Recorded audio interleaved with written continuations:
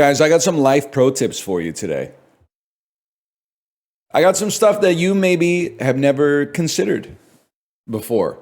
I've been complaining, oh, when it's too cold. Then I turn the heat on, it's too damn hot. So I turn it off tomorrow, wake up in the morning, too damn cold. Too damn cold. How do you solve this constant thermodynamic seesaw? Set your thermostat a little lower. Set your thermostat a little lower and turn the heat on. Don't turn your thermostat up really high because it's really cold. And then when the heat kicks in, you're like, it's too damn hot. I'm going to turn the heat off completely. You can just set it to like, if you want to be at like 70, you can just set it at 70 and leave it at 70 and kind of leave it on. It works, man. It works.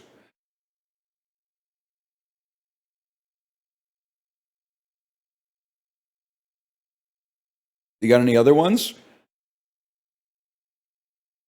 Phone low on battery? Plug it in. You can plug it in.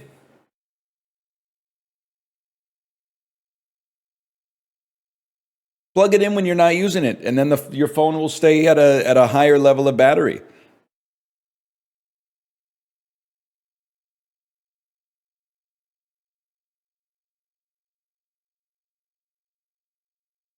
What if I'm still tired in the morning? You got that one's tough. That one's tough because you know what's funny is that it's as obvious as the other tips, but people act like it's harder. You just got to go to bed a little earlier. Go to bed 30 minutes earlier. You'll in all likelihood you'll get 30 minutes more sleep. I've been enjoying your Phil Fish spin the block joke all weekend. That's so good. I'm glad that one person's enjoyed the joke. Man, Phil Fish, the original guy to spin the block. Phil Fish, the kind of guy who's the first guy to spin the block. And a lot of people say +2, but then a lot of people go, I don't get it. Oh, really? You don't get it? Press, go to the Fez, go boot up Fez, go outside of Gomez's first room, and then press left, left, right, right, RT, RT, LT, LT, up, down, Y, X, A, B. And I will show you where the treasure is hidden.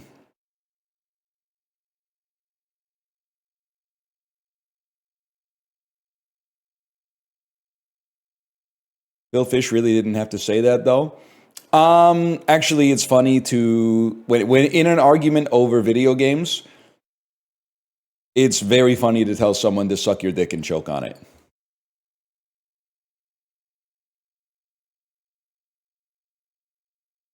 I think that's still, it was funny then, but at the time we all had to moralize. We all had to be like, you can't say that. But 12, 13 years later at this point, I think we could say that's pretty funny.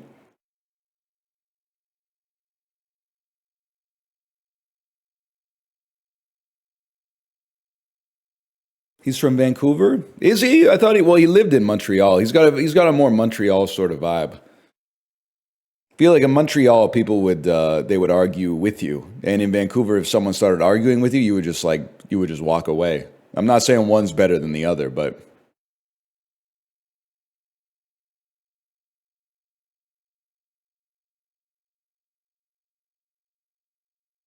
waddle away, waddle waddle. Yeah. On Friday, I hit the school with the school. I heard the school was looking for another droid. I will have to say, and the teacher loved it. Sorry, I just realized when we covered this on Friday, but we went to a school Halloween party after school on Friday. I wore my C-3PO outfit, which admittedly is just like a C-3PO hoodie and a pair of golden pants. And then my kid said, I don't want to be R2-D2 anymore. I was R2-D2 all day at school. So my dumbass was just standing there at the Halloween party. Adults who were not dressed up as anything were coming up to me going, what's with the outfit? And I was like, I'm C-3PO. And they're like, do you like Star Wars? And I'm like, not really. I had to explain that 3 months ago, my daughter decided to be R2-D2, and then she wore the costume for half a day and then decided she didn't want to be R2-D2 anymore. But I left my street clothes at home because the C-3PO outfit was already really warm. So all of a sudden, I show up and I'm just C-3PO and no, there's no R2-D2. Now they think I'm like a Star Wars guy, man. They think I'm a Star Wars guy.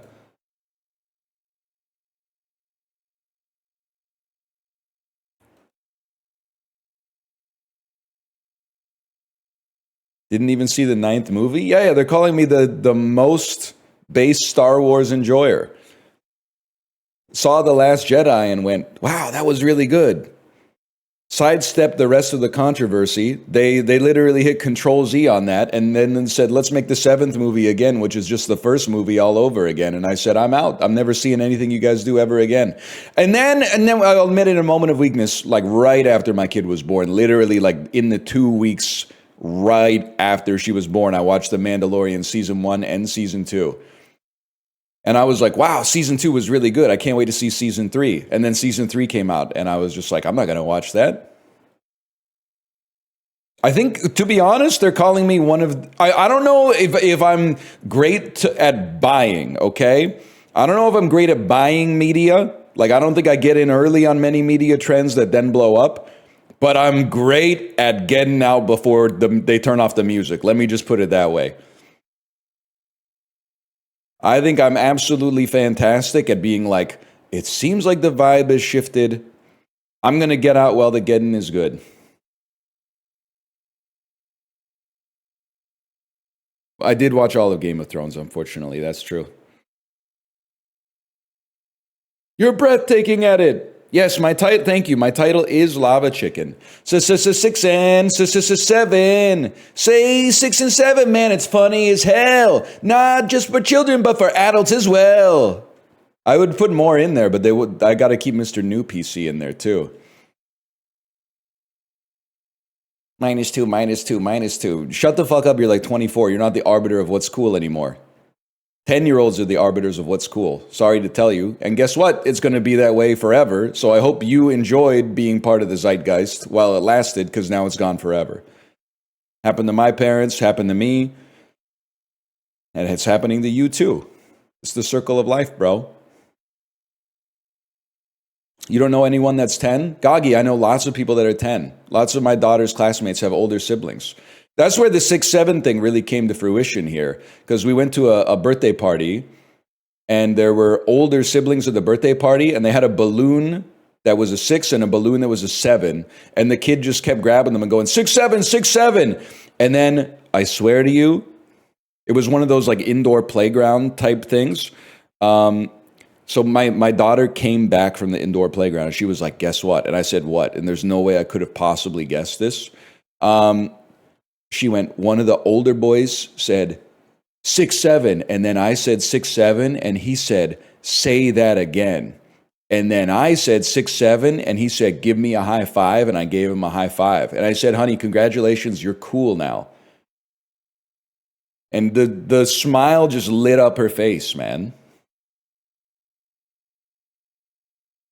And this, you're going to get mad about 6-7. It's literally so like people between the ages of 5 and 11 can bond. And you're going to be like, that's stupid. You were doing the same shit in like 2012 with YOLO and swag. And then I say swag and you say, you can't say swag. It's kind of, honestly, no disrespect, it's kind of sad that you guys are still out here telling me that Minecraft parodies used to be better. Like, let it go.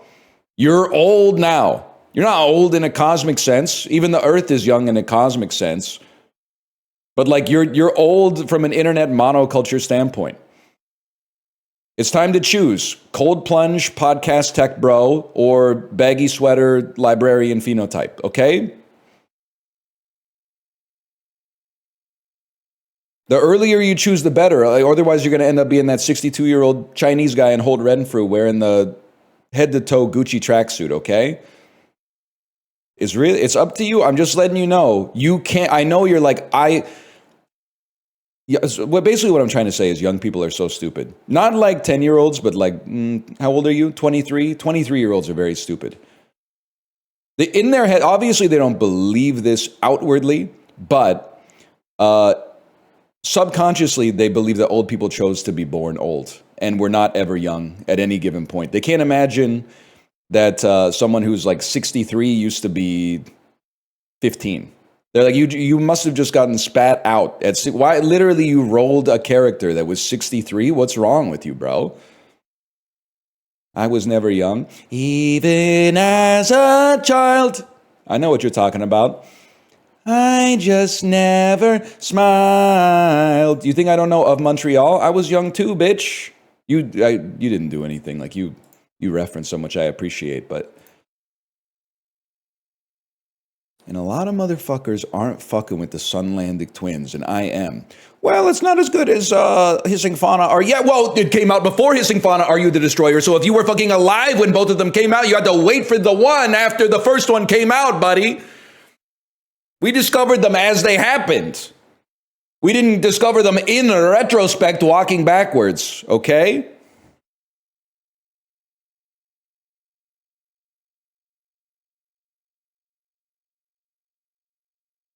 Psi +2. Anyway, Outback theme goes hardest. Let's pretend we don't exist. Let's go to Outback tonight.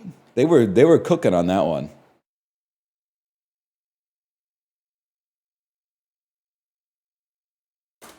This shit looked like the damn battle pass, man. 1 second here. Are you Speed Racer or Bullet Train? You Speed Racer or Bullet Train? You got a certain Speed Racer or Bullet Train type cinematography here. Purple Rain, maybe? Invisible Man. Looks like the house from The Invisible Man. It's John Wick. I'm stupid. It's John Wick. It's not. It's John Wick 2. That's the motherfucker from John Wick 2. Sorry. I'll just say John Wick again. John Wick Chapter 2. That's the guy from John Wick 2. My bad, y'all. Now You See Me. That's it. It does have a certain James... Well, no, it doesn't have a James Bond-ness to it, because this is not how modern James Bond looks, but you get the idea. Can I just say, rare, and I like Framed, but Framed is like, it's becoming artful itself with the juxtaposition of the house not on fire and the house that's then on fire. It really makes you think, man. Really makes you think.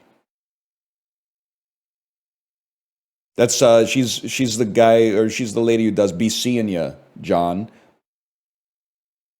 She does Be Seeing Ya, John. I can't do it. She's the Man. Taylor Swift posting. Lawrence Fishburne. Christian Bale in his first role. You think you could be the next Bond? Yeah. Gold Bond. I'll make the joke so you don't have to. Let's move on. That's Eminem. Halloween reference, Eminem. Before this wide receiver won Super Bowls, the 2016 and the 2018 Patriots, he played collegiate lacrosse at Penn State.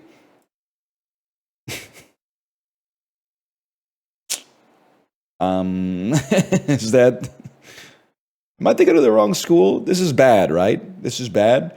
I don't know who this is. It's probably Deion Branch, who clearly it could not be Deion Branch because he would be like 47 when those Super Bowls took place. But he did play for the Patriots for a period of time. Before winning a collegiate title, Kevin Ollie played for 11 different NBA teams, of which he spent the most time with this Eastern Conference team.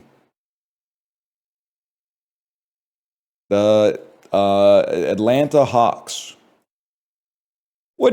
Stop doing this. Which current club is Manchester City? While his current club is Manchester City, Erling Haaland has already scored 12 goals for this European country. What country does the most famous soccer player, or at least the best soccer player in the world, play for? Certainly looking like Belgium or the Netherlands. Let's say Belgium. It's not Belgium, y'all. Nope, plays for Norway. Holy. Best soccer player in the world is a stretch. Bro, he's literally number one in the ESPN Premier League power rankings, to be honest with you. He's number one. Who were the other 49? I literally don't know. I have no idea.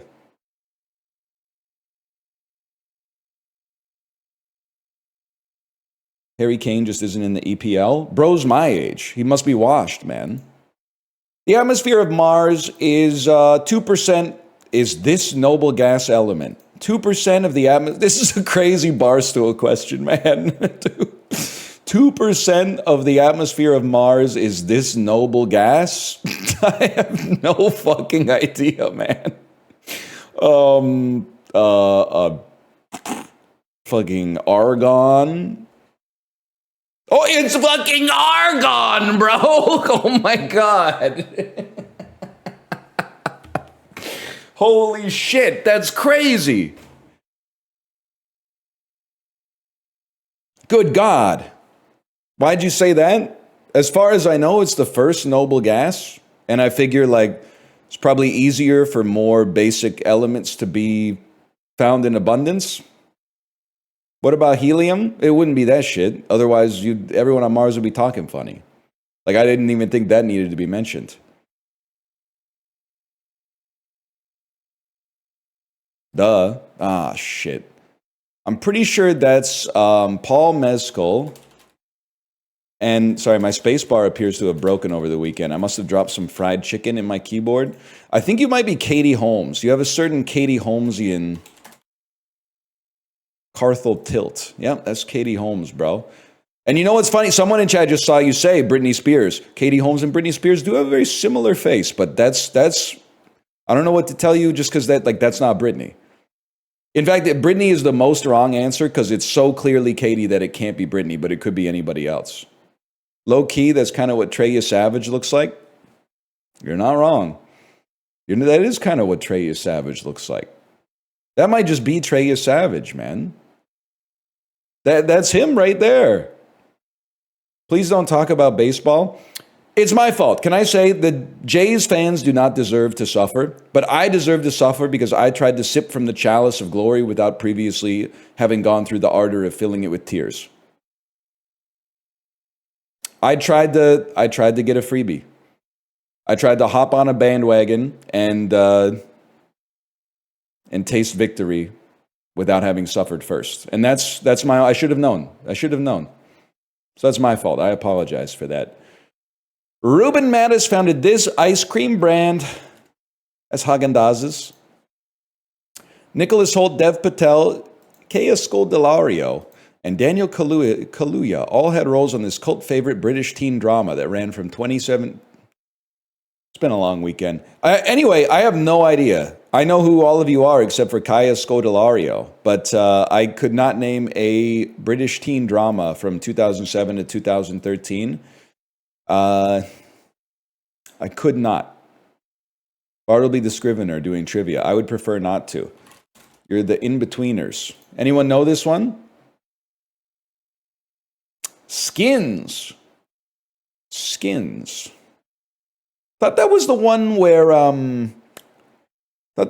they sell weed. They illegally sell weed with Kevin Nealon. Oh, that's Weeds. I thought it was the one where Bill Paxton has 8 wives. I always get Skins confused with the one where Oh, that's Big Love. That's Big Love. I always get it confused with that HBO show about the royal house known as the Targaryens. Ben Affleck, Jennifer Garner, and Josh Hartnett starred in this 2001 war drama directed by Michael Bay.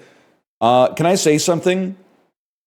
I feel like Jennifer Garner isn't in Pearl Harbor. It's obviously Pearl Harbor, but am I freaking the fuck out? Isn't it Kate Beckinsale?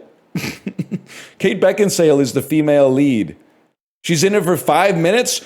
Why the fuck would they put Jennifer Garner up here when the female lead is that lady whose name I just mentioned, Kate Beckinsale, exactly. She's more famous? Well, that's because your country is fucked up, no disrespect. Because you get more famous when you're in commercials than if you're actually in movies. Kate Beckinsale, who's now, I can't even say her name really, is suffering from the fact that she did 9 Underworld movies instead of 2 Capital One commercials and a Netflix original movie called Yes Day. Ed Sheeran's song Perfect was a #1 hit as his own original song and a duet version with this famous singer. Yeah, how would I know? How could I possibly know? Did he do a song with Camila Cabello? It's just a guess. Beyonce. Yeah, I don't know that, man. Ed Sheeran and Beyonce. If Ed Sheeran and Beyonce are there, I'm not there because they don't invite me. Because Beyonce, I'm 50-50 on. Ed Sheeran seems like a nice guy, but for me personally, not a big fan of his music. I'm not the target audience. Underworld had different vibes in the early 2000s. You ain't wrong. You ain't wrong, buddy. When she's meeting the head of the vampires and they play David Bowie's Bring Me the Head of the Disco King or whatever. First Underworld, pretty bad and by far the best Underworld. Every subsequent Underworld that I had the misfortune to see, you were like, it kind of reminds me of like Mila Jovovich, where you're like, why are you wasting your, I get that you want to have a career and work and make money, but like this long term, the consequences of you doing 9 Underworld movies is going to be catastrophic because there's no way. If you do 2 Underworld movies, people might be like, I'll cast her. But if you do 7 Underworld movies, they're going to be like, we're not going to cast her. She's the Underworld girl. Now do Judd Apatow? Well, Judd Apatow, he's in director jail, man, because of the bubble.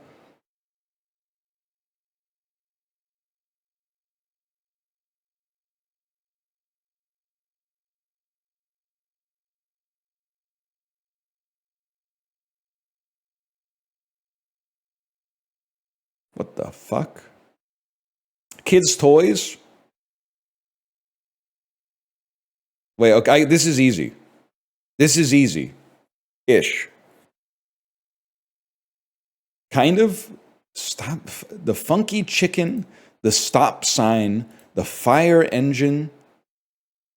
These are like dances. These are gimmick dance. Maybe the pick up sticks is a dance too, but it's also a toy. Or maraschino cherry might be a dance. The clown nose, a bouncy castle, balloon animals. These are like things you would see at a birthday party. A whoopee cushion. Things a clown has. What? What? Fire engine. Sea monkey, light bright. Lego set. Pick up sticks. But a jigsaw puzzle is also a toy. Jigsaw puzzle, sea monkey, light bright, Lego set. Appropriate birthday gifts for a child. I'm freaking the fuck out, man. The stop sign, the fire engine, the funky chicken, and the maraschino cherry. Is the maraschino cherry a dance? I'm freaking the fuck out, dude.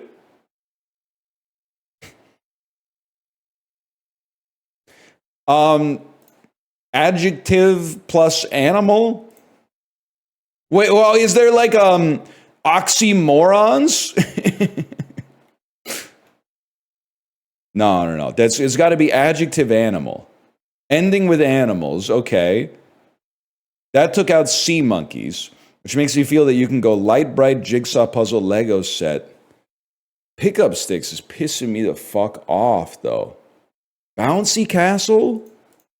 Ah! Inflatable things. Bouncy castle, water wings, whoopee cushion, balloon animal. There were like 3 red herrings this week. Lego set, light bright, jigsaw puzzle, pickup sticks. Those are things with a lot of pieces, and then these are gimmick dances. Things that are red.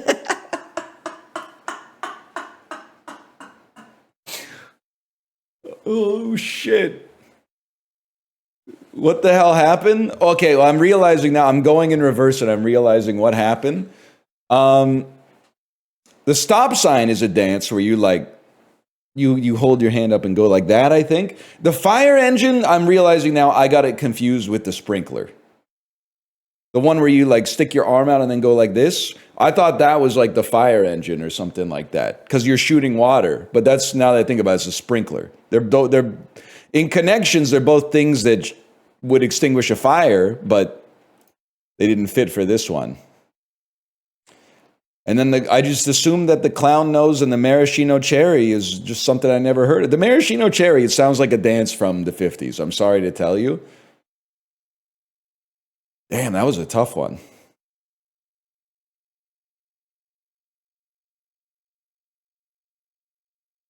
Cherry, so true. Cherry baby. Cherry.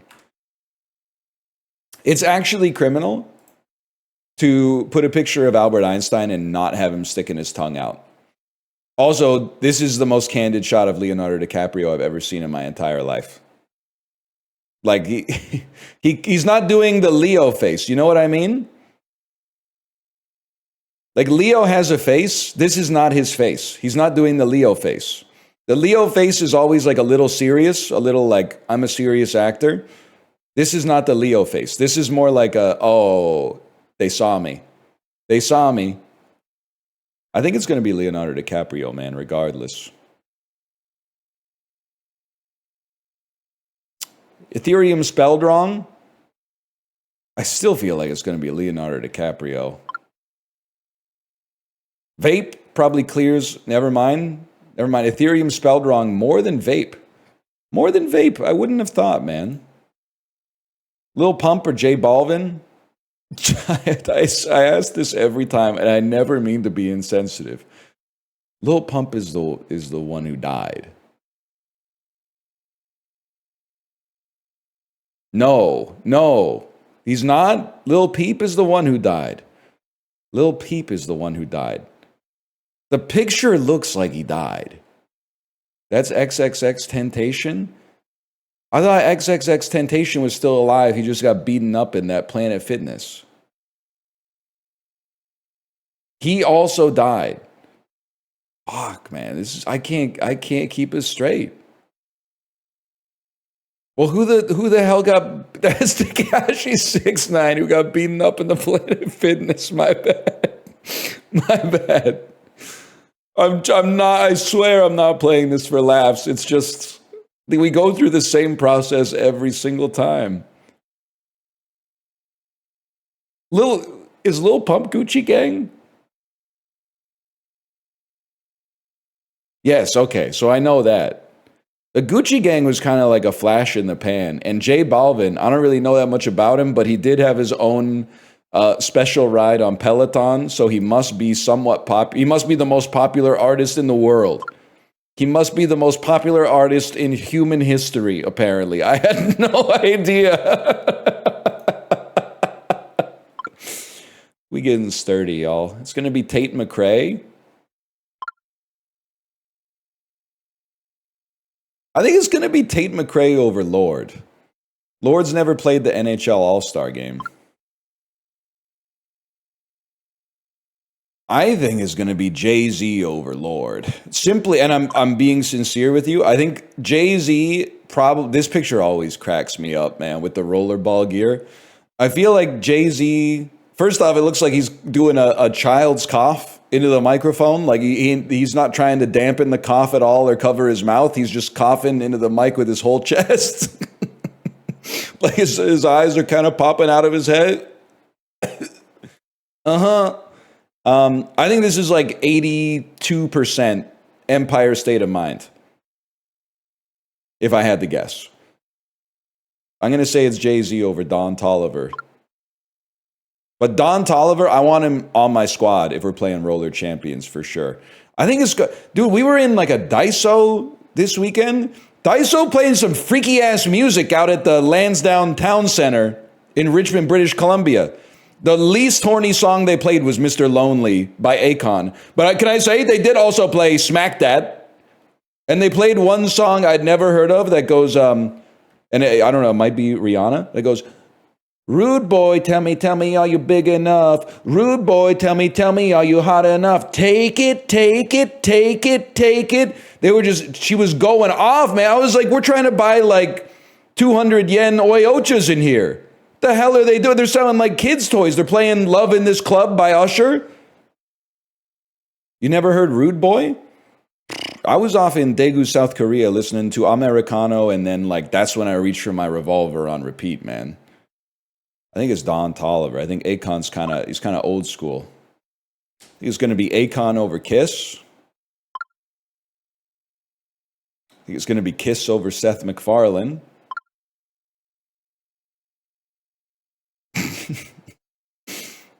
That's true. You don't hear about Don Toliver City. I'll be honest, I don't know shit about Don Toliver. All I know is if you knocked him over, he's getting back up again with the shoulder pads he's got on. Cher is going to be, I assume she'll be about 10 million. Yeah, okay, we're easy to say that as the numbers are popping up on the screen, I guess.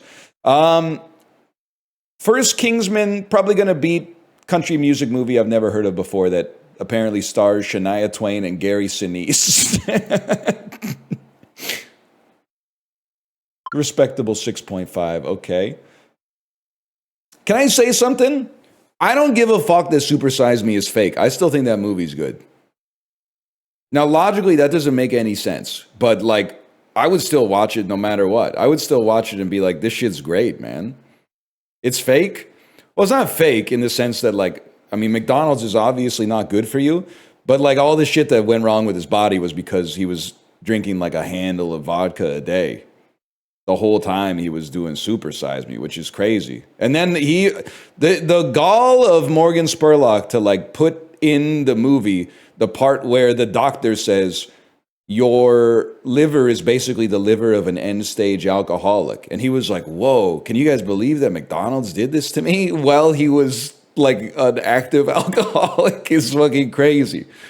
But I also think that it's a little swag. He lied to get his agenda across, but his agenda was probably true, and the movie's heat. I don't know what you want me to say. The movie's heat. He went beast mode. It's funny because this was like 2005. This was probably like at an 8.6 or something like that. But I feel like it's come down, but it wouldn't surprise me if it's still up there, man. Nah, the IMDb audience is too discerning to be deceived by that kind of propaganda, I guess. He did go feast mode.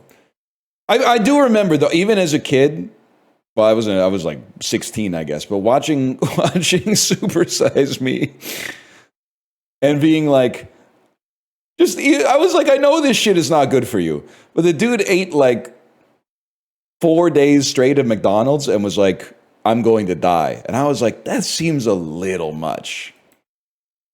Like, that's kind of insane. I think you could tank like at least a couple of weeks of McDonald's before you started to feel like your heart was going to explode. Half the streamers I know eat like that. I mean, it's 9:36 a.m. I've already had donut holes, fried chicken, and pizza. And a cup of coffee. Like this, all I need is a few cigarettes and maybe like a handle of vodka, and I'm on the Morgan Spurlock diet. And I feel great, honestly. I feel fantastic, man. They're called Timbits, not when they're from Lee's Donuts, bro.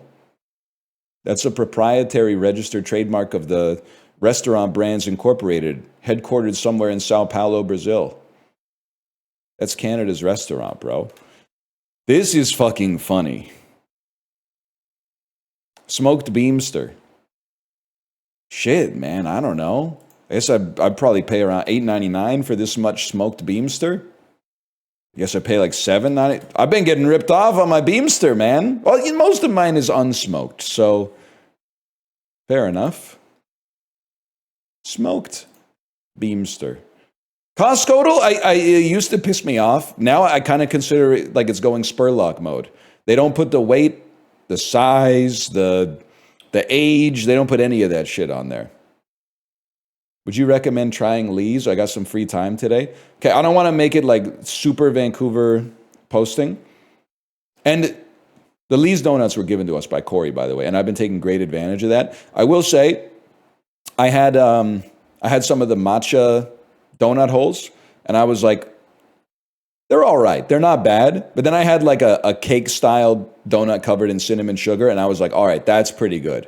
But I will say, if you're going to try Lee's, my advice to you is do it if you can go to the Granville Island store.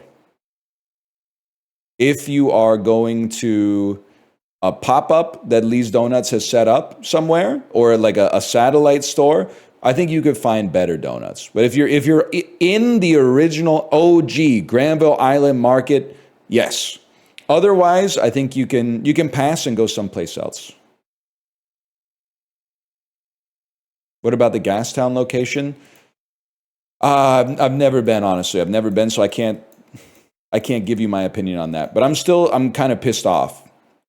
I was telling Kate, one of my constant axes to grind is that everyone celebrated the demise of Cartems because the donuts were $7. And I'm like, the donuts were fucking good. The donuts were good, man. Who do they think they are, charging what they need to charge for donuts to cover rent in high traffic locations?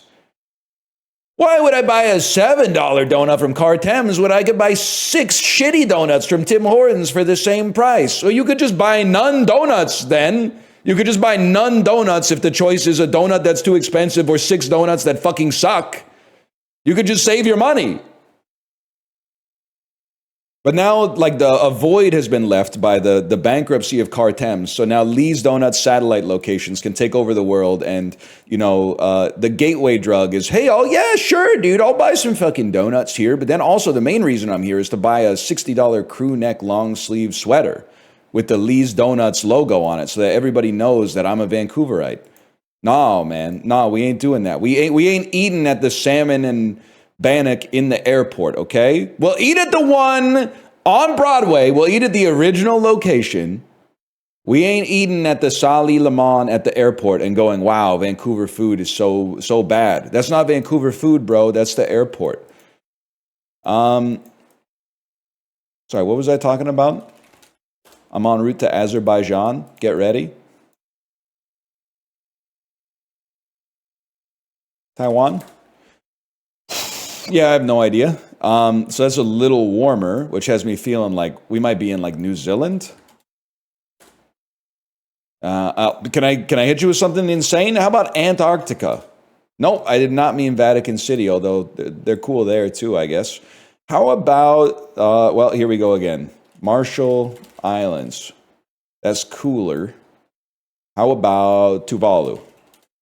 How about Samoa?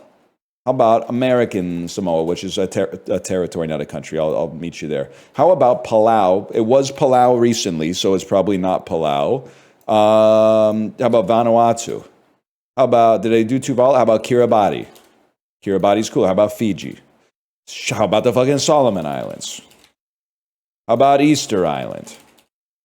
Did I mean Sri Lanka? What the fuck kind of autocomplete search function are you using? No, I didn't mean Sri Lanka, bro. So we're closest to Fiji and Samoa.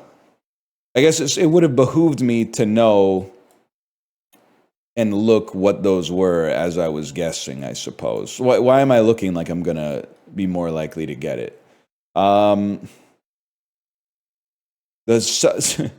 South, I think this is in like South America, the South Sandwich Islands, Tuvalu, Vanuatu, Kiribati, Palau. Micronesia is always in play. That's a little up there, though. So we did Samoa. Tonga? Ow! Oh, shit!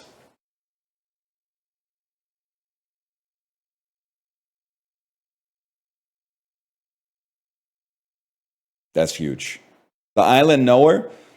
One time when I was on Hawaii, I went to a luau, and they did one hour of the luau was the guy going, "The warriors from the island nation of Tonga," and he did that for like every Pacific island, and then they would come on and do like a warrior dance, and that's kind of what goes through my head every single time I end up somewhere in the Pacific Islands.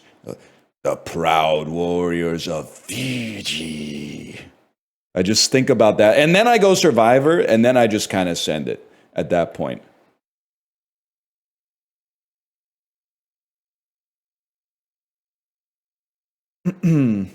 Why is it when you talk about the pros of Vancouver, it's Vancouver, but when it's the cons, it's enrichment?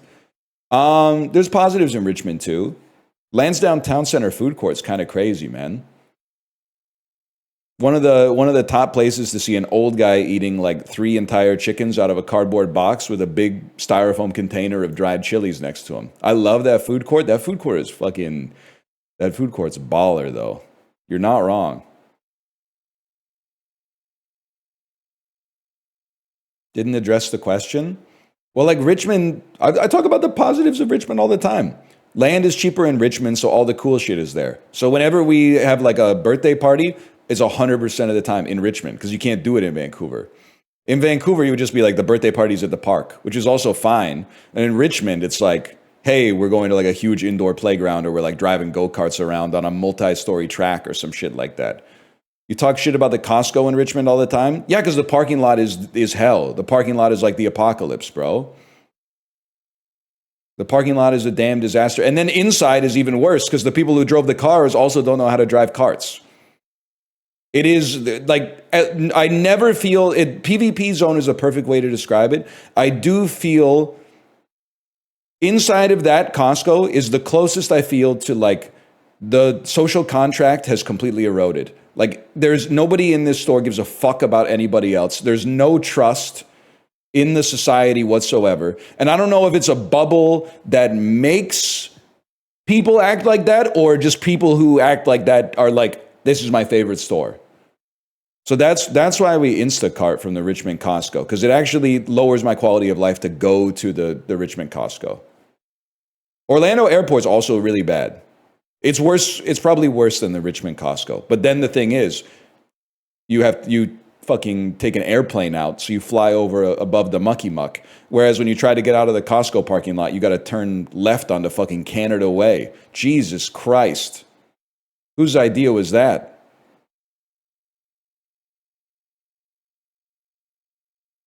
Whose idea was that to put an incredibly popular store on a really big road? I guess. It's probably a pretty good idea, to be honest with you, but sometimes it pisses you off.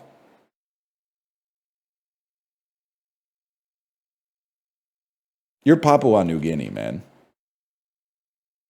Oh, fuck. You're not even close to Papua New Guinea? Are you like Guyana? Visions of Guyana are haunting my mind. You know what I'm talking about? 3,000 kilometers away from Guyana. Are you like Nicaragua? Guatemala?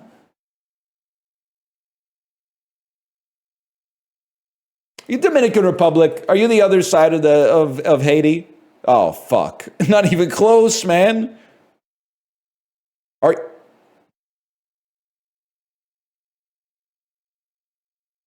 Honduras, Belize, Honduras, Belize. Oh,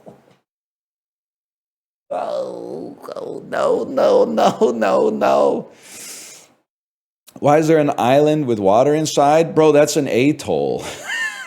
you neophyte. You topological neophyte. Holy cow. You called the atoll an island, man. Crazy.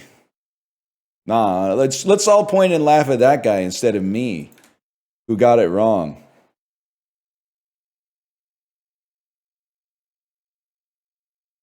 He doesn't know geomorphology. Yeah, it's February 15th, 2013, y'all. What the hell were we watching back then? Hollywood Accounting, this thing, it grossed 24 million. It started 9 million up, bro. Bruce Willis, 2013.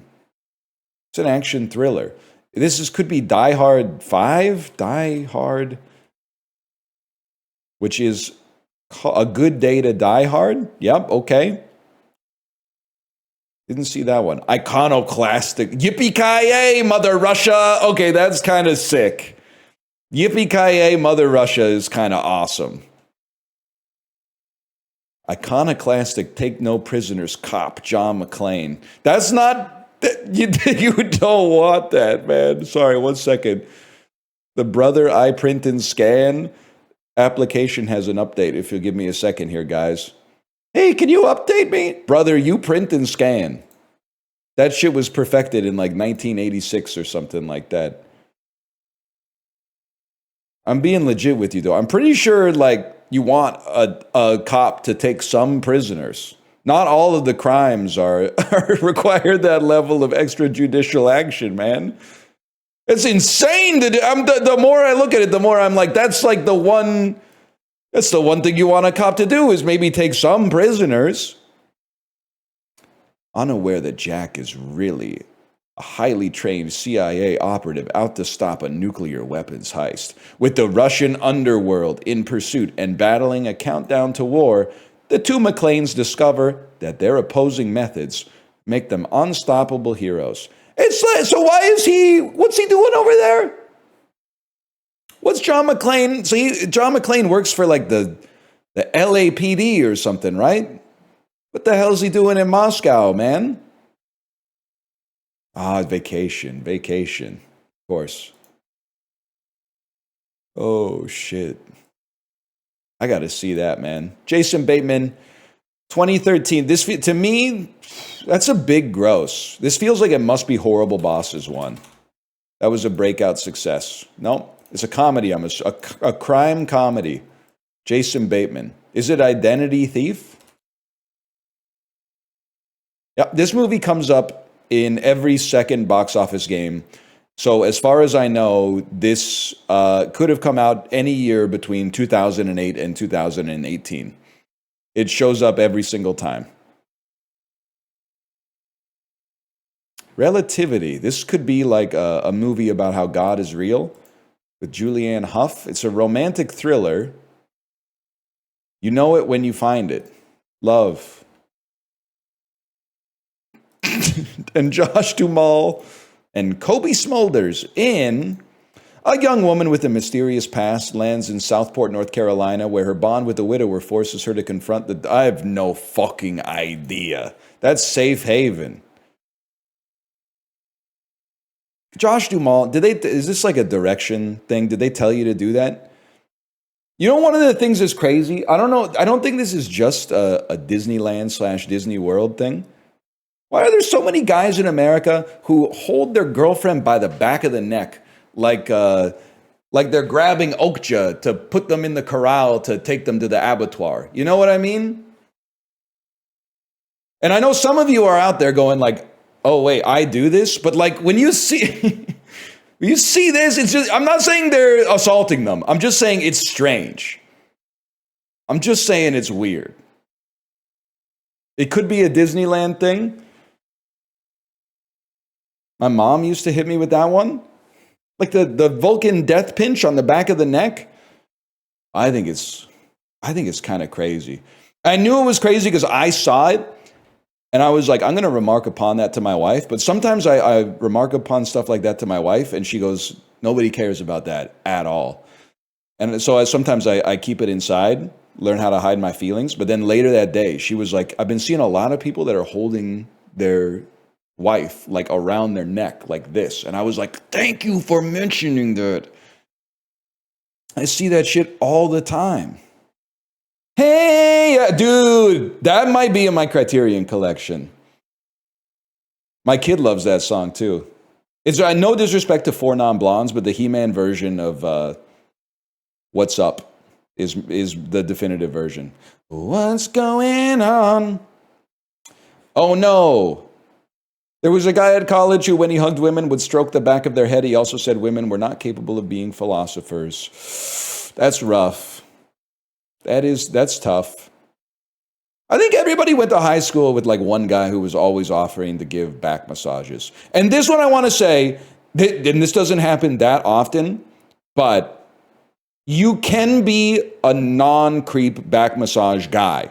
And you're going to say, you don't know them. I do. I know non-creep back massage guys. But there is a distinction between the creep back massage guy and the non-creep back massage guy. The non-creep back massage guy always gives you like two of these on the shoulders, and then he hits you with something funny, like a and then like a full hand slap on your shoulder blades. That guy's cool.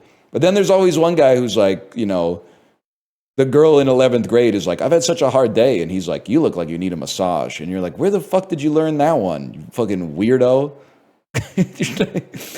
16-year-old boy, what the fuck are you talking about? You look like you need a massage. How would you know? You don't know shit about anything.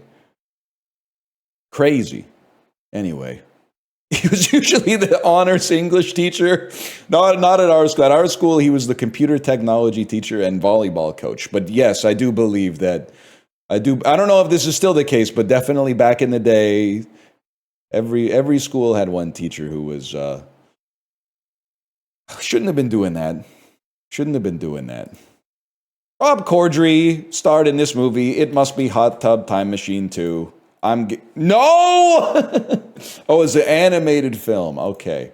Earth's greatest secrets are about to break out. Rob Corddry, Brendan Fraser, and Jessica Alba are a notoriously dangerous alien. Are you Mars Needs Moms, man? I don't know. I don't know what this is.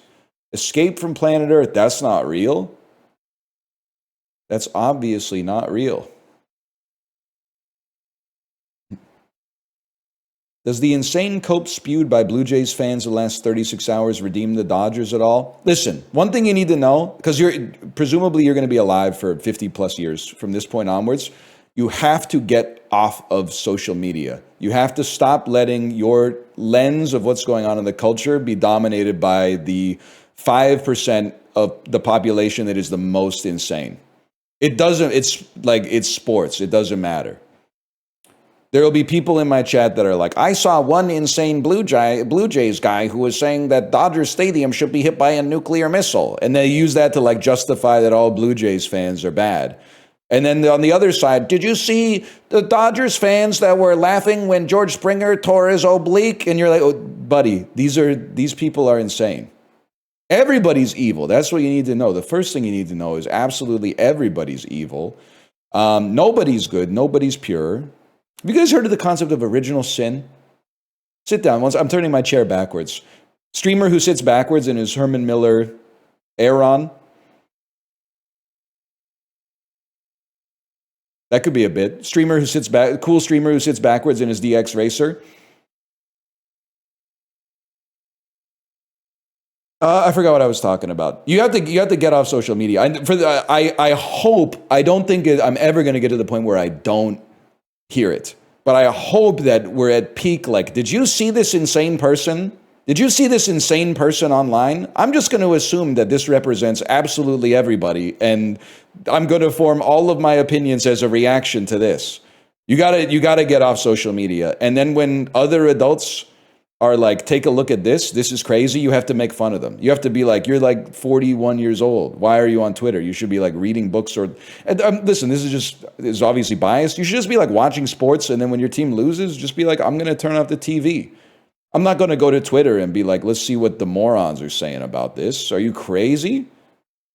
It's like, I'm going to drink poison and then be surprised when my tummy hurts. Like, what are you talking about? Fucking... I was going to say Vercingetorix. I meant to say Mithridates the Fourth. Motherfucker. I'm going to keep doing it until you do it, man. I'm going to keep saying it until you do it. Nicholas Hoult, Lionsgate. It's a horror comedy romance. It's Warm Bodies, y'all. Cold Body, Warm Heart, 68th percentile.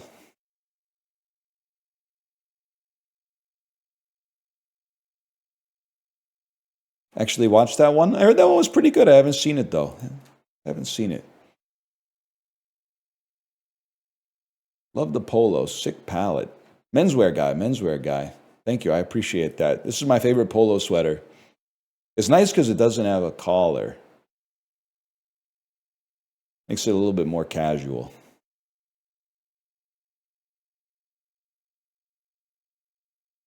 Sicario 2? Horrendous vibes on the poster. And then A Room with a View, which I don't even know. I don't know who either of you are, man. But I do know who Josh Brolin and Benicio del Toro are. So I should be able to get there. But first I got to get the swang. It is Helena Bonham Carter and Julian Sands and Maggie Smith. It's England. England the movie. So now to get to oh, I know where to go. You go England to the death of Stalin to Steve Buscemi because he plays Khrushchev in the death of Stalin, bro. So I think it's going to look like this. Find the most British person here that would have been alive when the death of Stalin came out, which I'm going to say is Rupert Graves, and then we're going to scroll down to like when the death of Stalin. Okay, Emma is also pretty British. I mean, we're deep in England here. Let's go with Emma. It's too American. My bad, y'all. Even if there is a Gemma in it, it's a little too American for me. You guys are not in the death of Stalin, I'm realizing. I'm going to have to rework my plan completely here. John Leguizamo, Willem Dafoe, John Leguizamo, Ralph Fiennes, Anya Taylor-Joy, The Menu. Ralph Fiennes is literally just in this. Scroll down for Death of Stalin. We don't see it. We come back here. Another Macbeth? I gotta see that, man. Why am I so fixated on Buscemi? Is anybody from Macbeth also in the tragedy of Macbeth? It seemed they wouldn't even have to learn their lines, man. No, huh? Indira Varma, what are you in? Oh, you were in the assessment. Yeah. I watched half of that and then said, this shit fucking sucks. Well, I don't think it's going to be an incredible performance today, to be honest with you. Let's go with Unspeakable. It has British vibes. Luke Treadway, are you in the death of Stalin? Nope. Christmas Gift from Bob. Guys, I'm lost. I should have stayed in actors I know. Oh, yeah, Doug Stamper, bro! Doug Stamper! Who's also in Now You See Me. And we're still trying to get to Frances McDormand. Frances McDormand. Of course, I have it. Frances McDormand. It's Common, Abominable, which is actually called Smallfoot, which features Channing Tatum, who's in Kingsman 2, which gets you back to England, or, because this is kind of like an East meets West thing. England playing the role of the East in this one.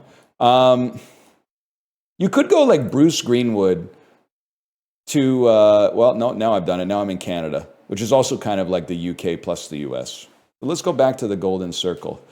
Colin Firth, you in the death of Stalin? I don't think so, bro. But Julianne Moore is obviously in Magnolia, which features Philip Seymour Hoffman from The Big Lebowski, which features Steve Buscemi, who's in Fargo, with Frances McDormand, who's in Nomadland. Okay, now redeem yourself on the swanky cul-de-sac. You get out Strathern, pick whatever, them that work. Bonnie Prince Billy's. Morgan Spurlock! They had everybody in this, man. They had everybody in this. I was just thinking of John LaRoche today, and there's Chris Cooper, my goat. Benicio del Toro, Traffic, The Usual Suspects, Kevin Spacey, Chris Cooper, American Beauty, Kevin Spacey, Usual Suspects, Benicio, takes you to Sicario 2, Day of the Soldado. Good redemption after the swanky at the very least. Sometimes if you just keep talking, you're good, man. Crazy to use J. Edgar to get from the UK to the US. Tinker Tailor Soldier Spy. Yeah, well, how about I raise your Tinker Tailor Soldier Spy and I hit you with a butcher, a baker, and a candlestick maker. How do you feel about that? How do you feel about that shit? Didn't think so. Mogged, I'm afraid. Los Angeles Kings, born in North America. Marty McSorley.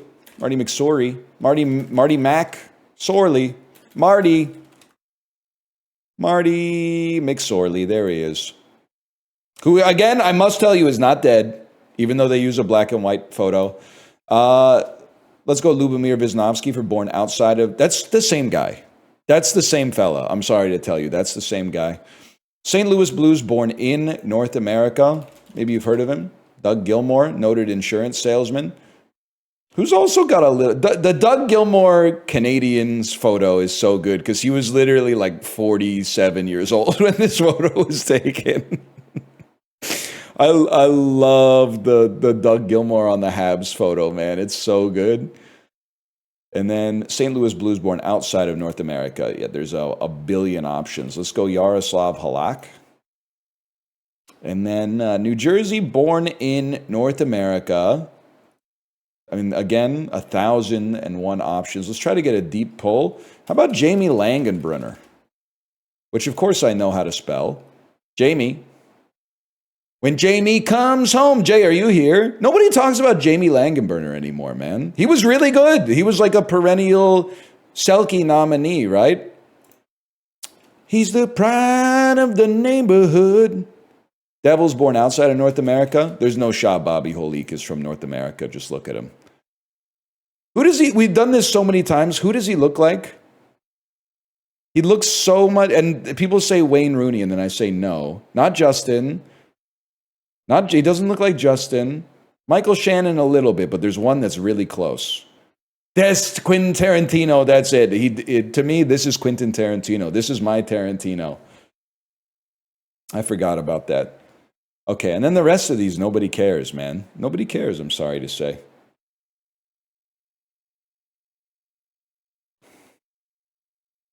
Yeah, I'd say I'm the type of beast to pray like a Roman with my eyes on fire. I'm the type of beast to add like 8 new songs to my Peloton playlist today. That felt pretty good.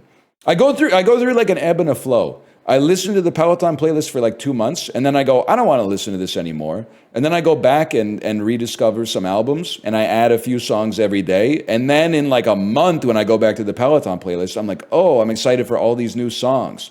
And then it plays all the old songs, and it never plays the new ones. And I go, what the fuck? Where's my new songs? What'd you add? All of Close to the Edge by Yes, which I previously opted not to because each one of the songs is like 9 minutes long. And the first time I made the Peloton playlist, I was like, I need stuff to give me adrenaline. But now I've been doing it so long, it doesn't even matter. I just want to hear good music. I added Josie. I added Black Cow. Already had a lot of Asia on the album, to be honest with you. I added Lido Shuffle by Boss Skaggs. Gloria by Patti Smith. Sundown by Gordon Lightfoot. Trying to think. I was adding stuff willy-nilly, man. Some Bruce Coburn. It's adding a lot of stuff.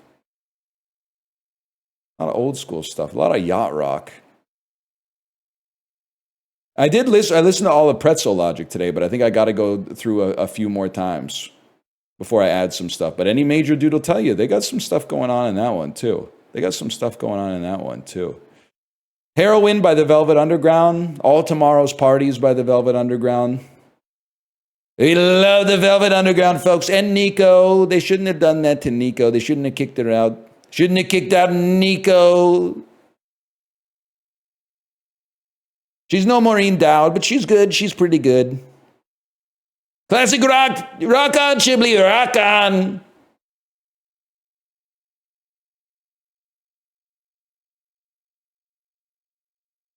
It's Velvet Underground Trump.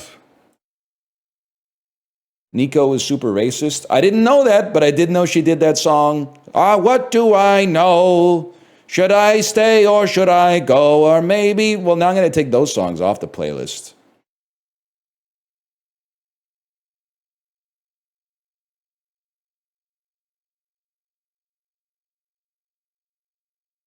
That's the damn Clash. Did I miss Scrandal? Not even close. I've been real slow today. Who cares? Well, you know, lots of people, for better or for worse. Julia Roberts comedy. I have to say, Runaway Bride.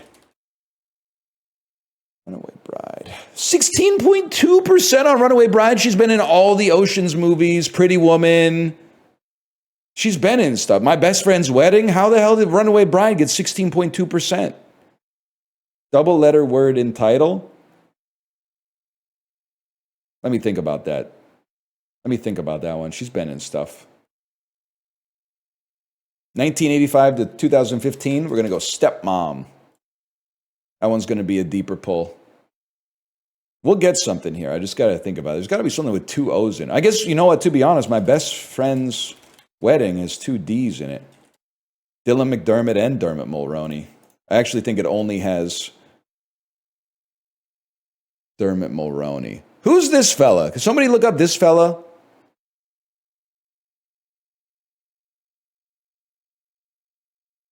It looks like young Christopher Lloyd. Who is this guy?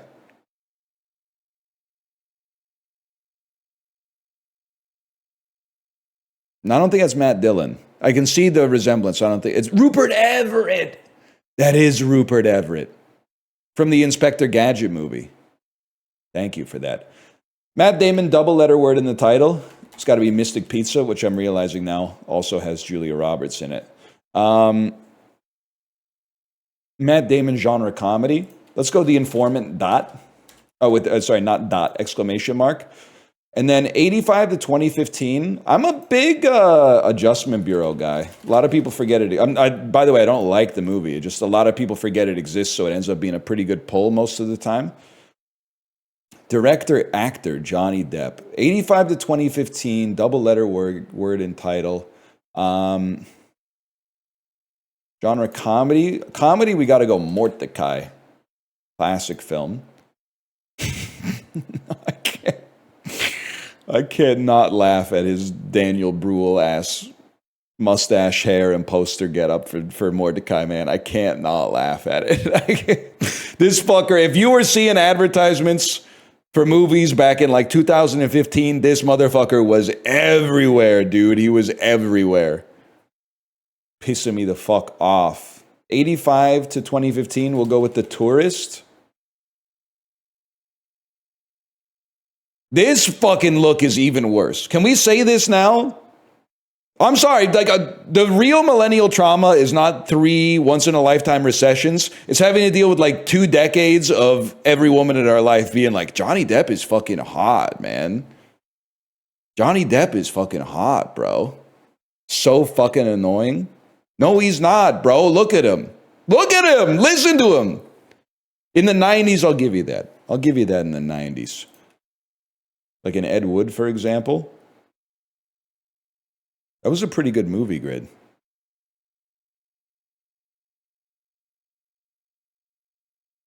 Born Identity, I forgot about that one. Gonzo, The Life and Work of Hunter S. Thompson. Sherlock Gnomes, of course, another classic. Happy Feet.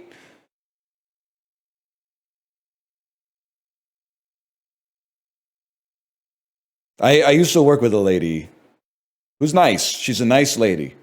She was pissing me off. She was always telling me that her 2 celebrity crushes were The Rock and Johnny Depp. And I was like, am I finally meeting the median voter? Am I finally... Like, don't get me wrong. The Rock is... He's on steroids, which is fine considering what he's done in his life. You know, he's a professional wrestler. You kind of, you know, it's like being mad at someone in New York for eating a slice of pizza. But like, I don't know if I've ever considered The Rock like a sex symbol. To be fair, I'm not into men, but I always thought he was more like kind of like an action figure. He's kind of like a posable doll or something like that. Like he has. I'm sorry, if you have big muscles and you don't swear, you don't fuck. And I'm not saying that The Rock doesn't fuck, because he's probably fucked. But if you're like, look at how fucking strong I am. By the way, I will never be caught dead saying the F word because it's bad for my brand. You don't fuck. You're not a real fucker. You don't have a... If you have a cock, show it. Prove it. He did. He fucked when he made that rap. That rap that he should not have made on that WWE album. He was still fucking back then, 100%. Somewhere around Jumanji 1 or 2, he stopped fucking, I think. No, not the it's about drive, it's about power one. I'm talking about I'm talking about the other one. And if you don't know about it, then that's good for you. But you'll find out about it and you'll be like, what the hell? I actually think it's base not to swear. I don't know what to tell you. What's that guy's name? Okay, Brian Regan. A lot of comedians have to swear to sell records. I know Brian Regan's pretty funny, but that's very Quirk Chungus. I thought we left that culture behind. Jim Gaffigan. I bet Jim Gaffigan swears when the cameras are off.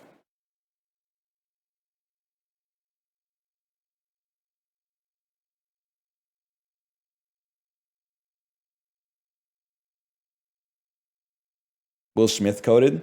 Sometimes you got to say the F word. It's literally, it's like being like Shaq. It's like being like, yeah, I could be better at basketball, but I don't want to go through the work of learning how to shoot free throws. Like, bro, look, Wemby's eating your lunch. I hope you enjoyed being considered one of the best centers in NBA history because Wemby's going to fucking rock you, man. Now that I think about it, I think Wemby might be a point guard, which is even more fucked up. They're not supposed to make like 7'4" point guards, man. He's a center. They should move him to the 2. He's 7'5" now. Nephew still hasn't hit his growth spurt, bro. Chill.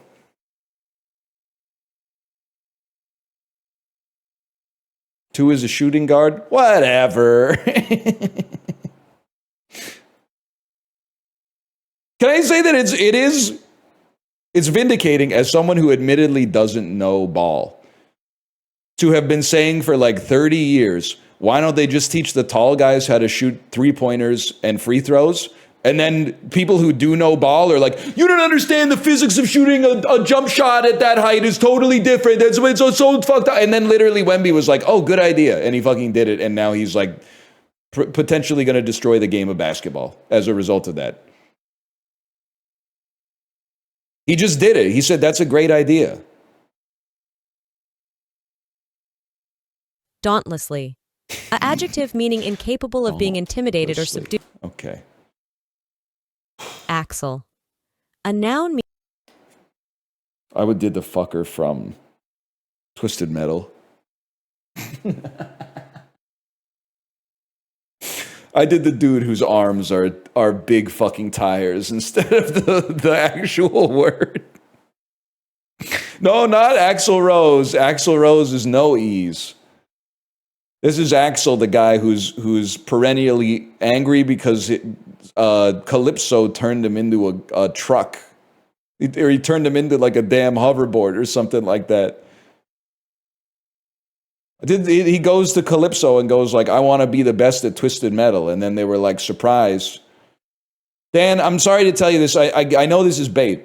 But I love taking your bait, to be honest with you. I think it makes for great content. You will not see me playing Arc Raiders. I meant what I said in chat. Streets are calling it the #1 game. No offense to the Arc Raiders streamers who I know are in chat right now. They're calling it the #1 game on Twitch this autumn to have your chat start asking each other what they're going to have for lunch while 3 people type in all caps, "You have blue wires in your backpack! You have blue wires in your backpack!" It's not for me. Let's put it that way. It's okay. You don't need to give me the rundown. I've seen a lot of people playing Arc Raiders, and it's not the system that I'm looking for from a game on Twitch. Let's put it that way. I think it's one of those. It hijacks the reward center of your brain as well, and then chat goes, "What the hell's going on? What am I going to have for lunch?"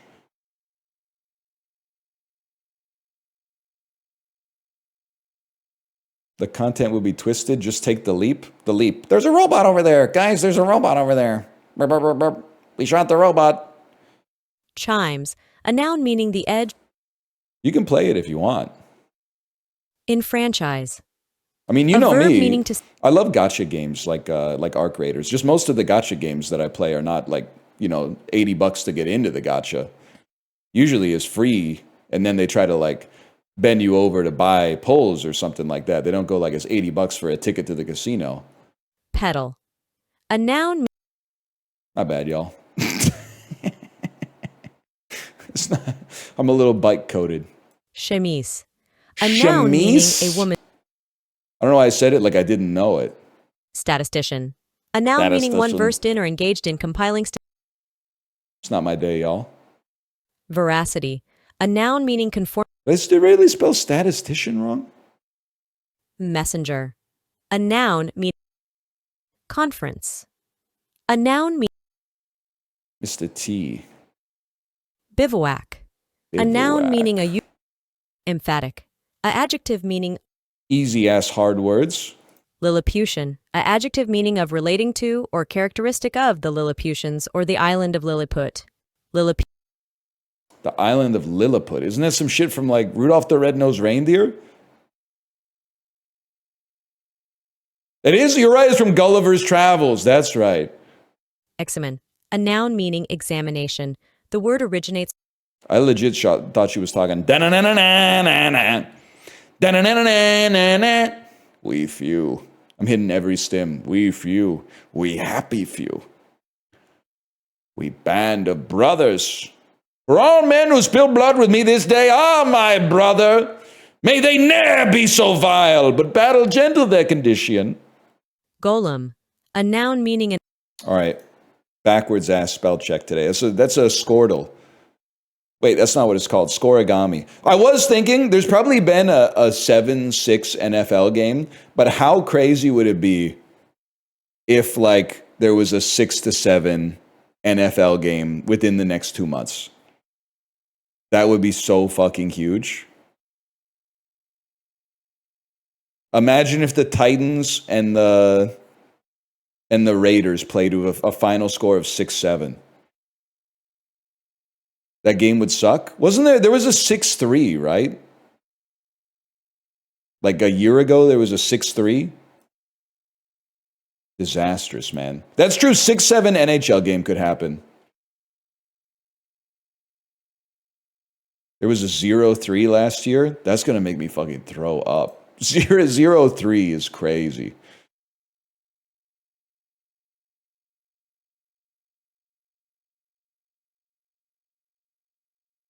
Vikings and Raiders 3-0.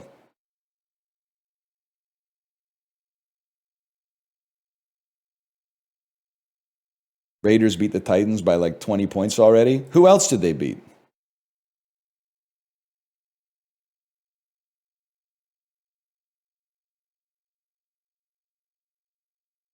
They beat the Pats? NFL's fucked up this year, man. The Pats, the number one team in the AFC? Big agree.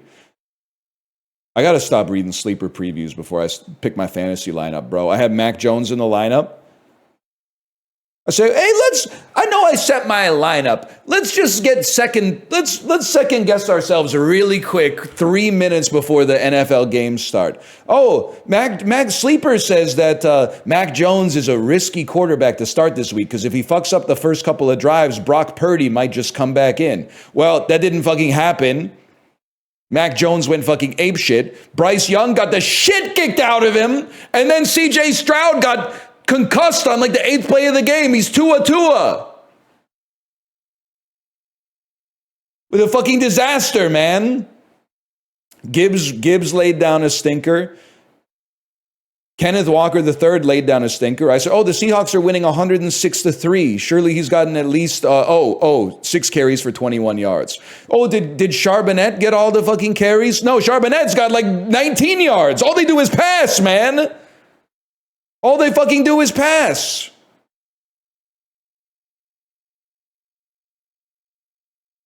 Why the hell are you putting in Bryce Young?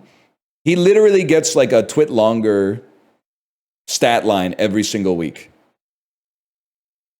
He goes 15 for 28 for 201 yards, 1 touchdown, 1 interception, 2 fumbles, 1 fumble recovered, 3 rushes for 6 yards.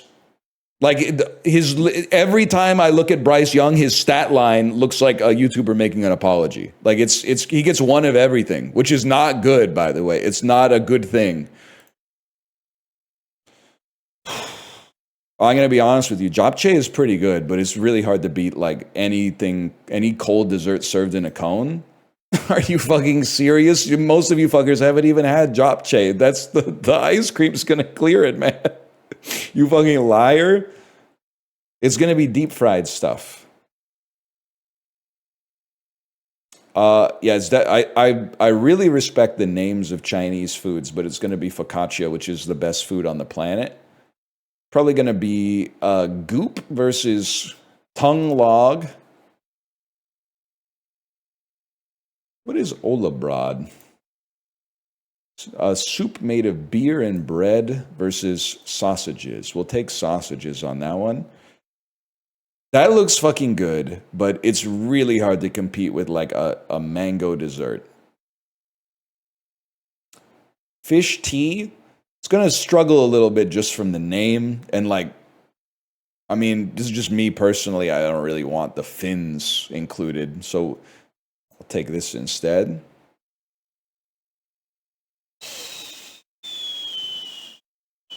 What is this? What the fuck is this? It's gonna be the sandwich that looks like a taco. It's two perfect foods mixed together. Moose frites is fucking good, bro. Now that looks like a ham salad. But is the salad in the room with us, or is it just like ham? But moose frites are real tasty. Bicol Express or vinaigrette? Give me the Bicol Express. Pretty easy one today, to be honest. I can't believe we got japchae wrong. But honestly, society was wrong about the japchae one. And they haven't even fucking had japchae. I know they haven't fucking had japchae. Because you have to have like a South Korean mother-in-law to have japchae. But everyone's glazing Korean food, even though they've only had tteokbokki and like instant noodles, man. And you should be glazing it, but you should be glazing it for the soups instead. Pissing me off. Chicharron, cabbage, tomatoes, vinegar, and salt. Yucca. Chicharron. I feel like it's always the Philippines, right? Or is it Mexico? Why do I get? What is the? No, never mind. I'm stupid. Guys, where is chicharron from? I thought I was 100% it's from the Philippines or Mexico. I guess you might be from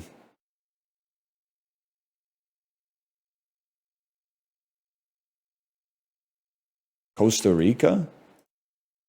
Borders Costa Rica to the north. El Salvador?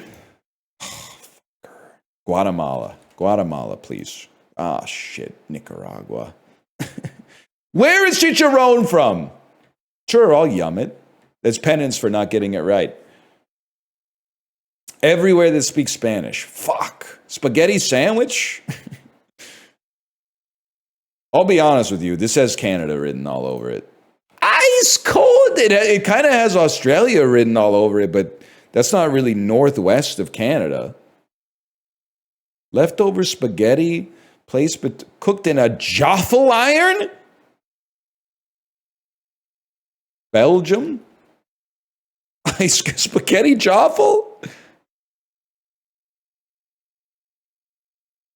From the northeast of Belgium. Russia?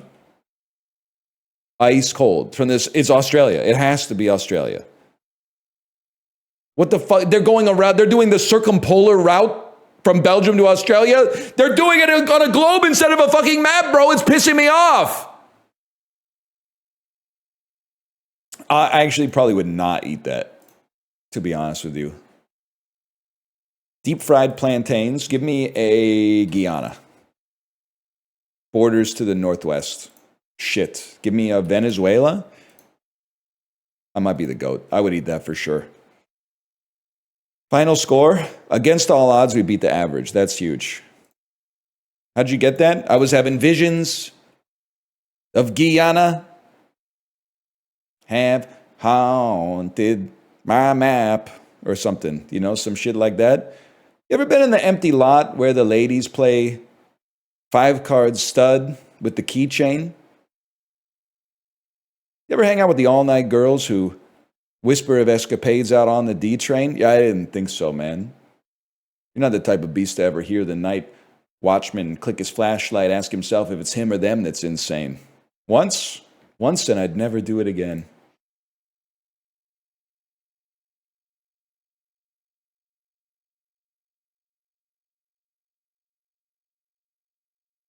Snack on, Chiblee, snack on. It's me. It's me, Trump Churro. Trump Churro. They covered me with cinnamon sugar, Chiblee. They say I'm delicious. I already knew that. Tell me something I don't know. It's going to be this. It's going to be the Trump Churro for sure. It's going to be, I'm done playing this, trying to mold myself into society. I am going to make society mold themselves to me. This looks fucking good. This looks okay, but this looks fucking good.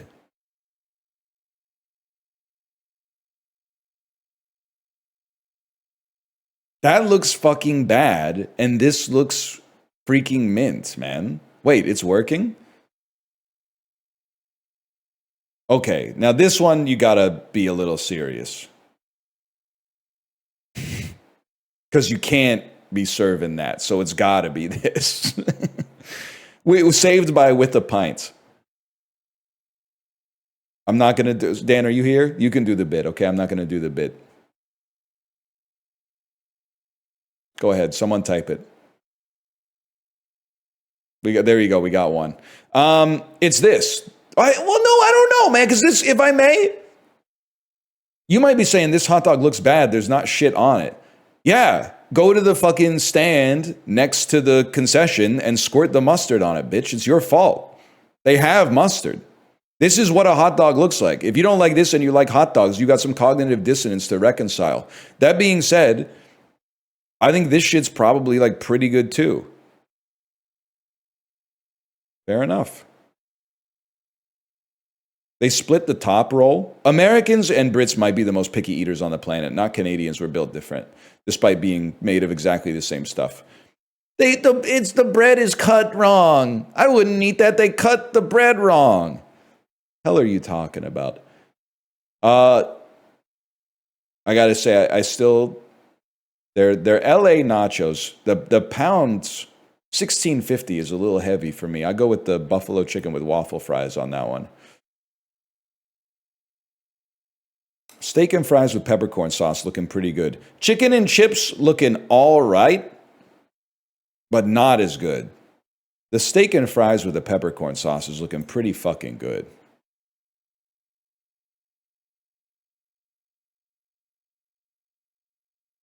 You probably keep the bowl. Huge, huge. Because literally, I just went to the stadium after moving in.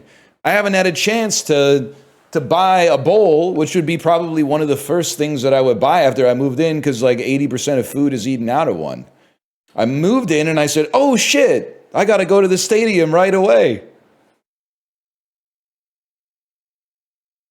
Sorry, I didn't need to insult you too much, but I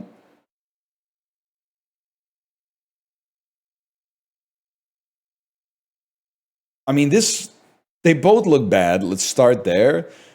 This looks really bad. It's just like I don't know what to pick. I'm just being honest with you. What do you mean with the question marks? Do they look bad? This looks fucking bad, man. The cheese is melted but clearly cold and congealed. The chicken is like just chicken breast. They've kind of cut it. They didn't even tear it. It just looks like dry ass chicken breast. I don't even know. I don't even see like a single tortilla chip existing here. You know those tortilla chips are soft as fuck, man.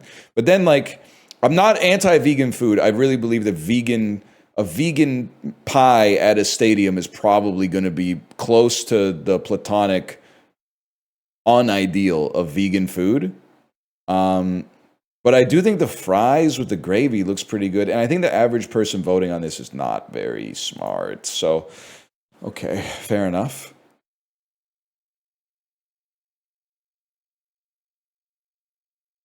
I actually think they both look pretty good. Your thumb is freaking me the fuck out. That is crazy, man. I think the sausage roll looks a little better. 20 That's a decent looking sausage roll, man. I gotta say, the jerk chicken and rice from Tooting and Mitcham United looks pretty fucking gas. The chicken carvery or chips, peas, and gravy. I'm okay with losing on this one. I think the chicken carvery, despite the price, looks pretty good, man. That's a perfect scrandle. Wasn't very hard, but still. You know what, England? Get in here. You're okay. Just kidding. The nacho stuff pisses me off. But not as much as I'm still trying to figure out the rule of thumb for hot dogs and sausages in scrandle. Because, like, you eat sausages just on their own. So why are they getting so fucking pissed off when it's not in a bun and it's just served with a piece of bread? Pisses me off, man. The nachos are from Nashville? Yeah, but it's mostly British people who are voting on it. And we've seen what they've done with their votes historically. I don't really know because they've had like 9 elections in the last 6 years or something like that. But I'm mostly talking about Brexit. I think I'm just talking, I guess, is really what I don't even have to be specific.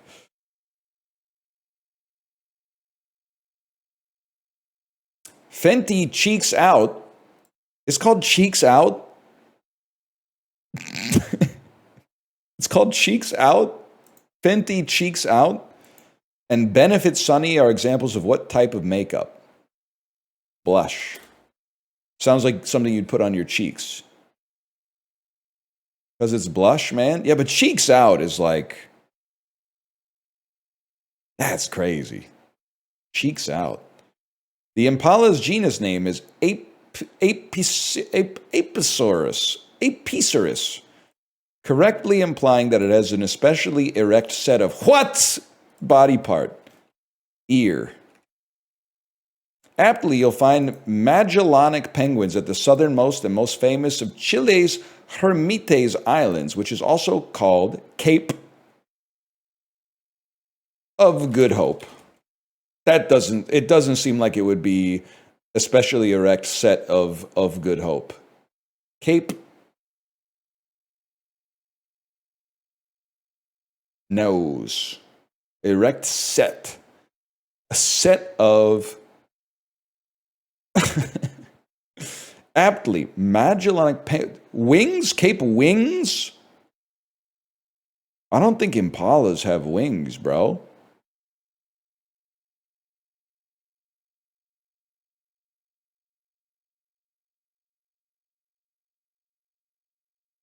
Eyes, Cape eyes. The black rhino's scientific name is Diceros bicornis. It has horns?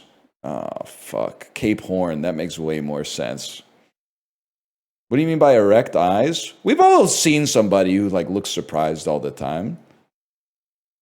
Meaning house of the gods in an indigenous language. A tepui is one of the high jungle mesas found mostly in what South American nation? Tepui. Bolivia. What if I told you the Pixar movie Up is set in one? That's like the one I haven't seen. You gotta see it. Yeah, I know. People have been saying that for like 17 years. I just haven't gotten around to it. Let's say it's Brazil then. And its capital is Caracas. Okay, finally, a real fucking question. That's Venezuela. In 1991, since-knighted actor turned down the role of Uncle Fester in the first Addams Family movie? I don't know, man. Christopher Lloyd played him, but since-knighted actor turned down the role of Liam Neeson. What if I told you he was already booked for a Best Actor winning weirdo role? Best Actor winning weirdo role. Daniel Day-Lewis? They wanted to get Anthony Hopkins. They wanted to get Anthony Hopkins to be Uncle Fester? That shit would have been fucking crazy, man. Holy fuck. I can't even imagine. He would have won the Oscar as Uncle Fester. Dude, I gotta see that. Someone get Grok on that. Get Grok and Sora to do that. I want to see Anthony Hopkins and Raul Julia doing the babushka.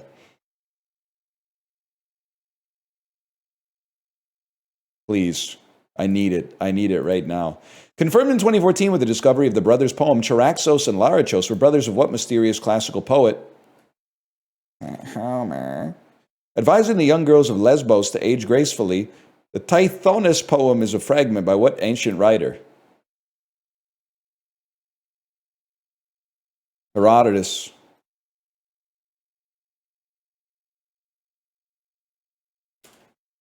Oh yeah, it's important that she was from Lesbos. To this day, we still have a lesbian synonym named for what?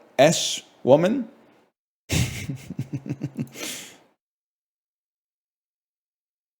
Sophia? Sappho! Oh, they gave us a point. We take those. I always called her Sophia. We go way back like that, though. What do you mean glue? That's correct for 1 point. Take that point away. I literally got it right. A and C are right next to each other on the keyboard. Come on, man. You know Sappho? I assure you I do not know Sappho. I know Saturnalia, and you are no Saturnalia.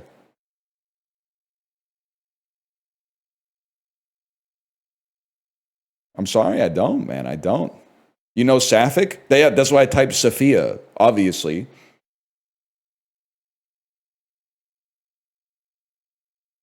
So can we... Why are you hitting me with question marks? I knew it was Sapphic.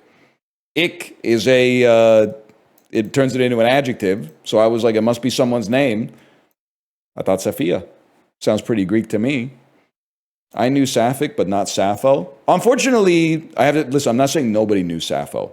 But I am saying we live in a world where when you watch a streamer play trivia, if you didn't know it, but you thought you might be able to guess it, you have to pretend that you knew it like the other people in chat.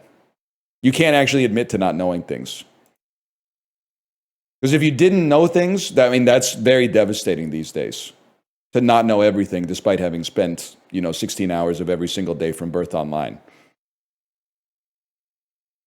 What's your favorite Sapphic novel? Probably Bound with Jennifer Tilly, if I had to guess.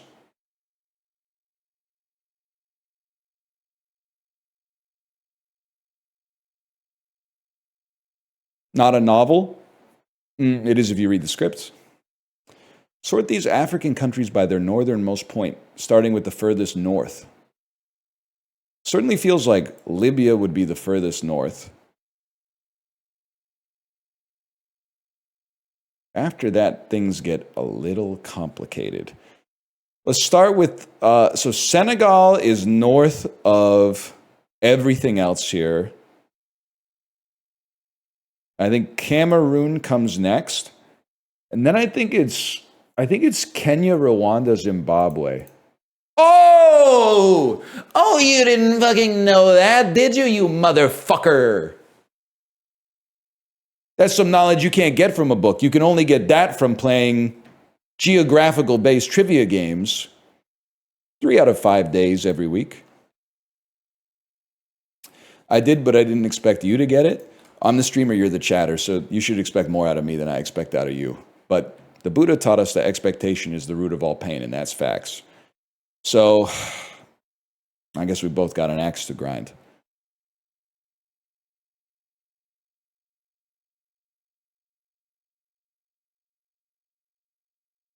You're going to play EU5? We have a chatters, I need to teach you how to be chatters, because you're bad viewers. You're good at watching, but you're bad at choosing what would be good to watch. Which I guess, to be fair, it's not really your purview. It's more my purview. A lot of you are recommending stuff that you want me to play, but you don't actually want me to play it. You want to play it. You should play that while asking me to play something that is great background noise while you play the thing that you're asking me to play, which I'm not going to play. That's not going to happen. You're literally playing a map game. The maps are the best part. I'm not anti-Paradox. But it's like the maps and then watching the map become like your nation's color as you play the map or as you play the game is good. Where things get tough for me is you should have taken defensive ideas instead of offensive ideas. You get +6 morale for every 10 gold ducats in your treasury at that point. And then in 17 centuries, you could have fabricated a casus belli and you could have taken over this, and this province produces gold, and gold is the highest taxation resource. That's actually, no, we're not going to be doing that. Obviously, we're not going to be doing that. You do that, and then I'll play the dulls and we'll both have a good time.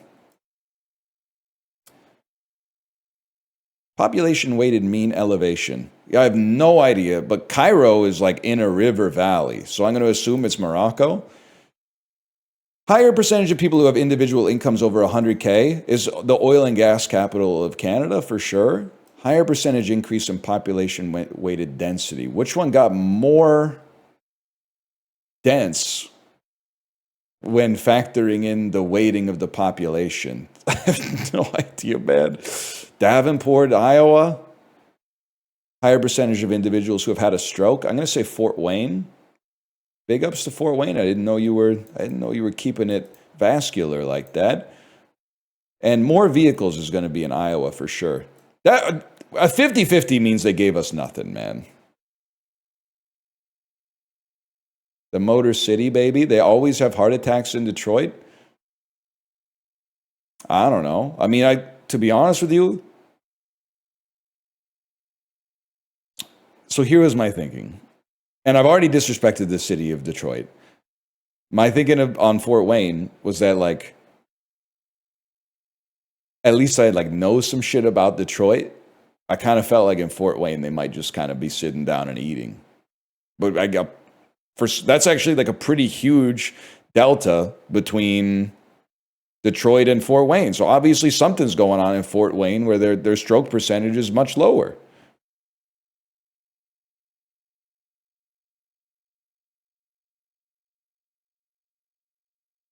I don't know what the hell's going on in Fort Wayne at all. I basically don't know shit about what's going on in Indiana unless it's the WNBA season. I know the Colts are doing great, okay? But I don't even perceive the Colts as being from Indiana. For me, it's college football, college basketball, and Caitlin Clark. That's all I know about the state, to be honest with you.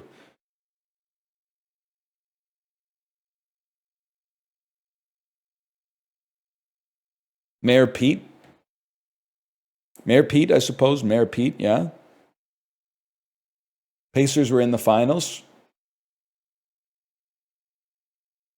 Maybe Tyrese made a deal with an angel, man.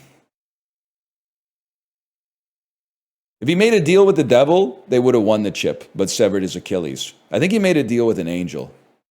They severed his Achilles, but in return, he's going to get 5 years of good luck. 5 years of every traffic light being green when he's late to get somewhere. Fair trade, honestly. 17th century neologisms. Female stock characters. You mean like Kathy Wood? Fictional hostages and kidnapped people. The damsel in distress? That shit's from the 17th century, man. I didn't even know they had damsels back then. That might be peak damsel now that I think about it. 1908 introductions that are particle detectors, ionizing radiation detectors. That's a Geiger counter. British buildings, Romans. Here we go. British horror novels. Fictional houses. Jane Austen. Okay, Jane Austen, works about reading. Fictional buildings originating in literature. Could you be Brideshead Revisited? Fuck, Northanger Abbey. I knew it was either I was going to say that or I was going to say Pride and Prejudice, but all the building stuff made me think it might be an abbey or a Brideshead is like a, what's that movie with Barry Coffin? The one where he drinks the bath water? Saltburn, yeah. It's like the name of an estate, right? Brideshead sounds like the name of an estate. Agricultural chemicals, potassium, types of ash, potash. Where are my Saskatchewan people at? Anyone here Saskatchewanese?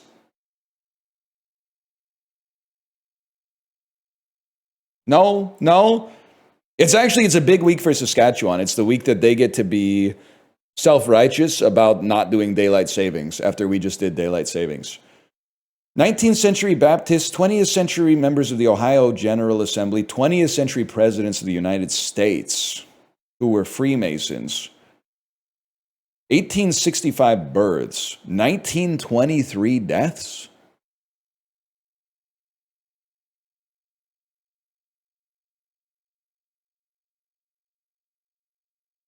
Candidates in the 1920 presidential election. 1920s, well, no, it's not a 1920s president. No, it's a president in the 1900s. So you got, it depends when he died, bro. He died in office? No, you're Warren G. Harding. Coolidge didn't die in office. Yes! That's huge. If I may be honest with you, and it's embarrassing because I don't know that many Canadian prime ministers, my American presidential history from the 20th century onwards is pretty good. I'm still trying to figure out the 21st century, but I think that's true for most people. But from the 20th century onwards is pretty good. Once we get to the 19th century, things get a little tricky. You got your Buchanans, you got your Lincolns, you got your Teddy Roosevelt, maybe, your McKinleys. 16th century establishments in Finland, capitals in Europe, Helsinki. Is Helsinki a port? It's a capital. Okay, that's the easiest question of all time. 11th century establishments in South America, archaeological sites in Peru, capitals of former nations. I mean, you know what I'm going to say, and it might be silly. Not Machu Picchu, that's Cusco. My bad, y'all. I get my Cusco and my Machu Picchu confused a lot. Not a capital? Well, I wasn't alive in the Incan Empire, nephew. My bad. 1950s American radio programs. This feels like Gunsmoke or Dallas. United States Marshal Service. Black and white American television shows, Gunsmoke. Dude, you guys are fucked. Because I've never seen this, obviously. But I had grandparents who would talk about it from time to time. It's crazy that for some of you, like, this is as old to me as, like, The Simpsons are to you. And you guys are out of pocket for that one. That's crazy. People educated at Brighton and Hove Albion High School, Russian English translators from Brighton, translators of the works of Fyodor Dostoevsky. Yeah, I mean, there's just no way I could possibly know. That Dostoevsky, bro?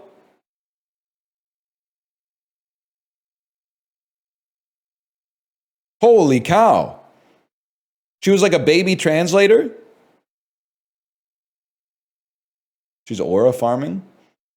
It must have been fucking stressful, dude, to try to get a kid to sit still for a photo in like 1891. Didn't they have to stay still for like 10 minutes or something like that because of the exposure time? I guess it's so funny to think about the fact that they were probably like, it's worth it. You just stay still for 2 hours and then you have an image that lasts a lifetime. I could just picture like a 19th century stand-up comedian. People will literally, 19th century Louis C.K., you stand still for an hour, you get an image that lasts for eternity. And we're complaining about it? Just sit on your stool, eat your hardtack and your salt pork, and take the photo. We're such babies. He didn't even know, man. He didn't even know. Photos are basically instant by the 90s. Yeah, I was alive. I was alive then, so obviously I know that. 20th century Japanese monarchs who were children of Emperor Taisho and were emperors of Japan. This is Emperor Hirohito, obviously.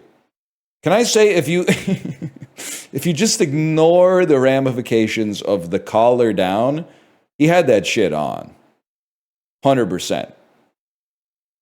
If you just if you took the pauldrons and the medals and the insignias off, like he had that shit on. And we did really well today. I was gonna say, now why did we do well? Gunsmoke. Gunsmoke's a big one. Warren G. Harding's a big one, and then we got the freebies.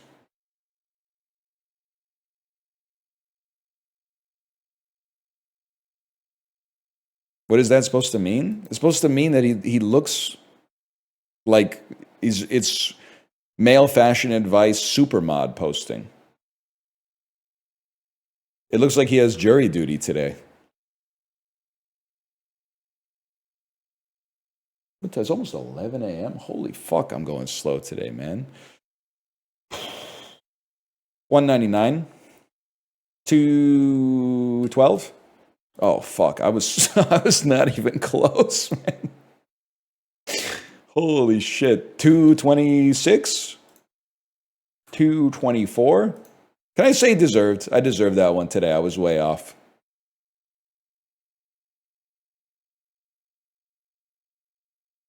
I didn't deserve the points.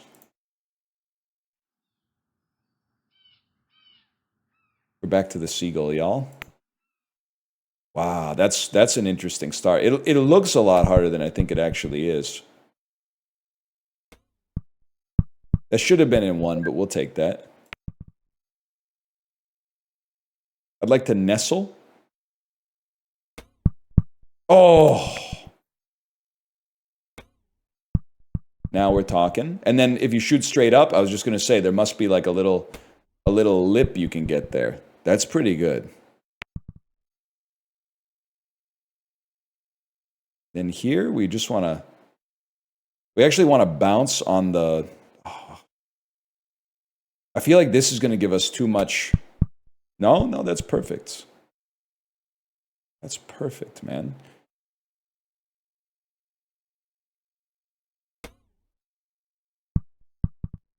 I'm getting the feel for this fucking game.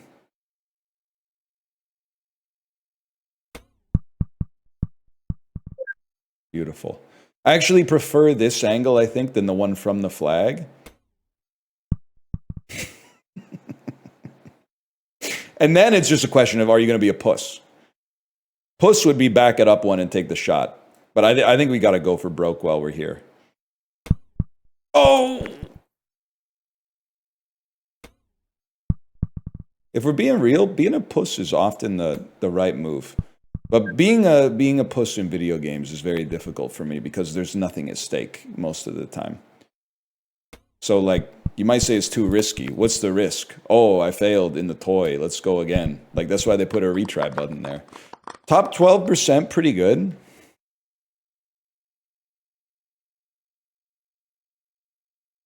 And the minute cryptic. Slim odds of solving that is the minute cryptic. Can I tell you something? I feel like odds tells you to take every other letter. S-I-S-L-I-G.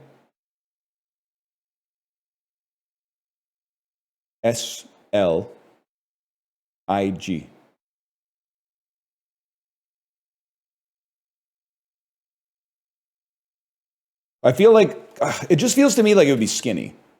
Because it's a 6-word synonym. I think the synonym is for slim. All right, let's see. What's the definition? Slim. And our answer will be another word for that. Okay, and then the indicator, odds of. Only look at certain letters. S, slight? If I fucking locked in, we could have gotten that in one. We could have gotten that in one for sure. I got to remember that this game's British too. S-L-I-G-H-T, slight.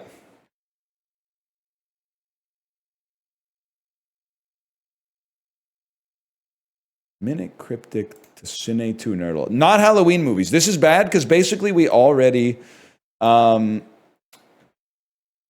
We already had a free clue that we knew what the genre was before. My wife just called you a Kirkland egg. Your wife sounds Quirk Chungus. And if I know her, which I don't, she's going to take that as a compliment. So you can say you're welcome. There's an implied you're welcome in there.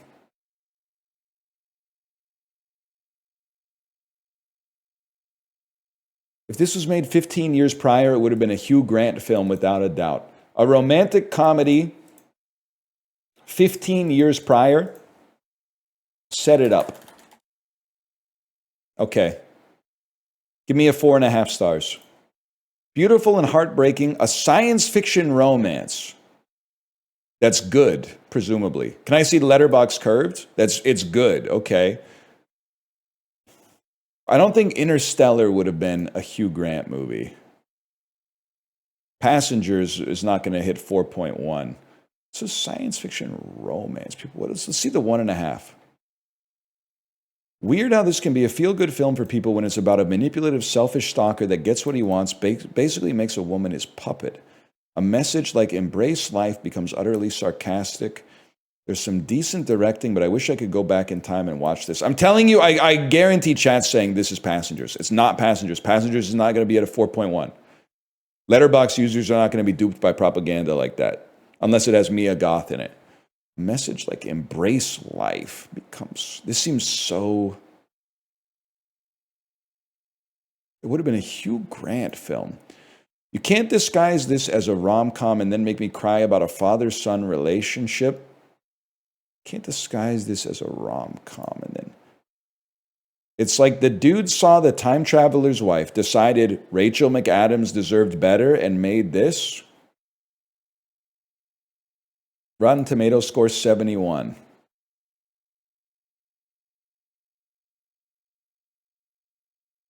Hi, me trying to impress her. I can time travel. Is this, this is about time? Okay.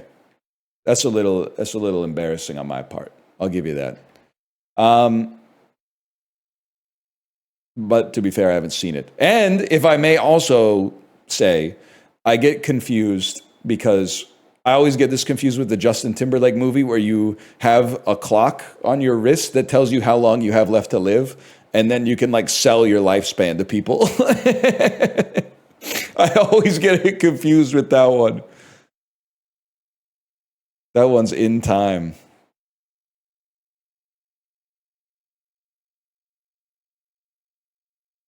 That's a YouTube Shorts ass movie. I believe that. Let's slash marker this quick. That's Dulls.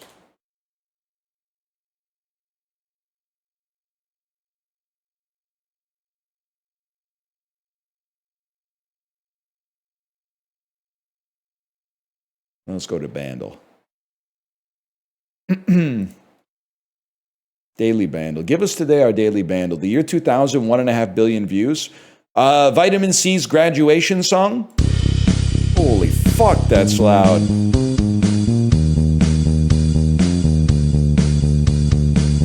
Yeah, that's like really... That sounds really familiar. You know what it's got me thinking of, though? Take me back to the front. Yeah, it's I'm friends with a creeper who lives in my world. They call me a weirdo, a loser, a nerd. Wait, it's right there. And then it's the do-do-do-do-do-do.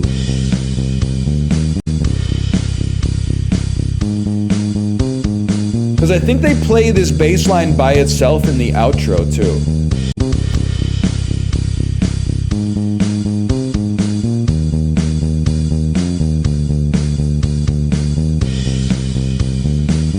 Let me lock in for a second, chat. I apologize.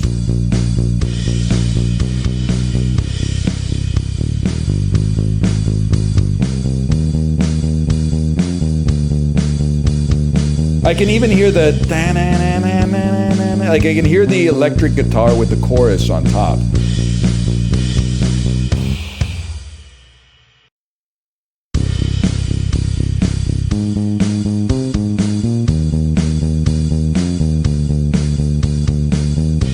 like from that Three Doors Down era, but I don't think it's Kryptonite.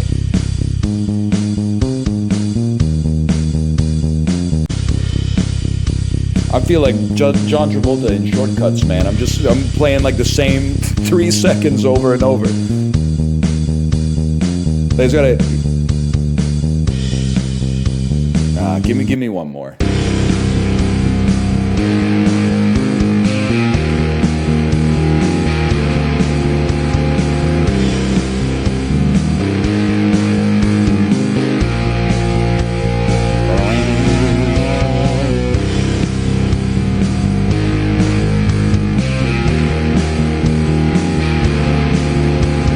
Feels like the sort of thing like Weird Al would have parodied.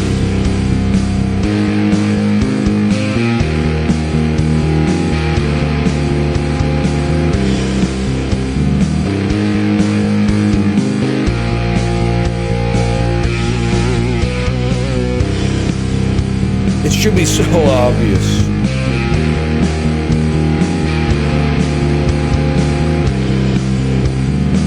Give me more.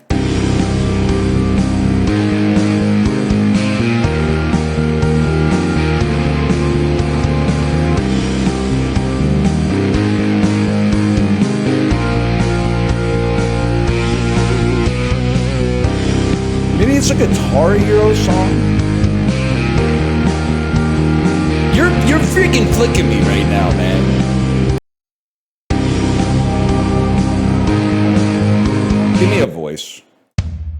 Oh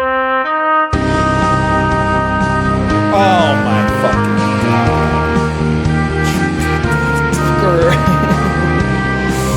I'd never heard this in my life. I've heard this 10,000 times. I've heard this 10,000 times. I do hate it, if I may say so. I do. How is that from 2000? I was there. It's from the year 2000. I thought it was way older. Nah, this shit was shot in HD when Bon Jovi already looked like I don't know what I'm gonna say. When Bon Jovi already looked like Rod Stewart.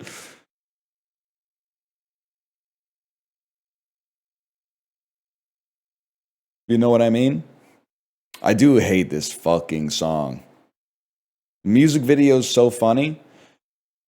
If I remember correctly, Bon Jovi fucks up the local infrastructure by performing a concert inside of a tunnel that is like a heavily trafficked thoroughfare to get like under a body of water or something like that. And then instead of everyone being like, how am I going to get to work? Everyone goes, oh shit, free Bon Jovi concert in the tunnel. Why do you hate it? It's a fine song. It's no heaven or Las Vegas. Let's put it that way. No, it's not. Yeah. It's actually I mean, listen, you didn't provide any evidence, so I don't have to provide any evidence. You said it's a fine song. It's actually really bad.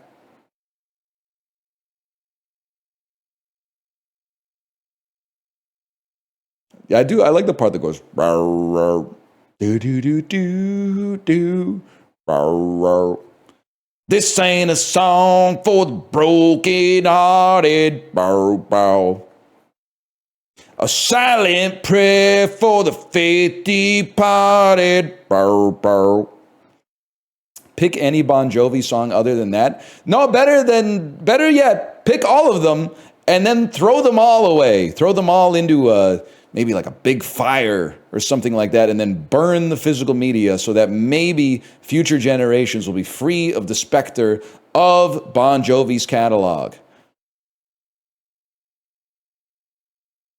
Slippery when wet? How about better when burned? That's what I would describe Bon Jovi's music as. Better when burned. When Bon Jovi dies, does he pick a new Bon Jovi? Or do the people pick a new Bon Jovi? Or is it like if the first baby born after the death of Bon Jovi becomes the new Bon Jovi?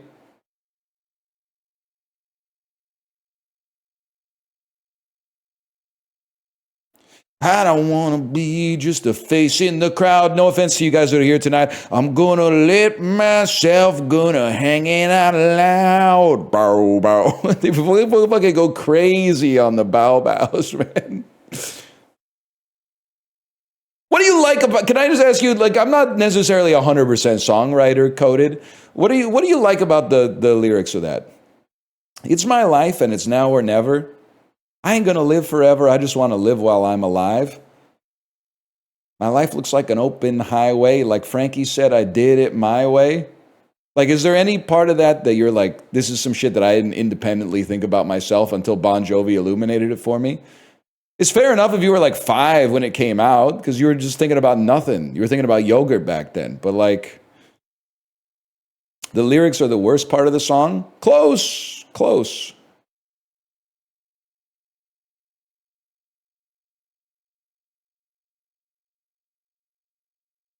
It is the divorced dad counterpart to Fight song. You're not wrong. You could totally see if your dad and mom got divorced in 2000, your dad pick you up, fucking the Ford F-150 tires screeching in front of the school. Bow, bow, do, do, do, do, do.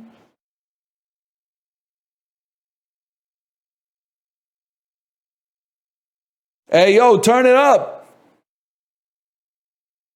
Ooh, you're a lyric cell? Yeah, I support like artful songwriting. I mean, I like a good melody too, don't get me wrong. Camptown Races still can't be beat though. Yeah, I like stuff that runs the gamut, except for rap and country. Of course he is. He listened to Destroyer. Destroyer doesn't know what the fuck he's talking about, man. Hey girl, come on and take a whirl in my machine. Go! Or don't go. So basically you just said fucking nothing. You said fucking nothing, Dan. You said nothing at all? Go or don't go? Mathematically, algebraically, that sentence resolves to null. It doesn't exist. Way to go, man. Way to go. Nothing. So I listened to that for no reason, is basically what you're trying to say. That's when you say it best. Now we're talking. Now we're talking about Alison Krauss. Aragon EXDX, you're pissing me off because you said something earlier. 1 second. / user Aragon. First you said, of course, Bob Dylan listener values lyrics above all else. But then also, one moment here, because your message is still on the screen. What did you say before that was pissing me off? Okay, Jim Gaffigan. No, you said, does the insane cope that was spewed by Blue Jays fans the last 36 hours redeem the Dodgers? You inspired an earlier bit about how you have to get off social media immediately, especially because your Twitch account was created in 2014, which means you must be at least in your mid-20s. Too old to be talking about guff like that.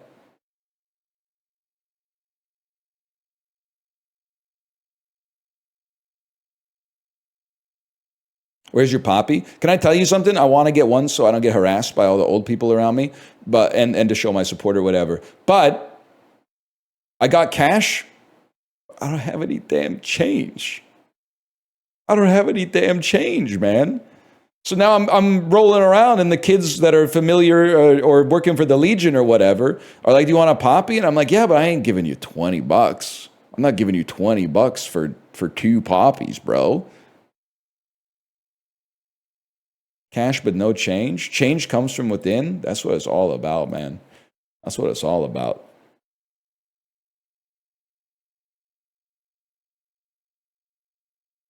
Just get change. It was becoming increasingly complicated because nobody takes cash anymore. Oh, man.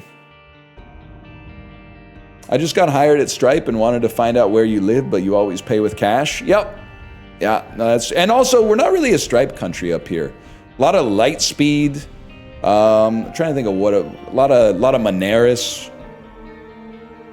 We do things a little differently up here. We invent our own exactly identical to American companies and then say American companies aren't allowed to operate here, which is, right now I'm going to say, is a positive. You hear this?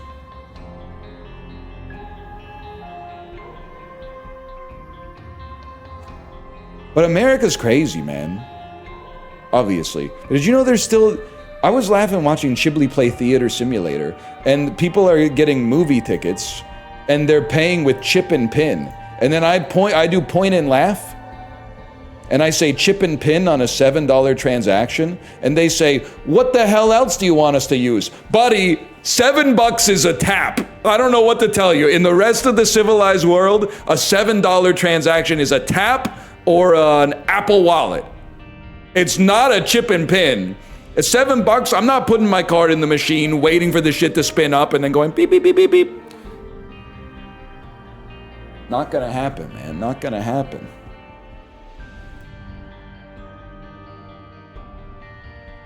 Isn't it all tap? Sometimes if it gets over like $100 to $200, you tap and then it goes, eh! And then they go, you're gonna have to put the card inside. And you're like, yeah, I know. It's not my first time buying groceries. I got 6 apples at Whole Foods. I knew I was gonna be over the tap limit, bro. Anyway, we're back with Isaac, y'all. What have I been using for dark mode behind Isaac? I've been using like Globla, not Globla. I've been using Worldla, and then opening the settings and going to dark mode. Perfect, man. Here we are. And then closing the ads. And then realizing that I'm in an incognito browser, so my extensions aren't working. So now going to it in my real browser and going settings, dark theme. Okay, perfect. Perfect, man. No, it's not an ad block. It's my extensions. My extensions weren't working, man. I'm out, y'all. See you tomorrow. Do you have to leave for work, or is it just because like you don't like Isaac? Because if it's because you don't like Isaac, I'm gonna call you a virtue signaler. I'm gonna insult you and call you a virtue signaler. I don't like Isaac, virtue signaler. You're not a virtue signaler because you don't like Isaac. You're a virtue signaler for baiting with the "I'm gonna leave, guys. See you tomorrow."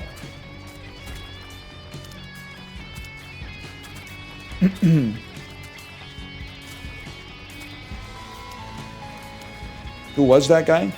I don't know. I've already forgotten their username and never knew it to begin with. Honestly, they're chill though. They're chill.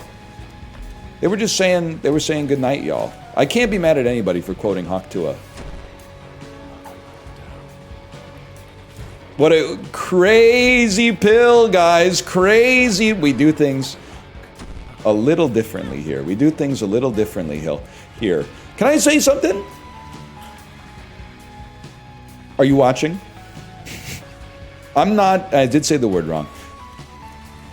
I'm not the only fella who has opinions on Isaac, but walking into a curse room, getting a luck down, a luck up, a pill that puts a visual filter on the screen, and then another pill that affects a stat that doesn't materially change the way you play the game is crazy game design. We gotta knock that off.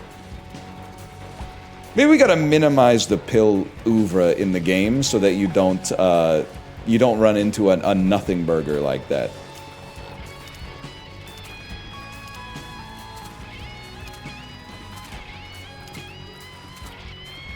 You should just play Gungeon? No, you got it wrong again. We already covered this in the dulls. You should just play Gungeon. You're doing the thing again where you're like, I want to play this game. I'm going to recommend that the streamer plays it. When you're so close, but what you need is for you to play it. And then you'll be right there. I think, this doesn't give me a charge right away, huh? Take it? My reflection kind of pisses me off, man. I know what you're probably like, that's facts, man. But you didn't go bald when you were like 17.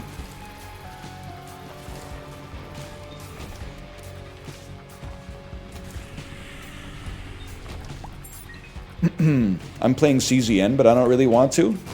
Easy, turn your phone off. Horf. Not Horf, that's Are You a Wizard?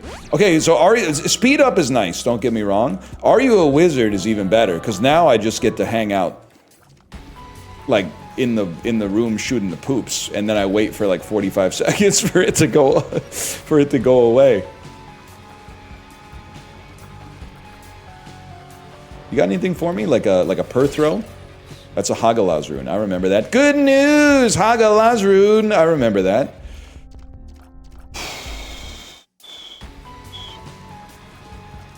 Fuck it, let's give it a chance, man. Oh, never mind, too late.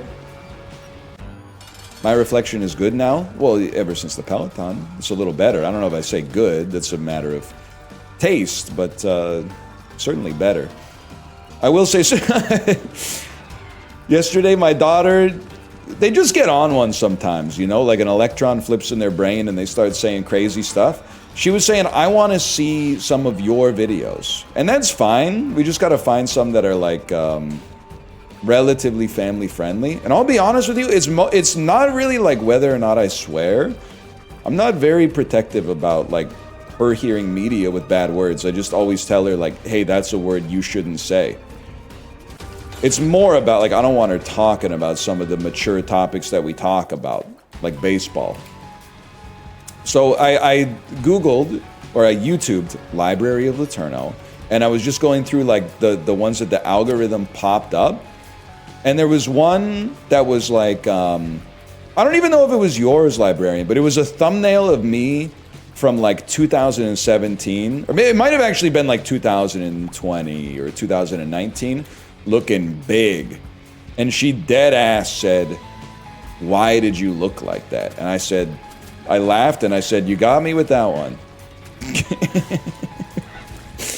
I don't have a good. I mean, I have like a thermodynamic answer for you, but I don't have an answer that's really gonna make sense. Range up, tears down, fantastic. Okay, that's calories in, calories out. Whatever, we'll take it, man. Why are all the pills garbage? Game was too easy. Game was a little bit too much fun. Said not on my watch, man.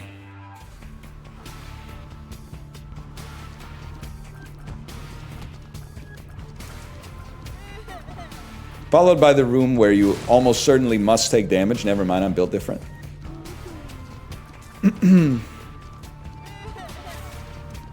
Huge. Is my reflection good now? Me watching Mulan, waiting for Christina Aguilera's song to come on. The joke is that her song in that is called Reflection. Might even be called My Reflection. I don't know, I was kind of out of the game by that point.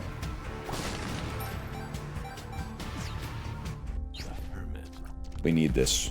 Joker. Deal with the devil? Give it to me right away. Show it to me, Rachel.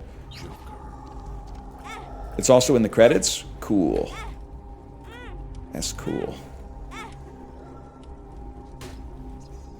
That's also cool. I mean, if the pills are going to be bad, we might as well be evil about it. I could tank one speed down, I think. One more speed down.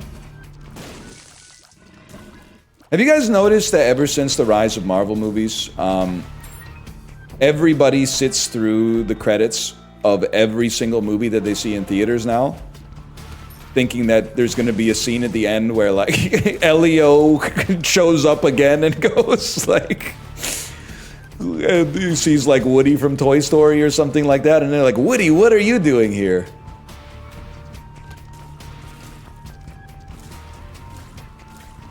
They're never worth it? Well, neither were the Marvel ones after a certain point, to be honest, but... I did this at Nosferatu, hoping that fucking, like, a werewolf would show up, or Guillermo del Toro's Frankenstein. I mean, that's kind of sick, honestly. There's some aura there. I can't be mad about that. We're building a team, Jesse. You hear it? I don't think Woody ever... It's literally Tom Hanks, but... I could probably tank a range down. That's Goofy, you're right. I got Woody and Goofy confused. A lot of people did that at my screening of Begonia. That might be one of the only ones where it actually makes sense. Because Yorgos comes out with like 7 movies a year. So if you stay for the credits, you might just see like a whole new movie that you didn't even know existed. You might be like, oh shit, second Jesse Plemons, Emma Stone movie? What the fuck?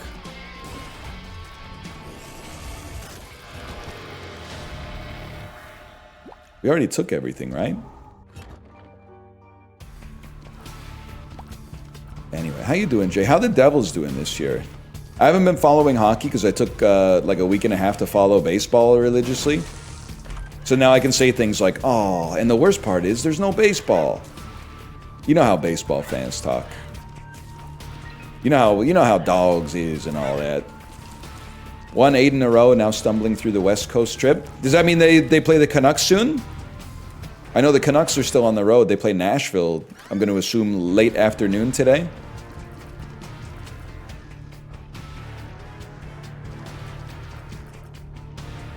You got it. Remember when Putty had the devil face paint? Brother, I never forget. I use that. That's probably a top 20 reaction gift for me. And as a millennial, I use a lot of reaction gifts. We're the Devils! We're the Devils! I love that one, man.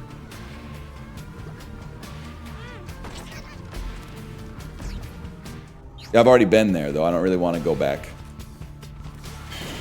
I do want to go back to the shop. I've already been there, thanks.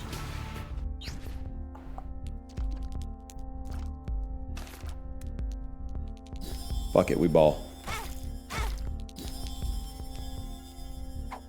Homer Smile is my new favorite.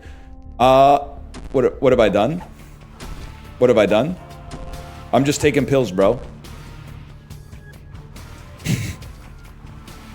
I don't know Homer Smile. I'll be honest with you, I don't use that many reaction gifts anymore. One of the reaction gifts that I use is Northern Lion hairless, excited, bald, tongue sticking out. That's a pretty good one.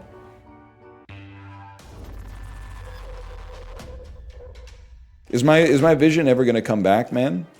Or is this just what it's actually it's actually kind of sick. Like, so many, I have to respect it. So many games are designed by shareholders, or by imagining what shareholders will like the most these days, which is when games sell a lot, even though nobody wants to play them anymore.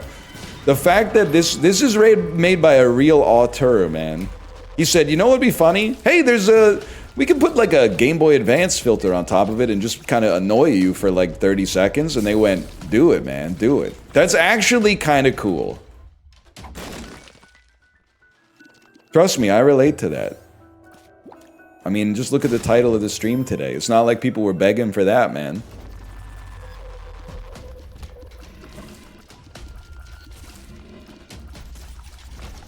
Games are awesome when they hate you. I couldn't agree more. I could not agree more. That's what the Chaos Zero Nightmare community needs to realize, man. It's kind of funny that when the devs say fuck you. I don't see what they're so mad about. And so I haven't played Baby Steps. But one thing I really like about the design of Baby Steps in one specific part, because I had Dan doing the man breaker up while I was on the bike today, is that they give you the man breaker, which is a hard challenge where you walk up the side of a mountain. But then they also give you a view of a staircase that you could just give up. You can just give up and walk up the staircase if you just want to get to the top. But by giving you the staircase, they're forcing you to take the mountain. And I think that's fucking sick.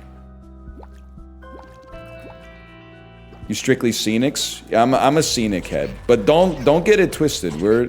We're going pretty hard, even though like half of the community has abandoned the Peloton now. But the classes, you know, if you like the classes, keep doing the classes. Half? I mean, and it's not so here's the way I used to go. People used to go on the Peloton for like a year or two, and then later they'd be like, I want to be a professional cyclist now. So I'm going to start doing Zwift. Now people get on the Peloton for like 6 weeks, and they're like, I think it's time for me to do Zwift now. And I'm like, you haven't suffered yet, man. You haven't suffered. You're supposed to suffer before you just go straight to Zwift. We still got like, I gotta walk all the way back. There might be like, on average, maybe like 7 riders every morning, including myself, which is still pretty good. I mean, there was a time where it was like only, my bad, y'all. It was only me and DL Guiga for a bit, man.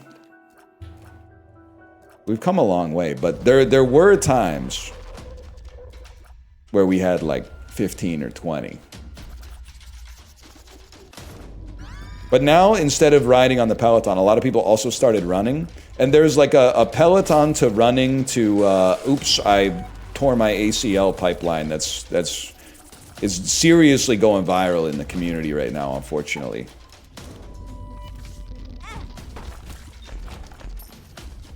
But we'll get there one day. When the weather gets colder, I'm sure we'll get a few more Pelotoners back.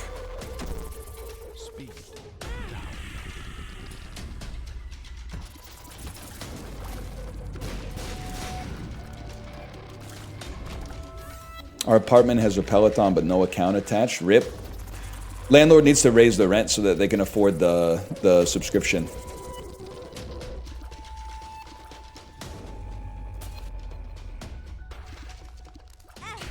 I walked into the spike because I was looking at chat. Sorry, guys.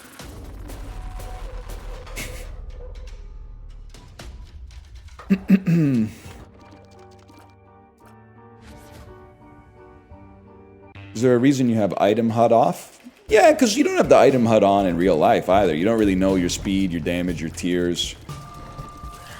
It's like I drive, I don't look at my speedometer. I just am like, am I scared? No, then fucking floor it, bro. We get there. It's not contrarian, it's a reaction to our data-obsessed culture. I don't need an Apple Watch, bro. I'm a white-collar worker. I ain't on the front lines. I don't need an Apple Watch to tell me I didn't do shit today. I don't need my sleep score. I just do my eyes hurt? Nah, we're probably good then. We're chilling. Ain't nobody need to know how many steps I took yesterday, especially me. My feet know how many steps I took, man. Mr. Watts per kilogram? Well, you need to know your watts, and I definitely know my kilograms. I'm talking about data that's made up, not data that's real. Yeah, why not? Why not, man? That's pretty fucking good.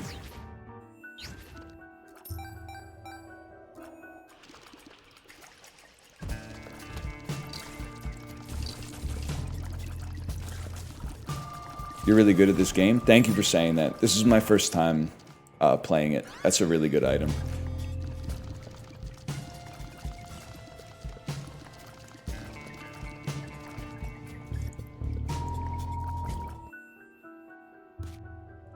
Ew? What's ew?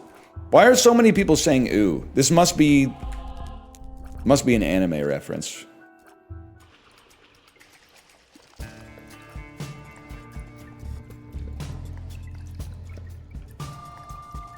Last time I paid attention to your gameplay was like 12 years ago. You and me both, brother. It is kind of crazy to think. Honestly, and this is just, you don't have to do this because there's no way I could prove it's you, but to gain some kind of like spiritual, what's the word I'm looking for? I guess clemency would be a right way to describe it. Please say I'm sorry in chat if you were an annoying YouTube commenter when you were 14 years old. And you were saying some shit like, why are you taking all those pills down that are stats down?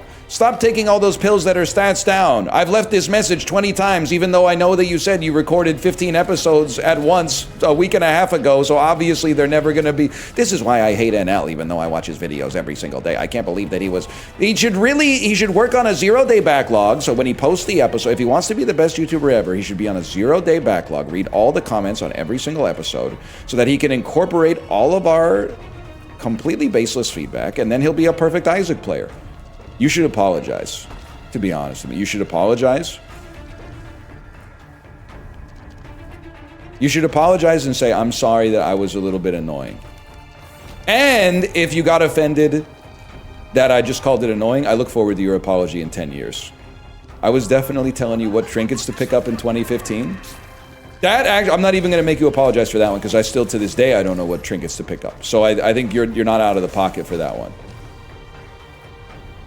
But I will say, I can't see my pill because someone just signed on to play Battlefield 6.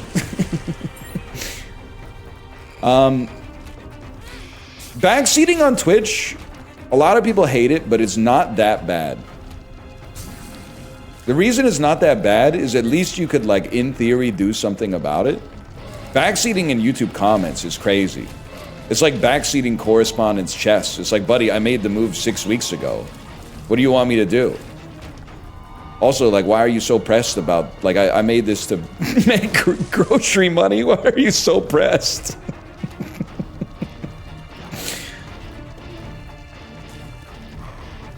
It's like you're literally like writing a letter to the editor and then saying who reads newspapers these days. Like you, bro, you. You're not using an efficient form of information transmission. You will never get this. You don't deserve those broccolini? Oh, this is 2014. We weren't rocking broccolini back then. I'm trying to think of what was hot in food in 2014. That's no longer hot. Cupcakes were still popping. I know that's kind of like my go-to for food trends. Kale? Pump the brakes, kid. Kale's still pretty good. Poke has fallen off a little bit, but I do still really like it. Missed the button, y'all.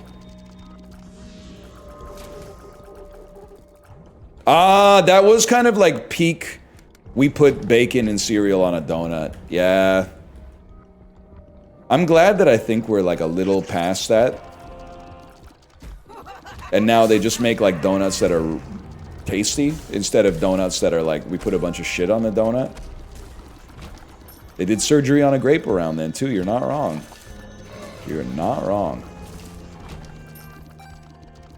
Protein donuts. Guys, I have to tell you, I've never talked about my aversion to peak protein with my mom, independent of everything else. I was hanging out with my parents this weekend, and she, who is like kind of into the Instagram food trends, she told me she's sick of all the protein talk. I really feel like if your portfolio is heavily protein based, you should be concerned. You should be diversifying your macronutrient profile a little bit, because she is the person who tells me, like, routinely she'll say stuff to me, and it should go without saying, I love my mom, which is why I feel comfortable poking fun at her a little bit. Oh no. What have I done? But she has told me, and I swear this isn't an exaggeration, this is like a literal sentiment she told me. She told me, you can cook food without oil, you just put water in the pan and it turns out exactly the same. And she's always telling me, like, you don't need, like, you don't, well, she'll say, like, you don't even need to put fruit in your smoothies. Like, instead of a banana, you can just put, like, silken tofu and stuff like that. So, like, it's coming from her. And she's saying we're, like, past peak protein. So, if you're still rocking the protein latte from Tim Hortons, I think you got a rude awakening coming, is all I'm gonna say.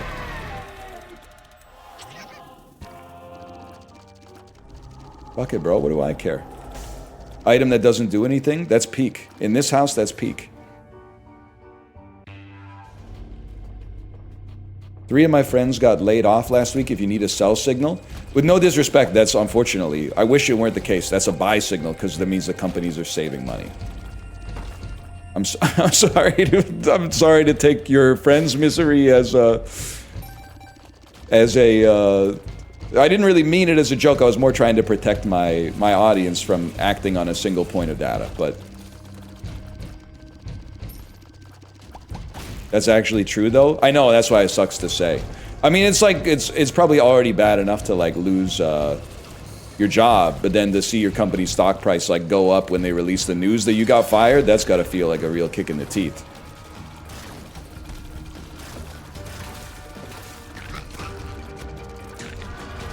You guys got anything for me here? Are you a wizard? Speed? I think I could tank another speed down. Why not, man? Speed down. Librarian, any thoughts? Nah, fuck that. We're moving on. I know for sure folks have said it, but I like your sweater. Are you saying, you're saying like some shit like when you heard the knock at the door, couldn't catch your breath? Is it too late to call this off? You saying like we could slip away and that's the type of shit that would be better? Me with nothing to say and also me in my autumn sweater? You the type of beast who would try your best to hide in an empty room? No, that's not how it works. In a crowded room, it's nearly impossible.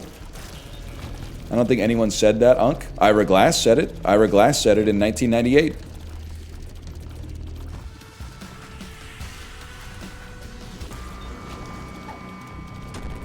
That's huge. Marks.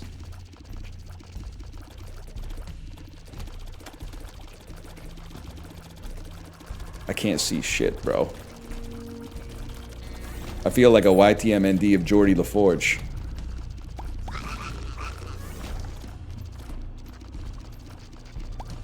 Ira Glass did more than NPR. He literally used to play the cor anglais in Yo La Tengo.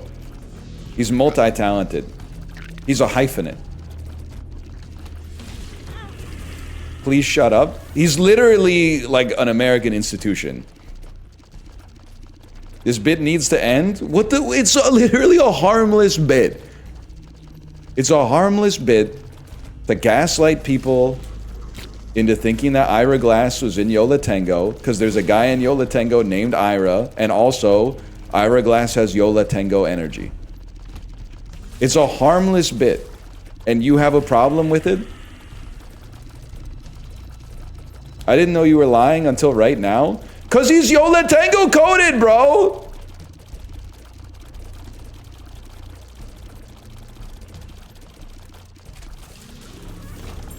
I want to smoke crack with Fred Armisen. I'm on one today, man. Fuck.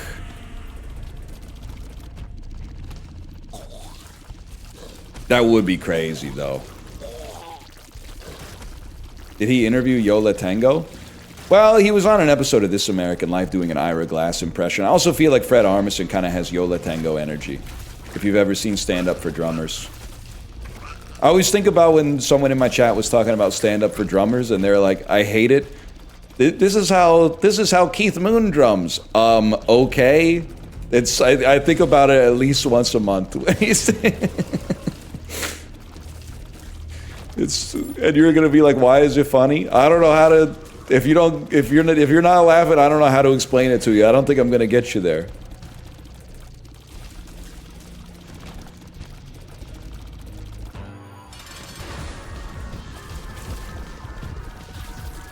It's not, you're not missing something. It's like maybe you got something.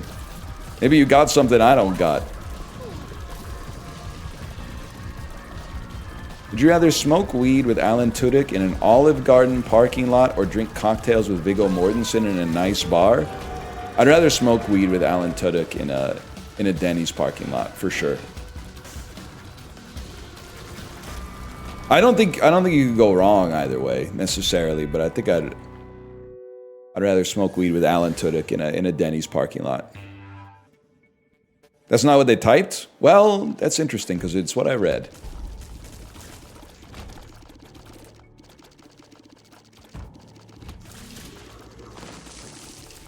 Would you smoke weed with Norm Macdonald? Still might one day. Still might.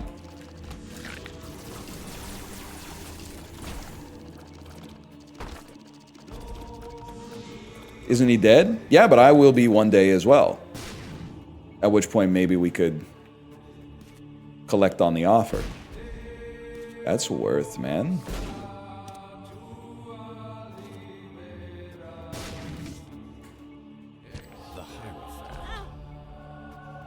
You're not going to the same afterlife? No, man, you can't. Don't put that evil on Norm.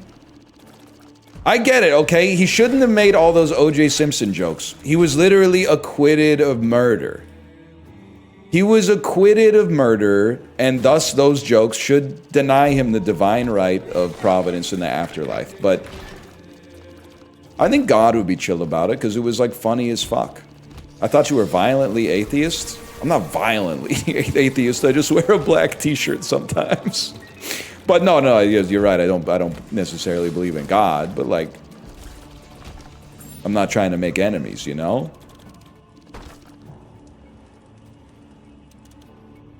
Cause I'm on my way to see her.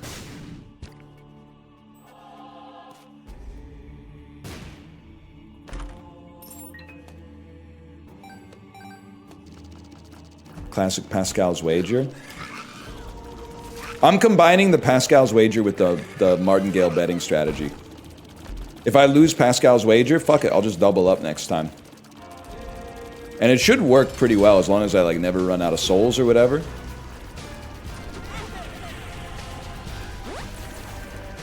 I'm hearing reports you only get one. Oh, that changes everything, man.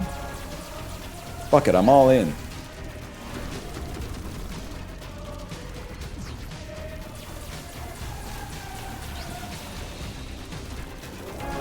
God freaks. Pascal's Wager Parlay, is that anything? Alright, I want a rack on heaven existing. I want St. Peter having a beard when I get to the pearly gates. I want some of the tenets of Judaism were actually incorporated into Christianity, but something got lost in translation between the Torah and the Bible. This is how I win.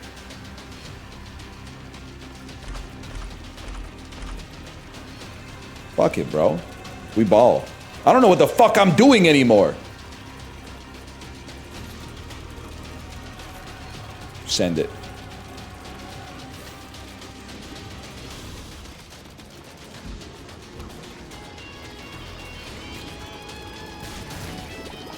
Lost in translation at 150 odds. Yes, sir. What is it? Mr. Bob, what's his name? Mr. Bob Hopkins. I want you to rip your stocking. I want you to rip my stocking.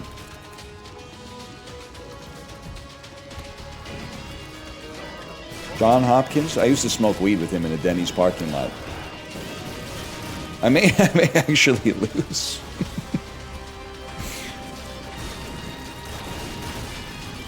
You gotta log off? What are you talking? This is from a movie, bro. This is from Lost in Translation. That shit wasn't online. I rented it from Jumbo. I want that heart.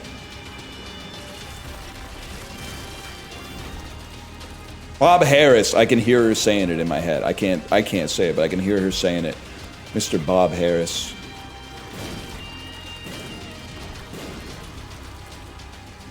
Did your Jumbo video have a microplay? No, but I've seen it. It was across the street from a Nomax, though. Real Canadian shit.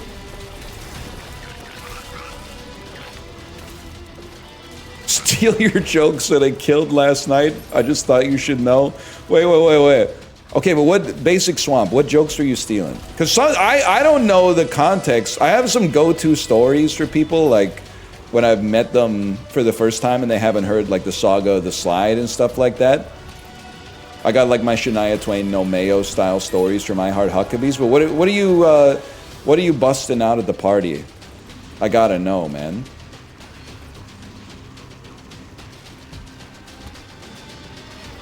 My friends hate the guy who jokes. They say they're not funny. My friends hate the guy who jokes. They say they're not funny. They tell me every day. I know what you're saying. Yeah. Yeah, now why don't you get a job?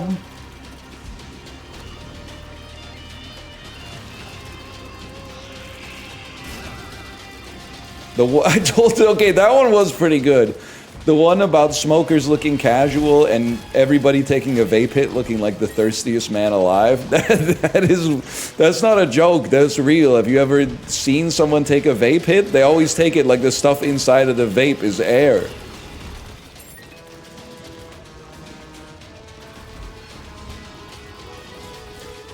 Well, I guess you're right. I guess technically it kind of is. It's a good point. When people smoke a cigarette, they don't take like a huge fucking drag on it. Like, sure, why not, man? I guess, I mean, that's why they call it a drag, is because it, like, is bad for you or whatever, but...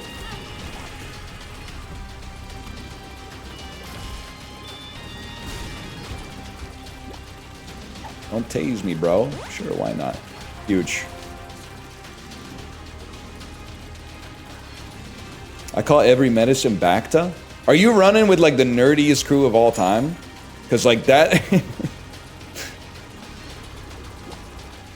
Bacta's crazy. Yeah, it's a lot of Star Wars nerds. All right. What is this build? There's no build in Isaac, okay?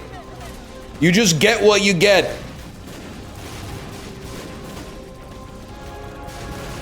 Build implies intent. Help. Help me. I'm getting out of here.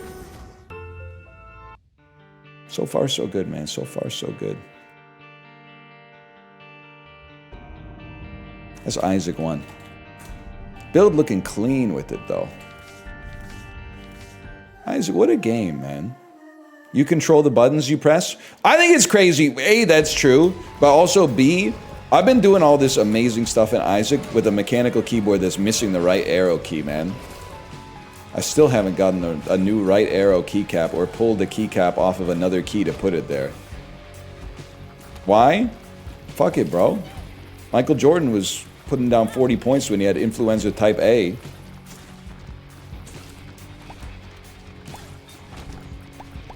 The gambling strain. Hasn't it been like a month? Yeah, it's been, I mean, time keeps on ticking, Steve Miller. Into the fucking future.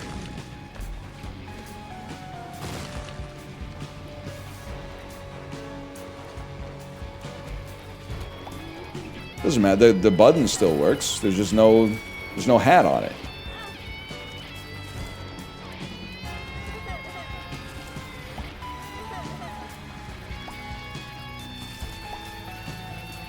Thoughts on Jackbox 11? Seems pretty good, honestly, but I will say, like, this is... So the average Jackbox game, and we play a lot of Jackbox, the average Jackbox game is like 1 8 out of 10, 1 5, and then like 2 things you never want to play ever again. The problem is that in some packs we disagree on what the 8 and the 5 are. So not everybody, but lots of people have different preferences for the Jackbox games, which I guess means that they're doing great stuff. But I do feel like Jackbox 11 is actually one of the better packs.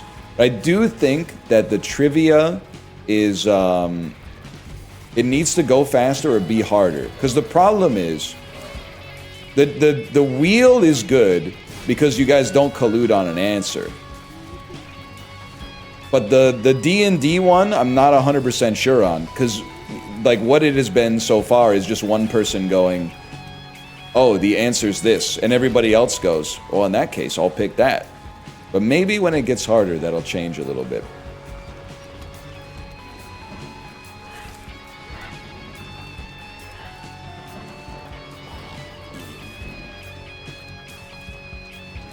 I'm at my house, thanks for streaming. One of the best places to be. One of the best places to be, for sure.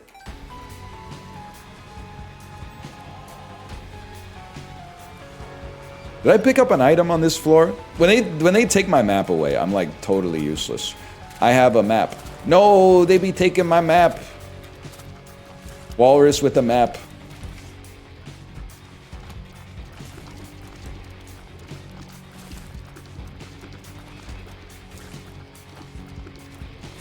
Icon has map. If not for pathfinding, then why does it... What does this shit fucking do again? This is where they lost me, man. And then if you've gone to the secret room, then you can use this shit to go to the second secret room, and then you can use it to go to like a hidden room inside of the wall or something like that. Oh man, life's too short for that. No, that's golden teleporter. Holy fuck, man.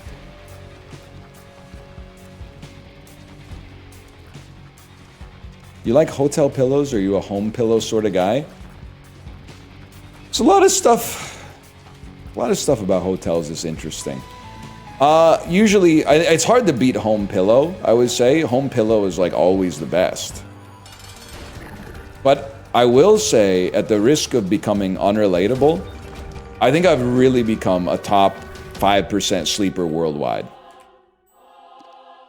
Used to complain, I can't fall asleep on this bed, the pillow is like too big. The pillow, I like a thinner pillow. They always give you a pillow that's like way too fluffy, so your neck's like half cocked all night. Used to think it was the hotel's fault. Obviously, it was a personal problem, because now, every time I'm in a hotel, I go, I'm not in my own bed. I don't have my own pillow. Why is one of the blankets made out of felt and the other one's made out of tissue paper? I'm never going to be able to fall asleep. And then I just fall asleep. I just fall asleep and I wake up feeling great. And then I look over and my daughter and my wife are still asleep. So I go take 2 cups of coffee out of the fridge that I made last night. Chug them as fast as I can. Shoot some poop into the toilet and then just sort of hang out for like maybe 2-3 hours till they get up. And sometimes I'll like go for a walk outside or something like that, but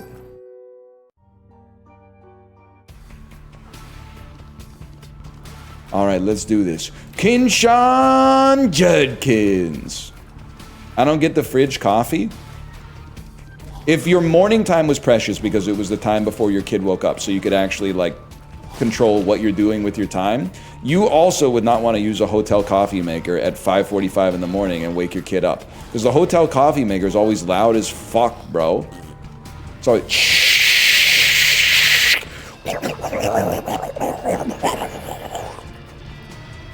if you're going for a walk, you can just go get coffee. Yeah, but I want to have the coffee in my system before I have to shoot my poop in the toilet. Also, like, it depends where you are. A lot of these coffee shops these days are not real coffee heads. They don't even open till like 7 or 8. When we were in London, I had to pregame the coffee shop by having a coffee, because I can't wait until 8 a.m. for the coffee shop to open, bro. Psychotic.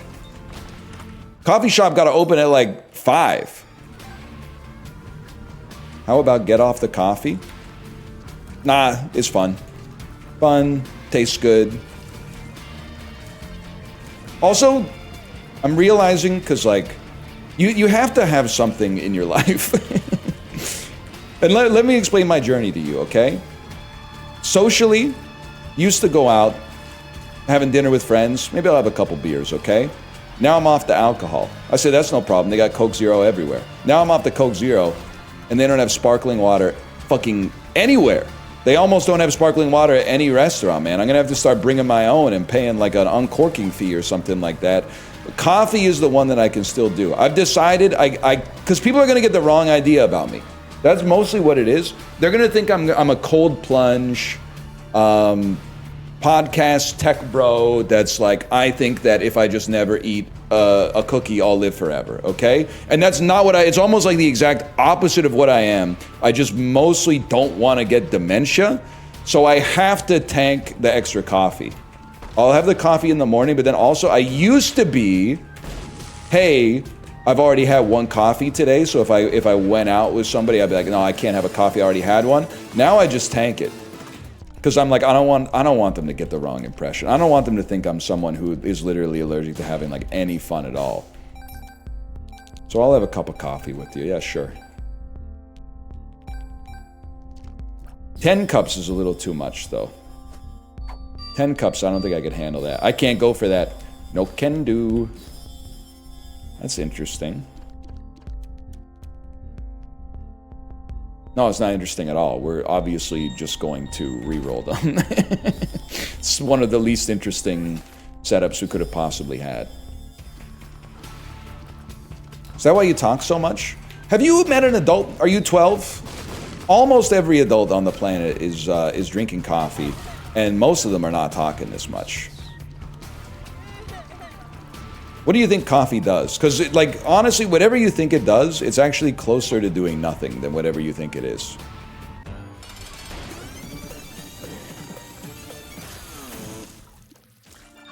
Does make you poop. That's a given. That's why you have the coffee before the poop. Because if you make the mistake of, like, I'll poop, then I'll get coffee, you're going to be like, why do I have to poop again? It's because of the coffee, bro. That's why you have the 2 cups in the fridge first.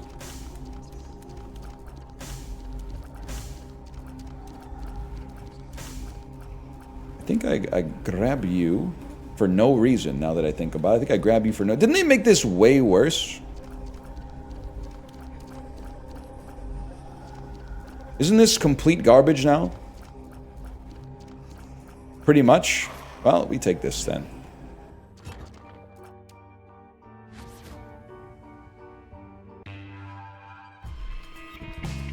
Do you get headaches when you skip coffee?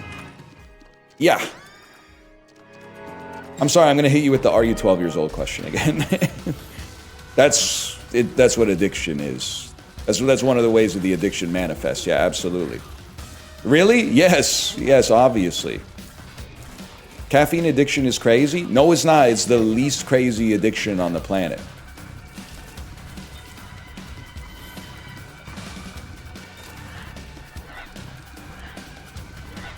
It's the most normal addiction that I think humanity's ever invented. It's like, I know that you are always calling me contrarian, but I'm going to give you a little secret. And this is, I hate to reveal part of the magician's trick, because then it might allow you to replicate it. The reason it seems contrarian is because I'm providing you a lens to what normal adult life is like. And on this website, that's contrarian. But in real life, when you're talking to real people, you do not have these conversations. They just go... In fact, you know what happens more? When I tell my Twitch chat that I have 1 cup of coffee a day, most days, they go, "It sounds like you're addicted." When I tell a regular adult that I have 1 cup of coffee a day, they go, "Oh yeah, I'm trying to get back to that. I'm on like 3 or 4 right now." And you know what? You must be like, wow, their life is in total disarray. They're doing pretty well for themselves, to be honest. It's not really a big deal. It's one of the smallest deals out there.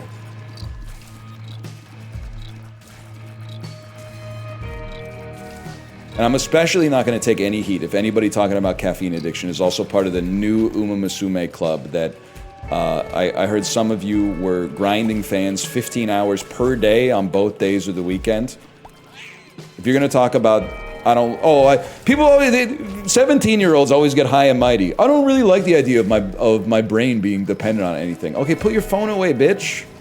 Oh, but my friends live here? Okay, then shut the fuck up. The fuck are you talking about? Yeah, you got some fucking compulsions that came for free with your fucking life on planet Earth, obviously. The hell are you talking about?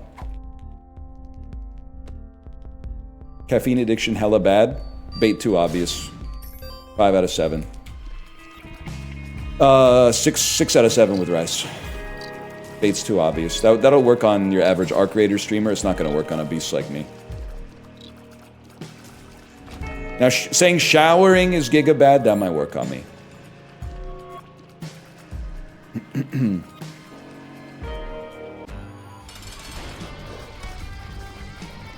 Go ahead, man. Bro, all I said is, really? He's going off. You say it best when you say nothing at all. Sometimes a word is not just a word, man. A word can convey a huge sentiment. Ah!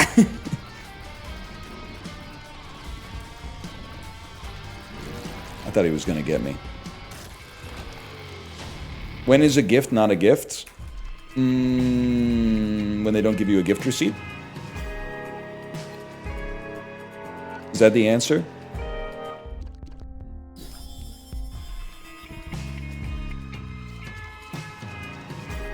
Real shit. Real shit. Apollo, how you doing, man? How's Path of Exile? How's it going? Are you flowing? Man, I'd like to place my hand upon your fucking sexy mouse and click. And click! Take off your cuirass and your undergauntlets, then do a raid. 'Cause hear me and DD come raiding out from the portal. With our arrows and our axe and incense. Now we're raiding. You know what I'm talking about? Fake question? Well, he said he quit it, so I didn't know. Usually when someone says they quit a video game like 2 days after it came out, then it's like, I don't want to ask them because there's some trauma associated with it.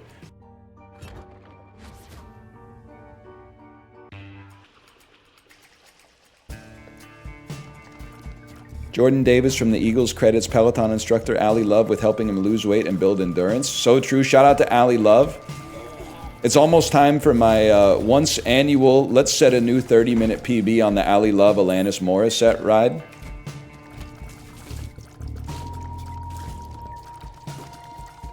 I don't know, is anyone even going to be... Last year I think we had like 20 riders, man. I don't even know if we're going to have 0.2 riders this time.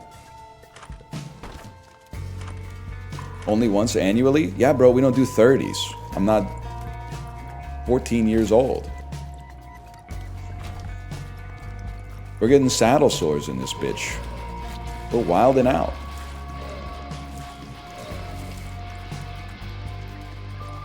Rude? They asked a churlish-ass question. Only once a year?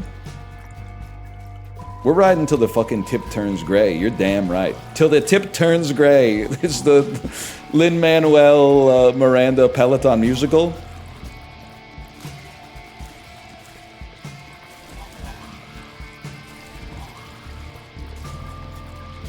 Yes, sir. Ali Love, hun. Could kind of work.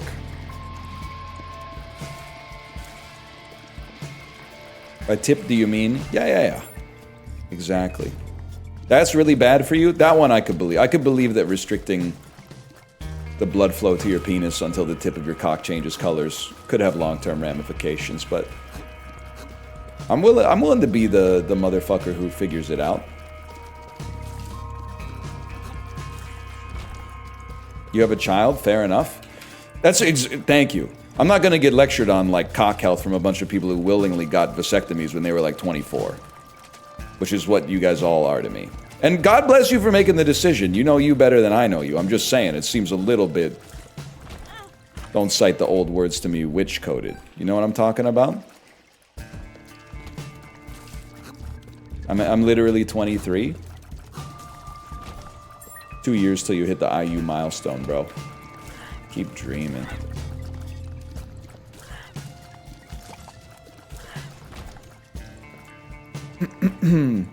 I got one at 25 this year. Pretty happy about it. Can I ask you a question with no disrespect? And it's genuinely with no disrespect. It's like I'm trying to connect with you. Genuinely. Because it's going to sound like a judge. It's not disrespectful. Doesn't it seem like it's like a lot of... And you're going to say it's pretty easy. But like, have you ever seen how easy it is to put on a condom? It takes like less than 5 seconds, and you can do it so fast that even though like a fucking freak like me who needs to read IKEA instructions like 10 times on each page, I can do it while keeping my erection. And all the blood runs to my brain when I try to figure out, like, is this... They really should put like a this side up marker, like an arrow on the condom or something like that. Because I'm always looking at it trying to figure out, is this the right way to unroll it, or is this the wrong way to unroll it? And I still can fucking figure it out. And when it comes to shit like that, I'm basically brain dead. So if anything, I think I would be like a huge candidate for like, hey, we're just gonna like snip your vas deferens and you don't have to worry about that stuff. But I find myself most of the time being like, ain't really that big of a deal. Blow into it? I'm trying not to... That's more for the stand-up act, man. That's more for the stand-up act. Bruno Mars voice, Girl Penis Hallelujah. Okay, that's fucking... I'm never gonna hear that song the same way again. Girl Penis Hallelujah. Whoo! Girl Penis Hallelujah. Whoo! Girl Penis Hallelujah. Cause Uptown Funk gonna give it to Apollo. Come on, join me on this one. Cause Uptown Funk gonna give it to you. Saturday night, and we in the spot. Don't believe me, just watch. You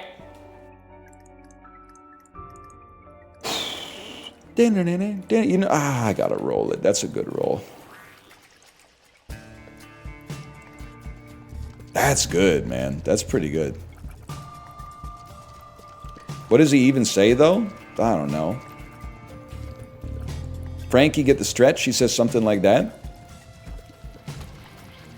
Wildin', vibing, living it up in this city.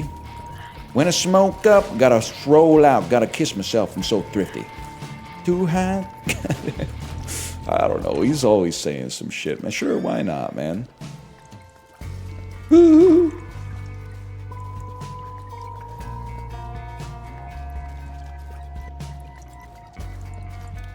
He's always, yeah, Bruno Mars. Bruno Mars notoriously thrifty with his money. Notoriously frugal Bruno Mars. Two cocks? Hot damn. So that's probably what he was saying when he was on Reddit. That might have inspired the whole song.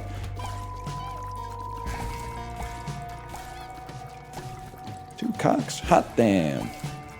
Didn't it turn out that that fraud only had one cock anyway? Did the vasectomy guy ever answer? Because I know it's a lot of people are like, I don't want kids, so I'm just going to get a vasectomy. But I'm telling you, I'm not saying don't get a vasectomy. That's a very personal thing. But I am saying you may need condom lessons if it seems like it's that big of a deal. Or maybe there's something else I haven't considered. He came to the Earls I worked at and he didn't tip. Are you talking about me or are you talking about Bruno Mars? Because I would have tipped at the Earls. Bruno Mars didn't tip. Why? This is sus two ways. Well, I know the one way is sus because I would tip. The other way is sus because I just don't see Bruno Mars being at Earls. It just doesn't. He can go to the Blue Water Cafe, man. Hey, with a salary like that, he could even afford to eat at McDonald's these days.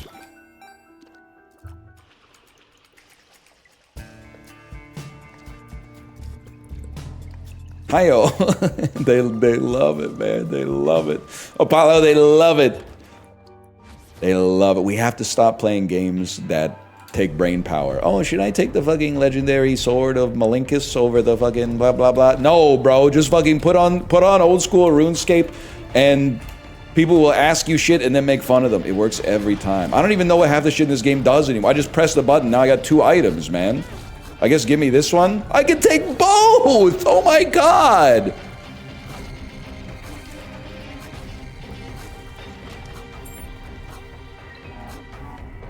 Don't take Taurus? You got me confused with Lazy Moth, man.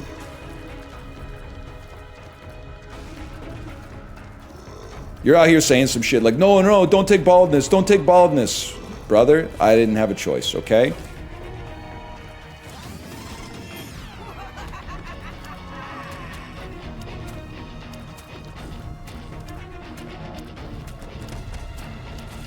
People also be just saying some shit. They'll be saying some shit like there's already too many people in the world. Brother, have you been to a grocery store lately? We need more people. They are not staffing the fucking deli counter. They are not staffing the bakery. You're doing all that shit for yourself. We're using self-checkouts, bro. We need more people. I don't know. Maybe. I hadn't really thought about it, but it is inconvenient sometimes. It is inconvenient to be up there going like, hello, I'd like 100 grams of honey sliced ham, please.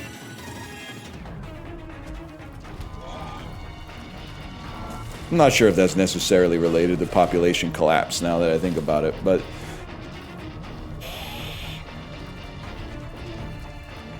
I got a vasectomy at, well, hang on, listen, I can't not read this, I'm sorry. I got a vasectomy at 23 because condoms are not infallible. I don't need sperm to be a parent. It prevents health risks to my partner. Okay, I don't know about the third one. I'll give you that one. I also still use condoms to prevent STDs. I guess I'm just not that cool. I'm not that good of a guy.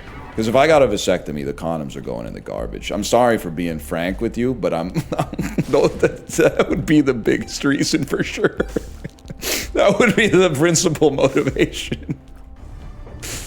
Oh, man. Like that, there's no shot I'm getting the surgery and then also... I mean, if there was a genuine medical need for it, of course.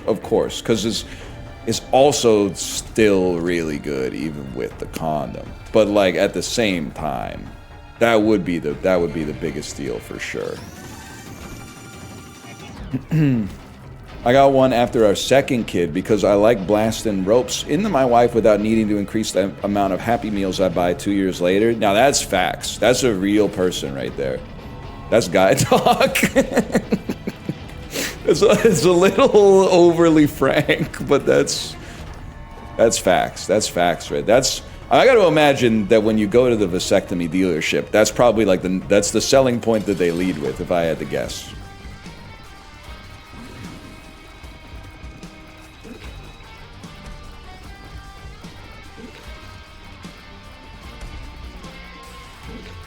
Do you guys, when you got it done, did you get the one with like the little incision, or did you get the one where they put like a little? Have you seen Game of Thrones? They set you up on like a table and they strap you down, and then they put like a little tube next to your scrot, and then they just put like a rodent in there, and then you're like, what the fuck is that? And they're like, oh, don't worry, the rodent, when it gets hungry, it'll just eat your balls, so that you're gonna start to shoot blanks.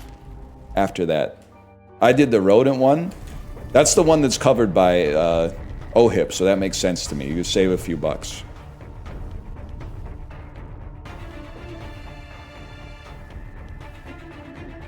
The fuck is OHIP? It's the Ontario Health Insurance Plan, y'all.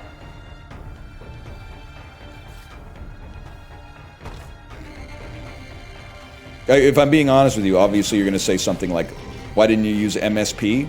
Because I figured, I mean, much in the same way that for years I've Americanized a lot of my discourse in order to appeal to a wider audience, I basically did the same shit for Ontario. Because I was going to be like, nobody knows what the fuck MSP is, bro.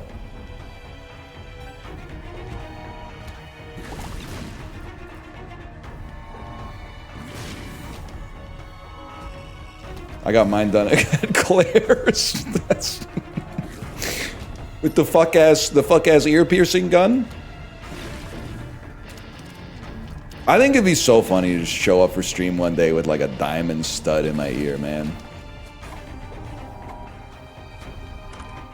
Just for some swag. Ah, never mind, I got brimstone, everything's fine. Cause bald guys need something, man, and I can't seem to get a cool hat, and I can't seem to get Bob Balaban glasses. The Bob Balaban glasses don't look right on me, man. So I think I gotta get a diamond stud earring. Or a soul patch. Could be a soul patch. You think you'd ever get a vasectomy? Yeah. Probably not like... Not in like the next 2-3 years, but probably at some point. I should probably just get one like tomorrow, because like I don't really want to have another kid, to be honest, and neither does my wife, but I'm kind of like I mean, that's what I'm saying. You might say like that's the logical thing to do would be to get a vasectomy, but that's what I'm saying to me it feels illogical because the condom is such a small headwind to be like, yes, now I'm going to go get a piece, like a tube in my penis cut. I know it's not in your penis, but it makes the joke better.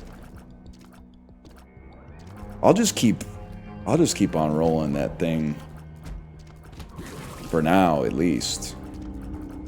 I've had too many condom scares. Now you got me thinking maybe like my shit's not good, because I've never had even a single one.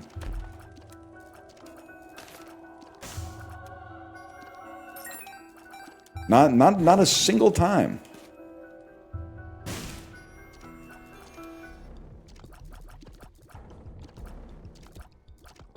Is it because we're buying name brand? Are you trying to? Are you getting the Western family ones? There's some things where you can get the no name, but when it comes to the prophylactics, I don't know. I would trust the most trusted name in tech on that one.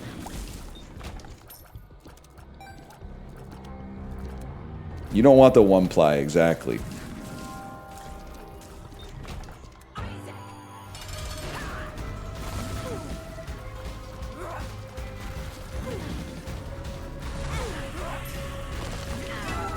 Anyway, that's about all I got. And many of you are probably thankful for that. You think you could handle the pain well? This is one where I'm not just trying to virtue signal, but having already had testicular surgery, I think I know what I'm getting into. So for you guys, that's foreign. For me, not foreign at all. Very familiar. I've gone through it one time before.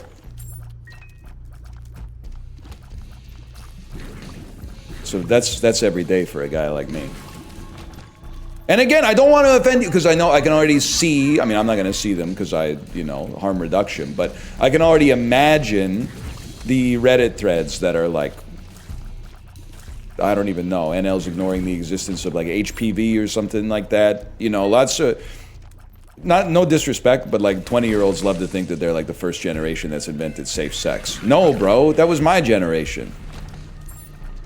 One generation before yours was doing that shit, okay? Chill out. You're talking to an old head here.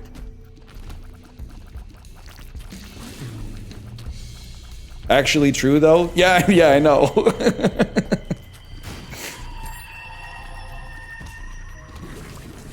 The pharaohs had condoms? Condoms aren't just for sailors in the 90s, Austin. Well, they should, the dirty bastards. They go from port to port. By the way, if you hate Austin Powers, riddle me this. First off, who hurt you? Secondly, has any other movie made such an enduring impact on our culture? What's the first thing that comes to your fucking head when you see someone get their car wedged in a parking lot sideways and then have to do like 17 turns to get it out? It's Austin Powers every single time. You have to give it at least a 4 because of the fact that that has become Austin Powersing it. If your movie has a noun, you have to give it a 4+. It's that simple. I've never even seen it, and I know that's Austin Powers. It changed our culture, man.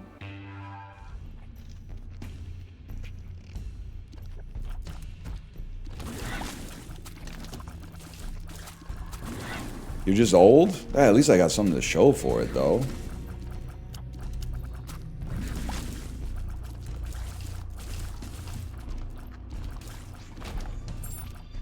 You know what would be crazy? You should be able to, like, interview someone after they die. And then just be like a sports interview in heaven that's like, we're gonna ask you to sum up, how do you feel about your life? We went out there, you know, it didn't always go our way, but we we gave 110%, and that we could be proud of. The better team won today. Could be sick, man. You know, like in Wild Wild West, when they like play the projector through that dude's fucking eyes to see his last thoughts, or the last thing he saw before he died. Right. So, you know, if Wild Wild West was a good fucking movie, I wouldn't have to explain it with all the song and dance. I could just go, we should be able to Wild Wild West some motherfuckers, and then see the last thing that their eyes saw before they died. But because that movie's fucking ass, if I said we should Wild Wild West some fuckers, half of you are going to be like, put a magnetic collar around their neck and then shoot saws in the air that chase them down. And I'd be like, no, bitch! And then the other half are going to be like, build a big robotic spider for no reason. And I'm going to be like, no, you fucking idiot! Half of you are probably going to be like, have a big brass horn coming out of your ear where you go, and a little wax falls out of it? No, man, no. I'm talking about when they put the movie projector through the dude's head so that his eyes show you the last thing he saw, man.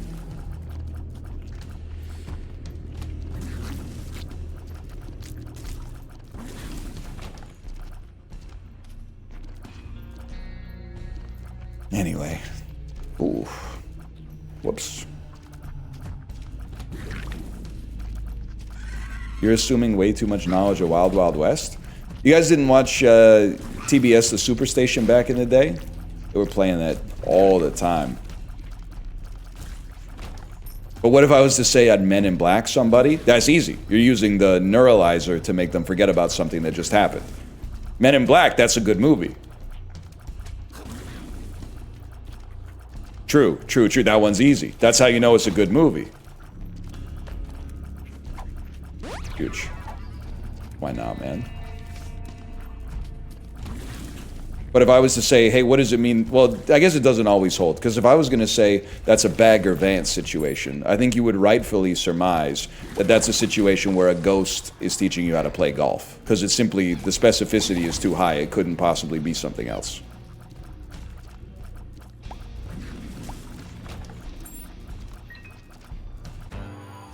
Spoilers?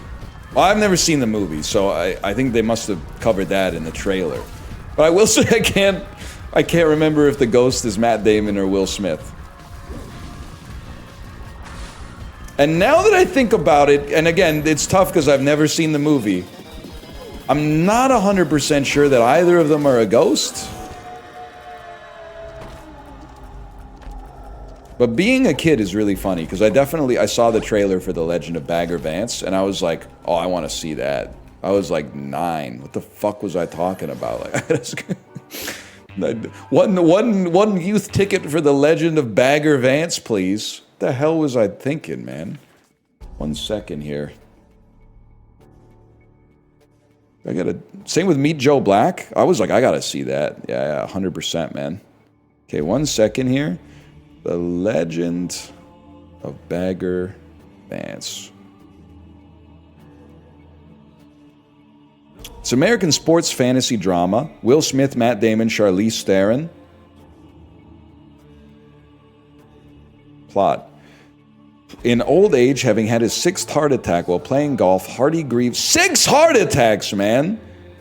Hardy grieves contemplates how his late wife used to ask him why he kept playing a game that seems destined to kill him. Bro is dying to golf. Can we just... His wife was going, you gotta quit playing that damn golf, man. That's gonna kill you.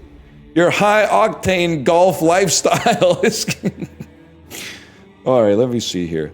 The story begins with his childhood idol, Ranulph Juna. Oh, no, man.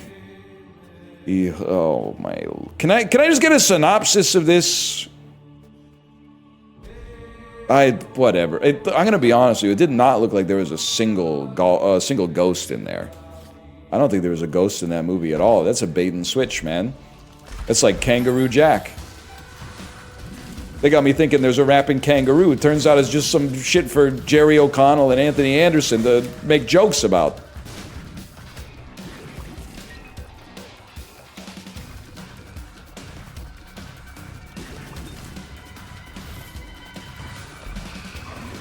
Terrible movie? Nah, it's peak, I'm afraid. Peak for me to poop on 6 or 7 times. Hey man, I've been mulling over this Anthony Bourdain bit I'd like you to take a look at. Okay, I'm not the bit arbitrator. Arbiter? I'm not the bit judge, but I'll take a look at it. I've been killed, just kidding.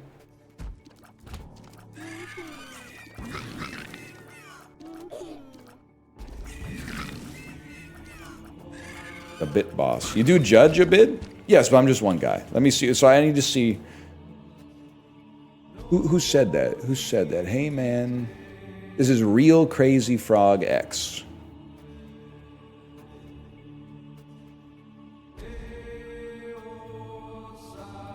Real Crazy Frog X.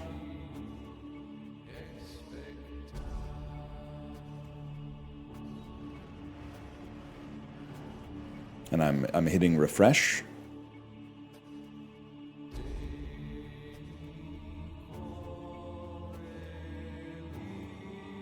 It's taken a couple minutes. Anthony Bourdain. I should read it before I read it out loud.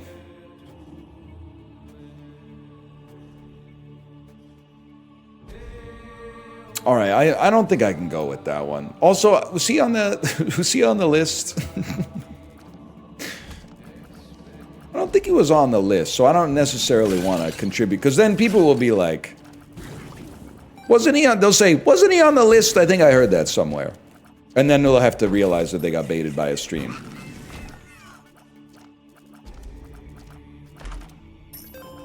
So I'm gonna have to -2 that, I'm sorry to say. And can I tell you something? I'm glad you brought that bit up here. Because I think if you did that in person, they would ask you to leave wherever you were. So I think you've saved yourself indignity. But it's complicated because I don't think like it's that funny. But you asking to bring it up and then bringing up that is kind of funny.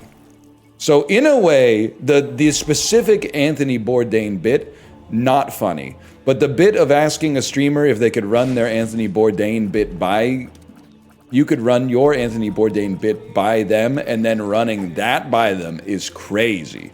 And that's kind of, craziness is very funny.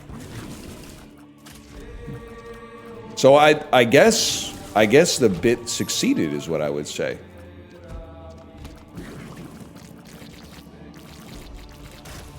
Why is Anthony Bourdain even there? Well, I think the idea that you're reading it in his voice does make it that much more humorous.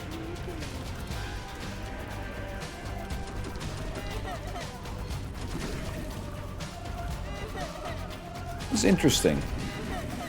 Very interesting. Oh, forgot I had this.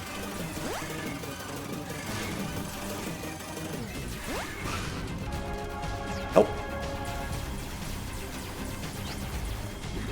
Now you gotta remember, 9 lives is like actually, it's the best of times, is the worst of times. Because dying with 9 lives is like literally the most miserable experience in this game. Because then you just have to die like 9 more times. Holy shit, I fucking dodged it.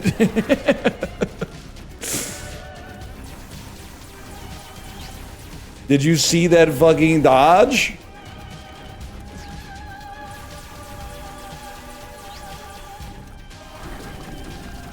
Hit him! Hit him! Would you ever talk at GDC again? Nah, man, they don't... I mean, they don't want to hear from me because I don't know anything. That became pretty clear, like, the first time I spoke at GDC. I was like, what the hell am I doing here, man?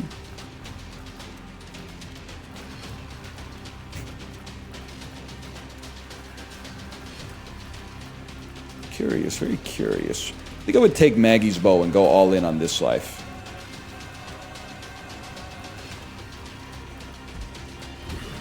Would you ever talk at GDQ? Nah, don't they have someone for that, like on the microphone? I don't have that much experience reading out donations. I don't think I'd be very good at it, to be honest. I think they got pros for that, man. QVC? I think I might be kind of awesome on QVC.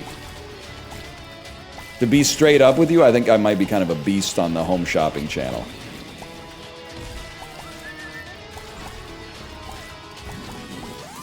Huge.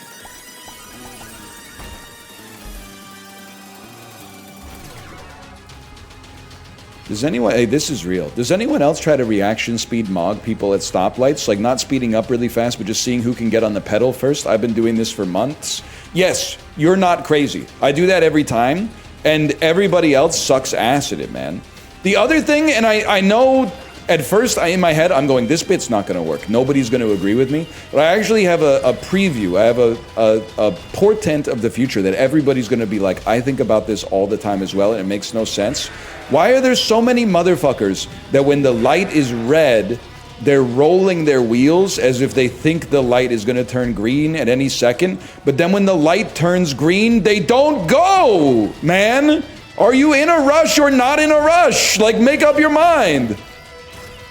You're like, it's red, and you can see that the pedestrian light is still like a person walking.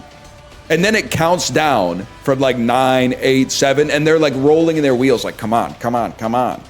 And then when it turns green, they just stop moving. And you're like, what is wrong with you?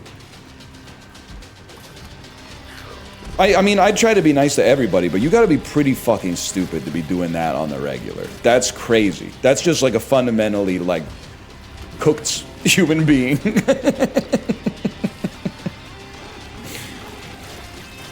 You're just not good. I'm sorry. It's like, stochastically to not be good at making decisions is like a huge debuff as a human being. Making good decisions is like one of the best things that you can do. And the other one that comes up all the time, and every time I say it, people go, this is so true. So it makes me feel bad bringing it up because it's almost pandering. But like when you're driving straight and you have the right of way, and then a car is trying to like, it's at one of the intersections perpendicular. So you're driving straight like this, and then they just keep moving their wheels like this, like they're impatient.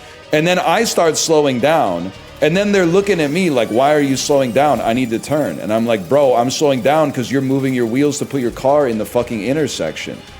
If you want me to go fast, then stop moving your wheels, making it look like you're gonna fucking kill me for just driving straight on the road.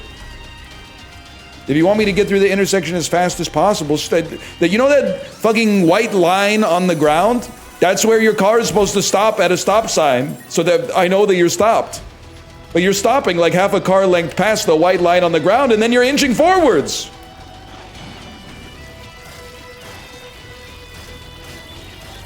You're the asshole there, get moving. I also just bet mine and my family's life that they won't hit me. Instead of slowing down so I could hit the brakes if they decide that they're actually gonna go, I guess I'll just go all in with mine and my family's health every single time it happens. It's psychotic, man. Well, yeah, of course you gotta gamble sometimes. You gamble by getting in the car, but that's a little too far for a beast like me.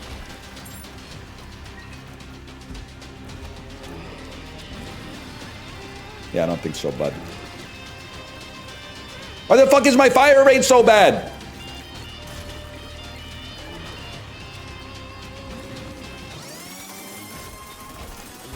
Huge. Huge, huge, huge. I hate when people don't know the proper way to do a four-way, so they just wave you through. That's facts too. Kate will tell I got pithy comments for everyone these days. Came to a roundabout this weekend. Dude was already in the roundabout. So let's say I'm at the 6 o'clock position in the roundabout. Buddy entered at the 12 o'clock position, drove to the 9 o'clock position, drove to the 7 o'clock position, slammed on the brakes, and then went like this. So I said, oh, the emperor of traffic decided to change the rules today. Kate exhaled some air from her nose loudly. Like, dude, you were in the intersection. What are you doing? What happens if more than one person stops at the same time?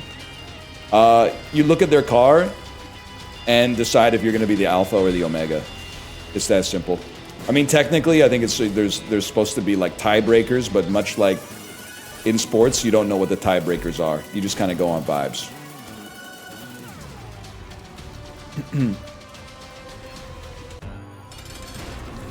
Huge. If you tie, it's the rightmost person. I don't worry about all that. Because what I do is I just assume that everybody else is looking at their phone while they're driving. So I do the physics, and if I see that we're going to get there at the same time, I slow down so that they obviously get there first. And then I wait 3 to 5 seconds for them to actually go from the stop sign because they were looking at their phone when they got to the stop sign. And then I decide, it looks like they're not gonna go, so I start to move a little bit, and then they start to move, and then we both hit the brakes. And then I start to move again, and then they honk their horn. That's pretty much, it goes a little bit like that most of the time. Okay, so that's Isaac. Hello, Chiblee, by the way. Chiblee, it's the daylight savings window!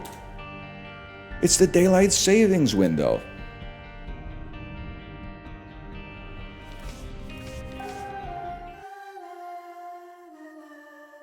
That's huge. This is very bullish for Chib and NL stocks. Little pissed off at you though, Chiblee. Chiblee, I'm kind of pissed at you. You know why?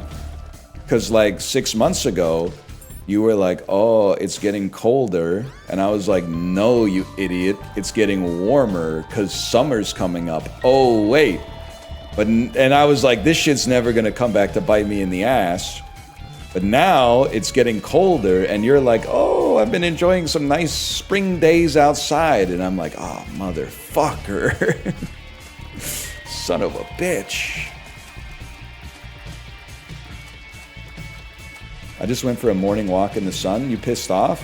Nah, I was listening to classic rock on the Peloton, but I'm going to be pretty pissed off when I pick my daughter up from school and it's pitch black. I'm definitely going to be pissed off about that. You got me there.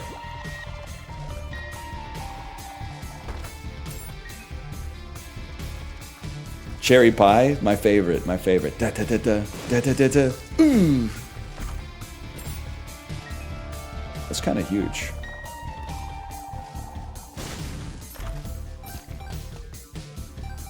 Give me a second here. They really saved the daylight with this one. Yep. Said no one ever. Remember when people used to say that? Hey, any millennials in chat? Remember when we used to say legit instead of sus? I mean, they're kind of inverted, but remember? We used to say legit instead of unsus, man. I still do? That's legit. That's epic. You're breathtaking! Why'd we stop? I don't know. Because at some point, you know, after you graduate from college, you have to stop using slang. You have to start saying legitimate. That's legitimate. Whoa! 8 Michelob Ultras on a Friday? That's legitimate, bro. That's how all my generational cohorts are talking right now. They're all saying shit like, did you hear about the party after the show? Yeah, it's gonna be wild. All right, take it easy. They're all saying shit like that now. They're all saying shit, even the ladies too. They're going, did you hear about the party after the show? Yeah, I kind of want to go, but my friends don't want to go. Can I get a ride? They're always saying shit like that, man. It's what happened to us? Not the Weezer. They're always trying to like pull this thread as they walk away or whatever.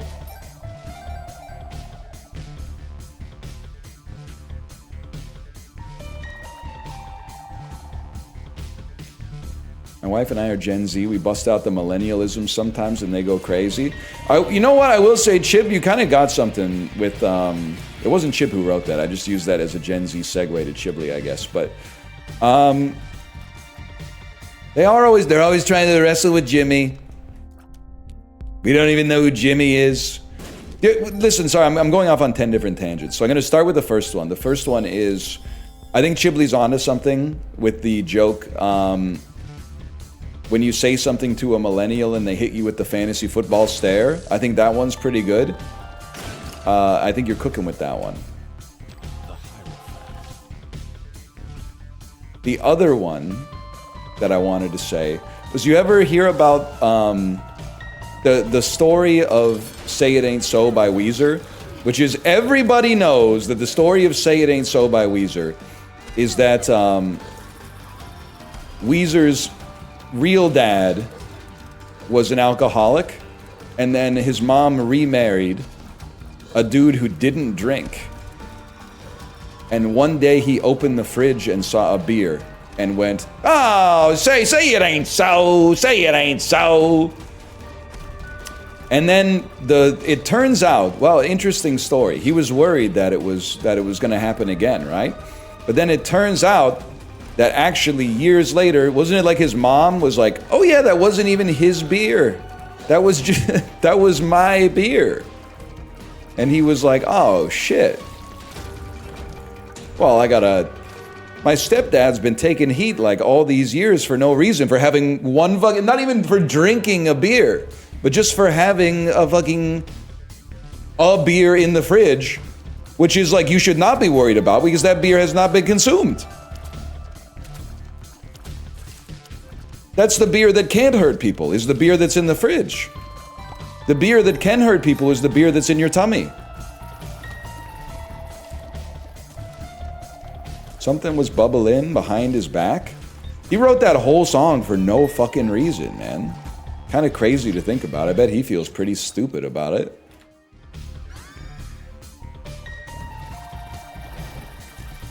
He owes his stepdad an apology, I guess is what I'm trying to say. Who was Jimmy and why were they wrestling? I'm waiting for the Netflix show for that one. I'm waiting for the Netflix documentary. Just who was this Jimmy? I've been asking. They need to release a new Say It Ain't So. A sequel. It Ain't So. Or shit. Oh fuck, it is. That'd be even worse. Oh, wait, okay. No, his actual dad wasn't an alcoholic. He saw a photo of his dad holding a beer, and he thought that's why his parents split, so he wrote the song. But then his mom was like, no, your dad was a monk. It was just a Halloween costume. Wait, I'm kind of losing it here. The Halloween costume was a monk holding a beer? Or your dad was like a monk, he didn't drink, but his Halloween costume included a prop beer.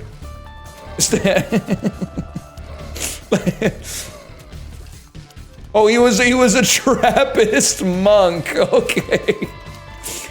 He was a Trappist monk, famous for brewing beer in their Belgian abbeys. And okay, now I kind of get it.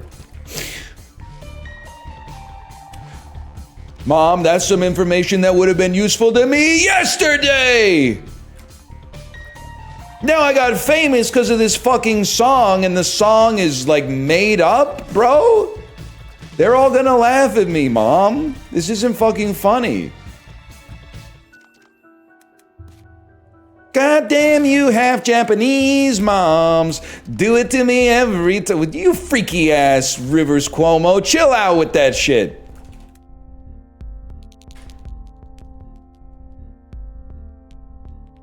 What is this shit, dude? Nobody knows, man.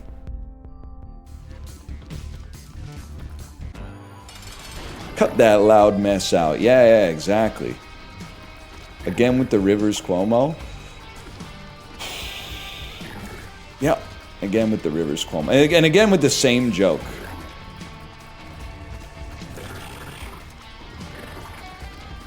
Do you yearn? I believe. I believe in God. I believe. Isaac's been good to us, man. Can't complain about this, that's for sure. That's probably like the best item in the game, but I'm not really that interested. Real heads know that actually the odds of one of these poops having a penny drops to 1%, so this is actually like astronomical bounty for us.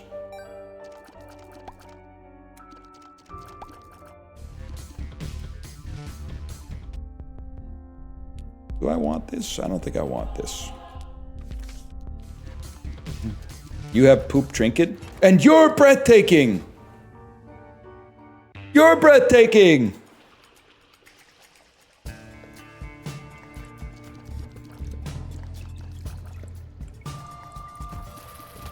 Oh, hang on. Hey, Anel, decided to go through your letterbox as I farmed fans for 15 hours. Sunshine was good, but I don't believe Pinbacker could come back like that. Well, listen, this is like, we're having like the oldest conversation. This is like the diet of worms for Danny Boyle. Sunshine, great movie. Third act fucks it up for sure. Movie's better if you just ignore the fact that Pinbacker's in it, but like, you can't really take him out and still make it make any sense. But still, like, it's still a good movie. But you gotta know going into the letterbox stuff that like, I'm not one of those guys who's like the third act ruined it for me. Sometimes I'll be that guy that was like, I was really digging this until the ending, 3 stars. But I've never been one of those guys that's like, I thought this was gonna be one of the best movies ever, but the ending didn't make sense to me, so now I hate it. I'm not that fella. You got the wrong guy there. Can this even be done? Yes, easily, turns out. Turns out it's very easy.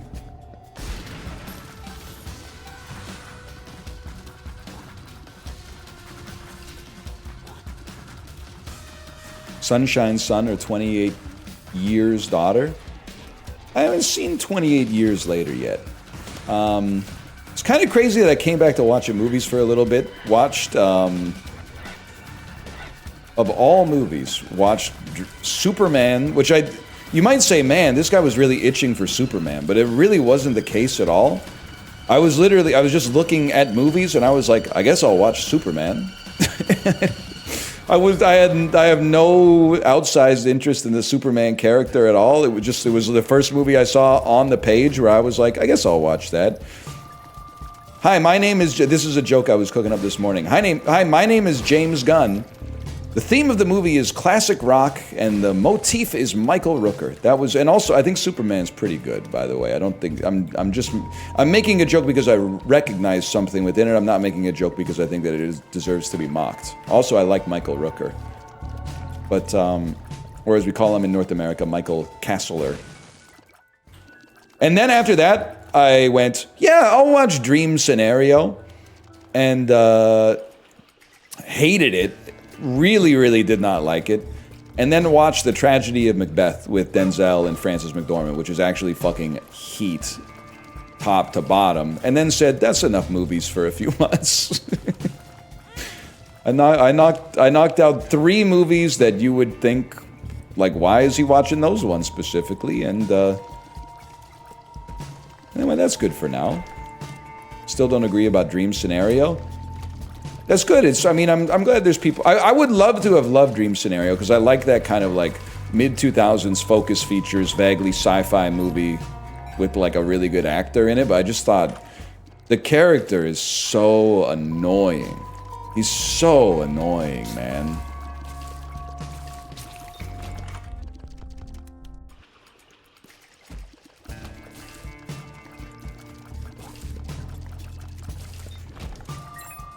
He's a professor? Yeah, but I'm watching the movie. You know, I get your point that maybe it's true to life, but I don't really care if it's true to life. It's like, it's also a movie.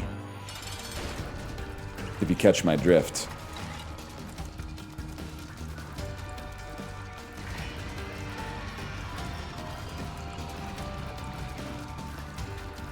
My life's like a movie? Sounds like a Jackbox prompt.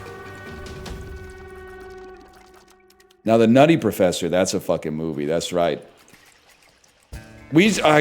God. Next movie I watch, I should really watch The Clumps again.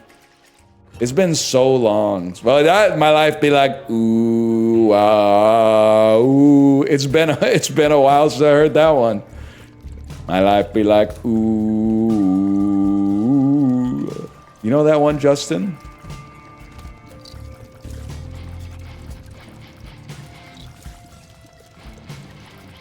That's a classic. I think so.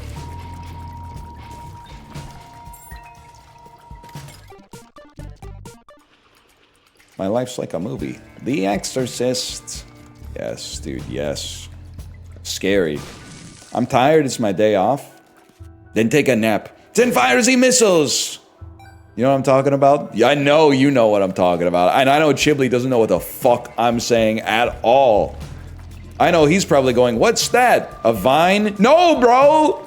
That shit was on E-Bombs World or something. You had to download DivX for that shit. You had to download DivX for that, bro. You had to have Real Player for that. Anyone up tweaking their graphs in the equalizer and Winamp without knowing what the fuck it's doing? Cranking up the bass to 100 and taking the treble down to 0 on American Psycho by Treble Charger? No, you know how far you'd go to be the next freak show. It sounds like pure fucking garbage. Yes. Ah!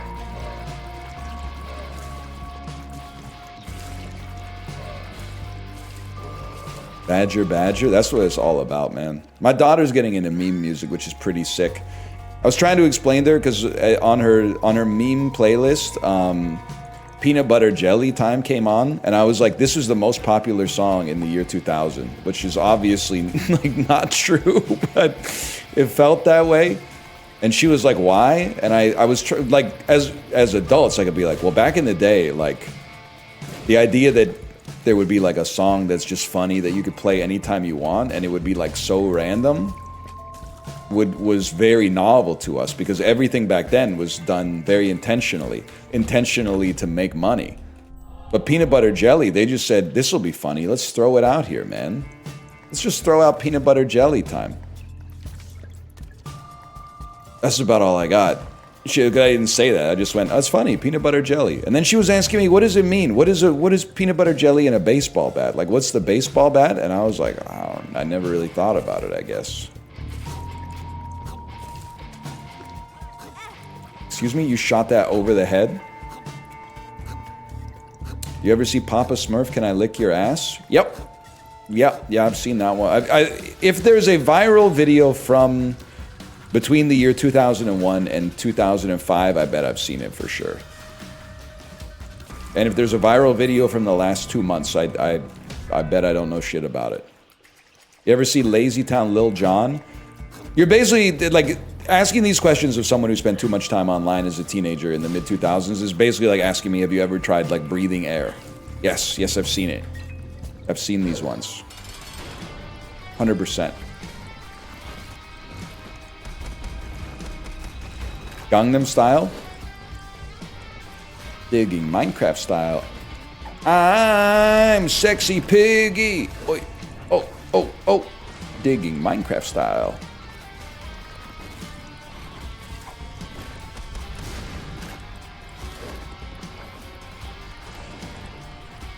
Anyone know what the fuck I'm talking about?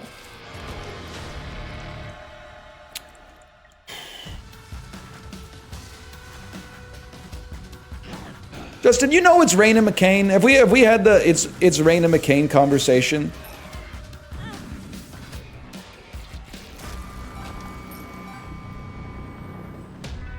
Unfortunately. Oh, that's huge. It's crazy that it's Raina McCain was actually an intentionally bad viral video from H. John Benjamin. Remember, like, laughing at It's Raining McCain and putting it on at, like, parties and shit when we got fucking hammered in 2008? Because which was the culture, and it fucking killed back then. And then reading an interview with H. John Benjamin, I don't know if it was in, like, The Onion or something, where he was like, oh yeah, we made It's Raining McCain. I was like, what the fuck? You might be the GOAT, man.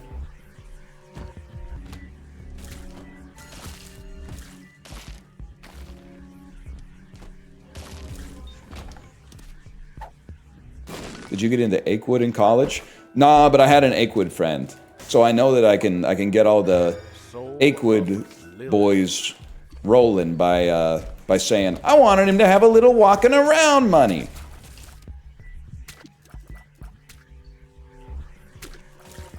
But sadly, I do know all the words to Living at the Corner of Dude and Catastrophe by MC Frontalot.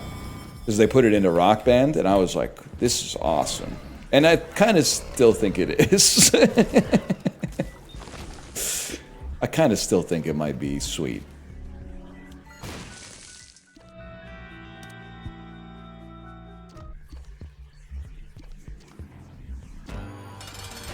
There was a lot of garbage back then. Hey man, chill, okay? Stephen Colbert might be here, and he hears you talking shit about I'm right behind you now, Charlene.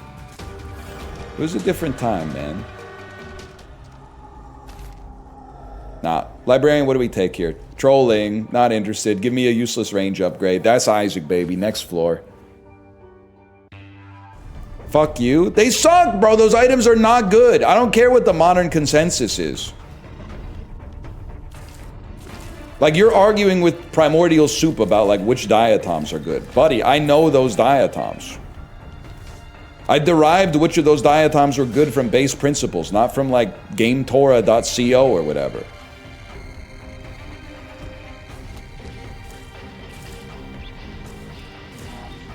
You wouldn't get it.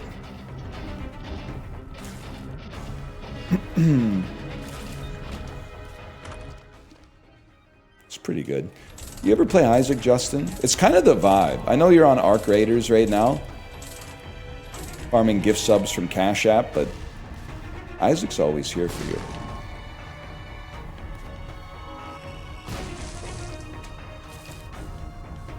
It won't work with my DualSense. I think you're looking for res, man.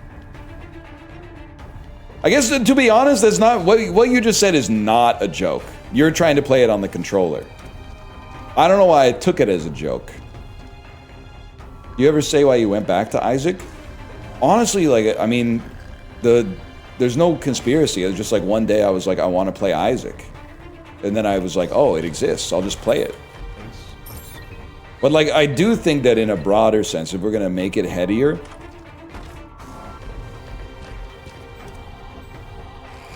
I mean, I've talked about it a lot. I think that there's been a schism in the roguelike community. And the schism in the roguelike community is that everybody thinks that, like, all modern roguelikes are, like, choose three.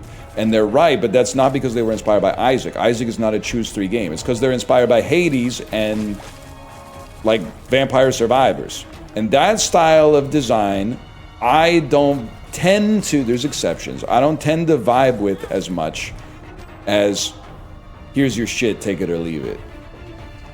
I much prefer like this style, to be honest with you. Slay the Spires also choose 3? Yeah, I know, but it's the greatest game ever made, so I guess a pass.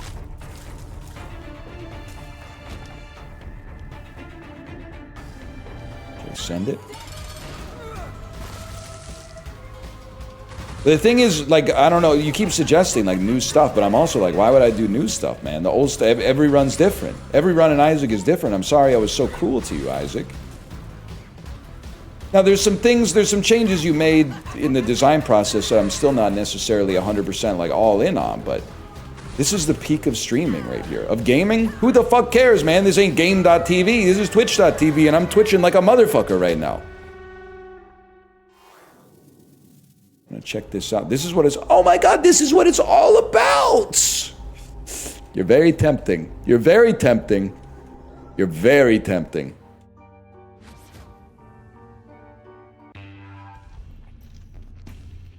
Fuck you. They hate me, man. They hate me.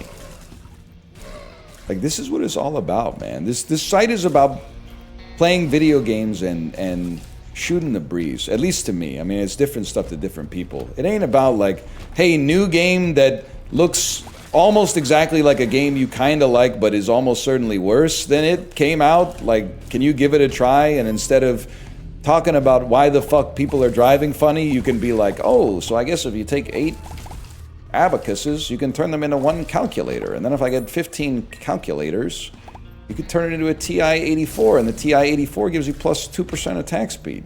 That's pretty cool. New games will come along, don't get me wrong, but for now, well, you know. I mean, it's the only book I read is the Bible, man. When you reach gold, stop drilling. Actually, I guess that's the opposite of how mining works. I guess when you hit gold, you start digging more, but that's huge.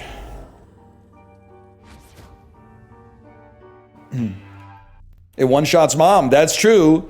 But here's the thing, if you use it on mom's heart, it kills you instantly. Why? Fuck you! You thought? That's sick, man. I really like that. Wrong. Well, there's a boss if you use it on, you die instantly. I don't remember who it was. But you know, there's one. It's Satan. That's if you use the Bible on Satan. That's right. You know what would be a sick remix of that mining image? You're so right. What about, take the classic mining image that convinces you to become a gambling addict, but instead have the guy turn back after he hits the fucking diamonds. Because now there's no point to digging anymore. He's like, fuck, man, now I don't have a good excuse to dig. I found the fucking diamonds. Until you find that Rolex in the sand, you'll be happy, man. You know what I'm talking about? Beachcomber type shit. Call your office on the phone. Say you won't be coming home. You fell into fucking vacation zone or something like that. That lyric never really stuck with me, to be honest, but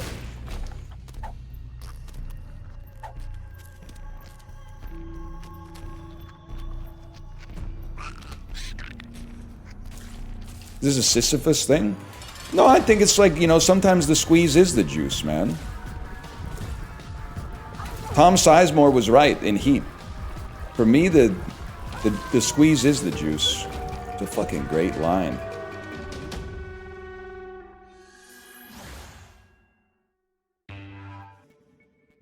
You mean the juice is the squeeze? Well, he says some shit like that. He says some shit. Maybe I'm paraphrasing. What does that mean? It means, well, in the movie, it means that the money isn't the reward for him robbing the bank. The thrill of robbing the bank is the reward.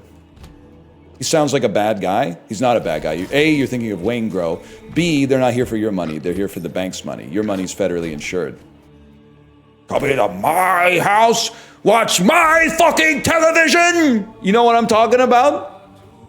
You come into my house, You fuck my wife? Watch my fucking television? Oh, fuck! What a fucking what a picture.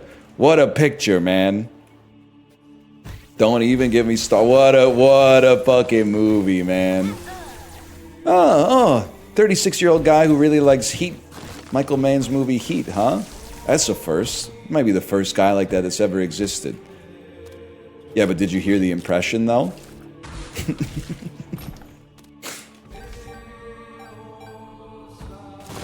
You ever seen Jaws? That's a good one, and weirdly enough, no disrespect, Jay, if you're still here, Jaws doesn't get enough respect. I saw Jaws for the first time this year, and I was like, this shit is fucking gas, man. Has anyone heard of this movie? Has anyone heard of this shit? Fucking shark is going around eating people, bro. It's fucking crazy. That shark... Fuck. I was a Scent of a Woman guy? That's crazy, because that movie sucks ass. No disrespect. You didn't make it, I'm assuming, unless... if you did, then I apologize to you. But also, I mean, that was like 40 years ago and you won a bunch of Oscars. But like, that movie sucks fucking ass, dude.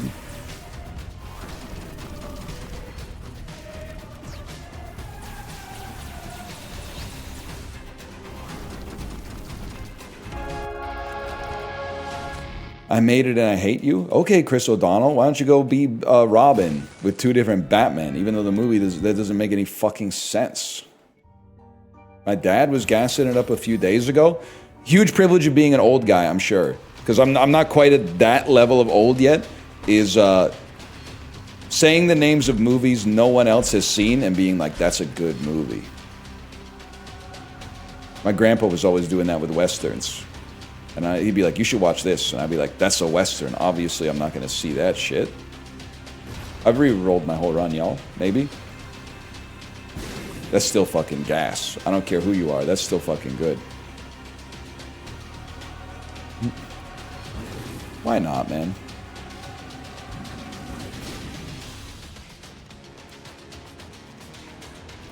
All right.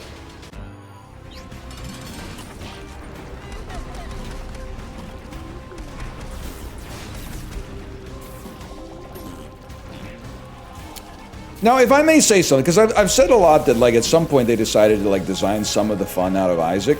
That's not totally fair, because if I'm being fair, a lot of other roguelikes will also give you, like, a synergy that's really cool, and then in small print they'll put, like, up to a maximum of 5 stacks, or some shit like that. Isaac does not do that. They're not cowards. They go, guess what? You fucking broke it. Good game. Other games go, well, the balance of the game will be all fucked up if you could stack up 30 stacks of this and... Nah, no shot, bro. They do not give a fuck. We go again. Heat, that's a great movie. That's a great-ass movie.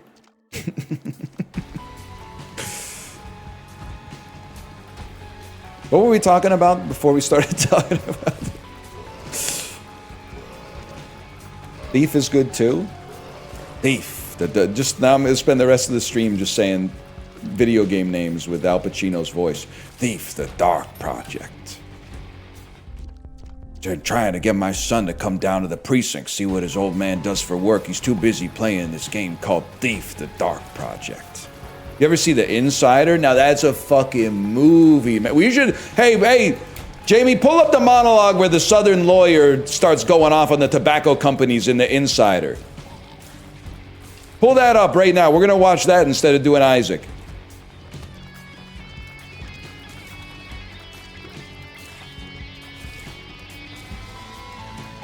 Funny Games by Michael Mann's Crazy? Bro, that's Michael Haneke. I don't even know if that's how you pronounce his name. I'm going to say probably not.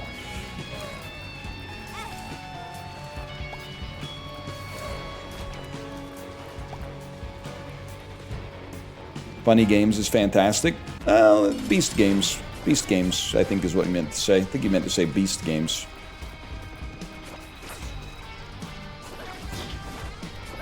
Beast Games! Did you guys get that shit in the US? Did you guys get Beast Wars? Or as they call it in the UK because it's fucking funny, Beasties? They said, hey, we got a robot that turns into a truck. We couldn't possibly make anything cooler than that. Wrong. We got a robot that turns into a fucking silverback gorilla. Wait, but what are we gonna do for the fucking Decepticons? Oh, Megatron turns into a fucking T-Rex, bitch. That shit was fucking gas before school.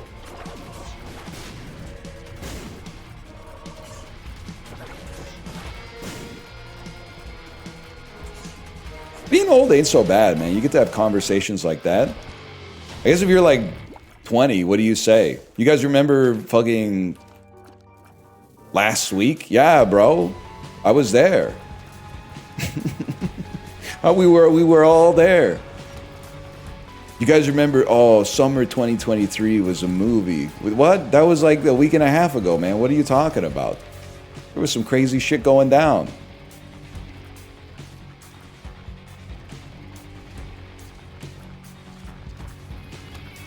Mocked.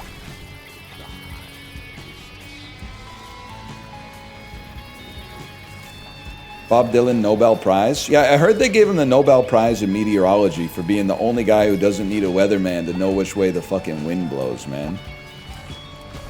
And doing surgery on a grape.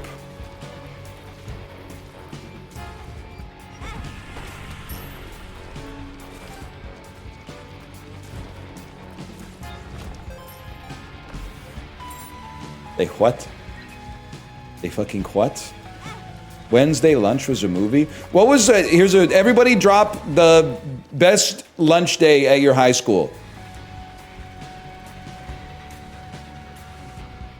I need Malf's help.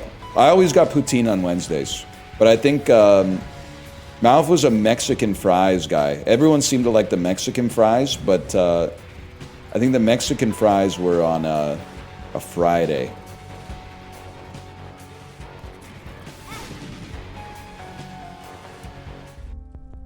Red stew. That's a classic. Taco salad bowl? I went to a high school with a really bad cafeteria too, just to be clear. So it pisses me off sometimes because I'll be talking to someone and they'll be like, yeah, our high school cafeteria had a Chipotle in it or some shit like that. And I'm like, what the fuck? I didn't know that could even happen. Got my dick sucked with some Mexican fries. I'm rocking that in the car all the time, Justin. Then I have to quickly hit next whenever a family member gets in the car. And any family member from my daughter up to my own parents. And I love it every time, man. This is not a joke. This is not a bit. Got a Mexican Coke hanging off of my dick. It's hard to remain calm and placid when your dick's getting pickled in phosphoric acid. I know you can't say it, by the way, but I'm gonna say it. Now that I'm off the Coke Zero, one RFK Cola a week might actually really hit the spot. We don't have the real cane sugar sodas back yet, but he might be cooking on that one and only that one specifically if they bring back the the full sugar sodas. One RFK Cola a week or a month would go crazy. Please say he meant RC Cola. No, man, I'm talking about the superior version with real cane sugar.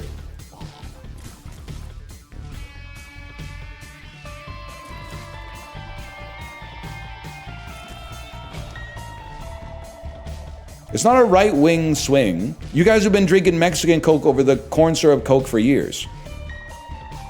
How is it different? It's got real cane sugar. Not me? I don't know, man. I think it might be the vibe.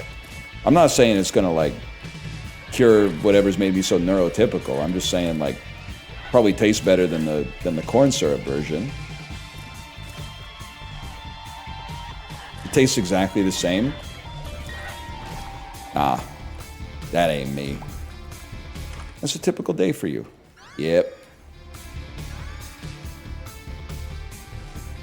You turn into a jet and die. Hell yeah.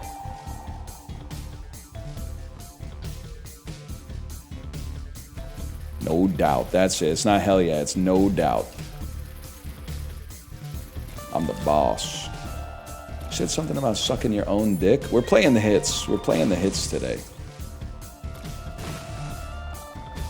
Here's a thought. Comedy music radio station. Not one of those fuck-ass radio stations that plays out-of-context stand-up bits for boomer dads, but like what about like it just goes like the saga begins into the Lonely Island, into I guess probably like some other Weird Al song after that, into like another Lonely Island song after that, into another Weird Al song I suppose after that.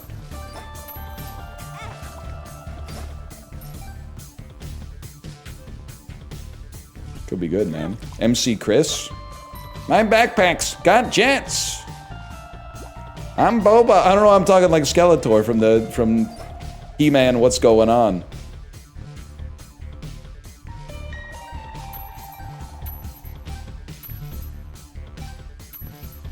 That's what I needed right there. The cars.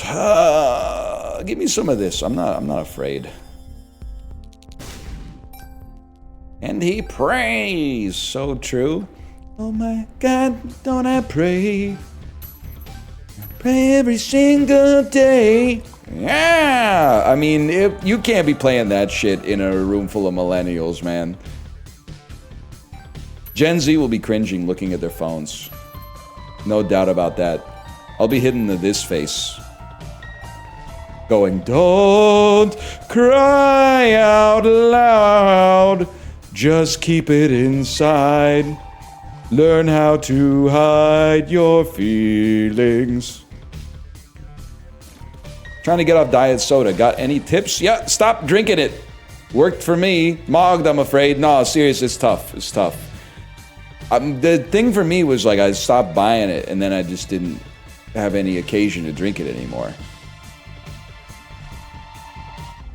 That's facts. Get it twisted. You could do anything.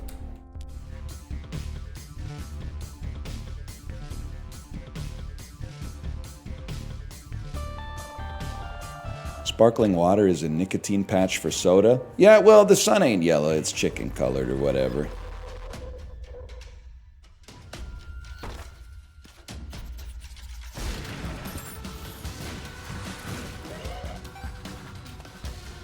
I will say I did get recognized this weekend.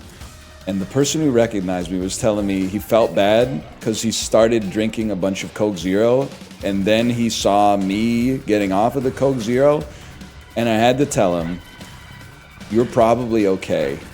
I told him I'm not a scientist. I'm just one guy. I'm one guy who read the abstract of a scientific paper and made a decision. I don't necessarily want to start a movement of like, we're not going to be drinking diet sodas anymore.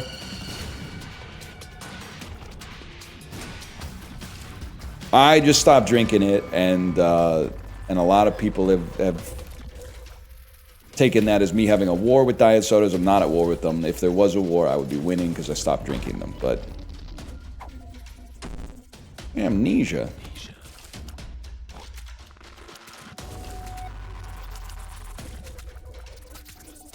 What was the paper? I don't know. It was in like the Portuguese Journal of Medicine or something.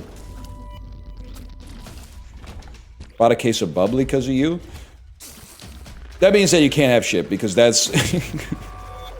I'm sorry, I'm afraid to say you can't have bubbly because bubbly is, I believe that's owned by the Coca-Cola Corporation or the Pepsi Corporation, which are headquartered in the United States of America. So that violates the tenets of the trade war.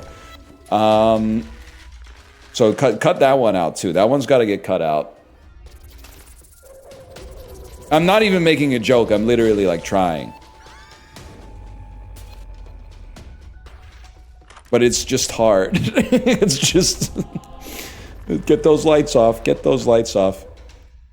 Whoa, Justin, are you here? What about Woke Bar Rescue? Woke John Taffer comes into your bar and is like, you can't be selling that. That's on the boycott list. They recently broke the strike at their warehouse in Savannah, Georgia. Get that out of here. Shut it down. You could have offended somebody. That could be good. And no, it's not like a different person. It's just Woke John Taffer.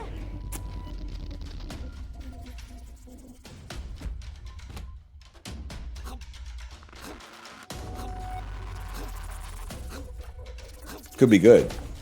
Could be good. Could be a good SNL sketch.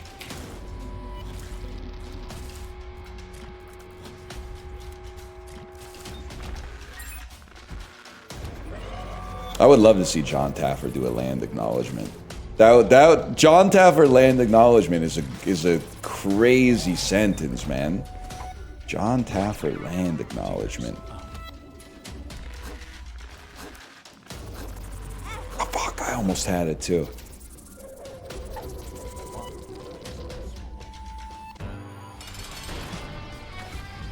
Save it for a future stream title.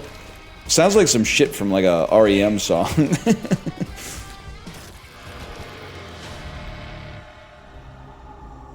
SNL was never good. Wrong. It was good when I was 13 years old. It was good when I was 13, and has been bad every other time in history.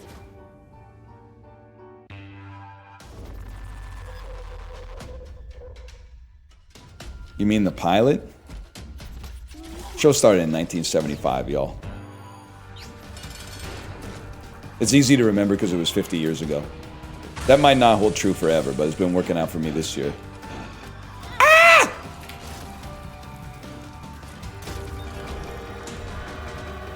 God damn, you're on one? Bro, it's very easy to remember when SNL started because in 2000 they were doing all the fucking 25 years. We can't believe the show's gone 25 years. 25 years of SNL. Musical guest. Probably like the Cars, the Carpenters. Some shit like that if I had to guess.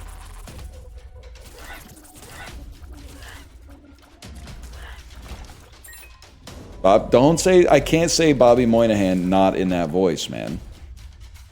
Even if I ever saw him, I would probably say nothing. Just because, like, I don't have anything to say to Bobby Moynihan. I got nothing against him. I mostly got stuff for him. But, like, I think I would be like, holy shit, are you Bobby Moynihan? Daryl Hammond! They'd probably get sick of that if I'd have to guess. What's the longest that anyone on SNL has ever been a featured player without making it to the main cast? I bet that's gotta grind your fucking gears, man. You're like, what the hell? I've been a featured player on SNL. This is like my 9th year of being a featured player, man.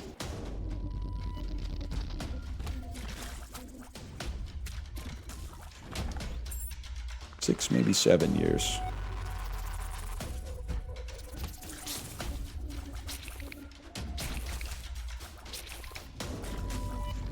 Steely Dan really is as close as you can get to the Saturday Night Live theme song without actually listening to the Saturday Night Live theme song, huh? That's pretty close. What are you doing, bro? Listening to music? What kind of music? Saturday Night Live music?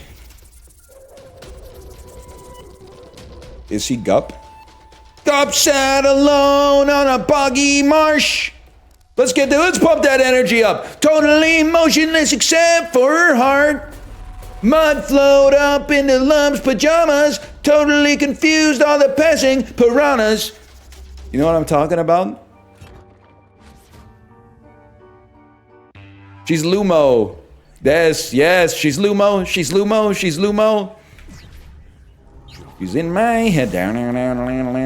Why did I even use that there, man?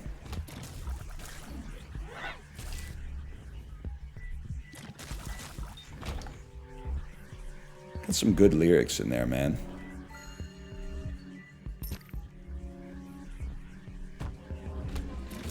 I used to think the lyric was vagina, not pajama. Totally confused all the passing vaginas. No, that's the next verse. Lump slipped on a kiss and tumbled into love. She spent her 20s between the sheets. Horny ass presidents of the United States of America. Cursed ass, cursed sentence. I don't want my president to get horny.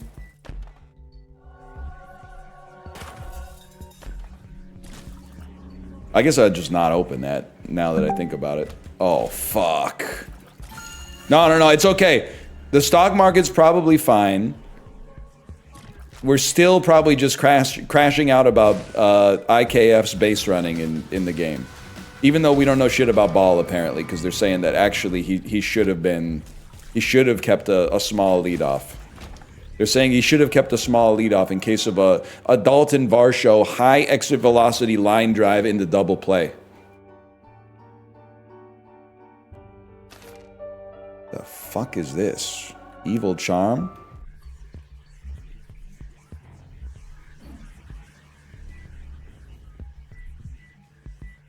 Am I missing something, or did the market actually crash? What makes you think the market crashed? Was it a ping on my Google chat?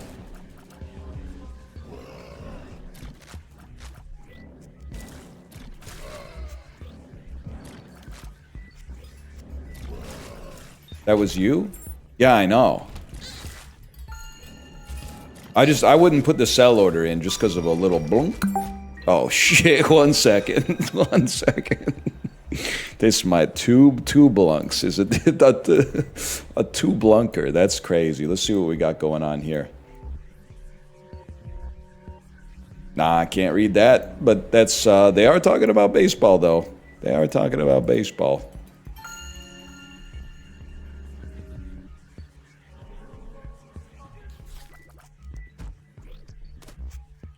The baseball of crime. Yes, if you're listening to this, rush the bus driver. Rush.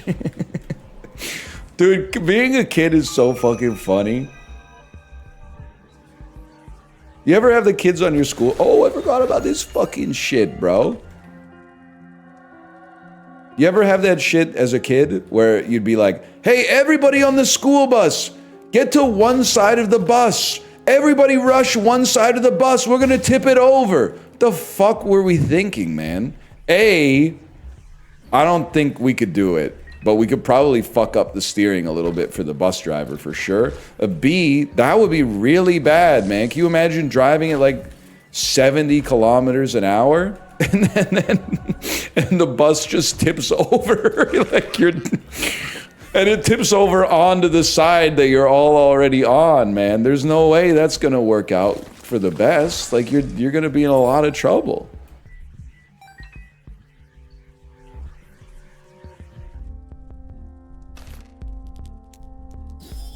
Is that like 10 miles an hour?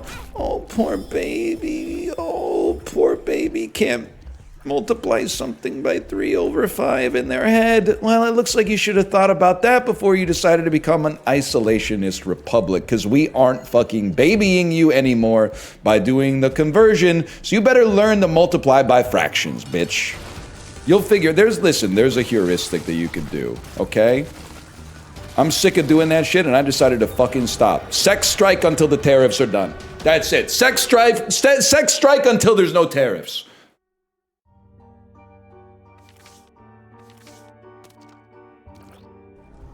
Whoa, whoa, whoa. Melania, help us! Help us, Melania! Help us! You could save us, Melania! Please!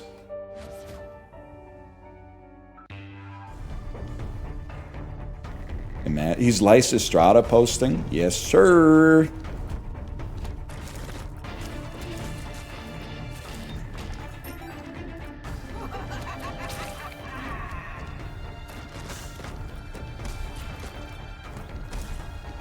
That's all I got. Am I flying? Nah, that ain't me. It's probably Satanic Bible just wins you the run, but that's no fun.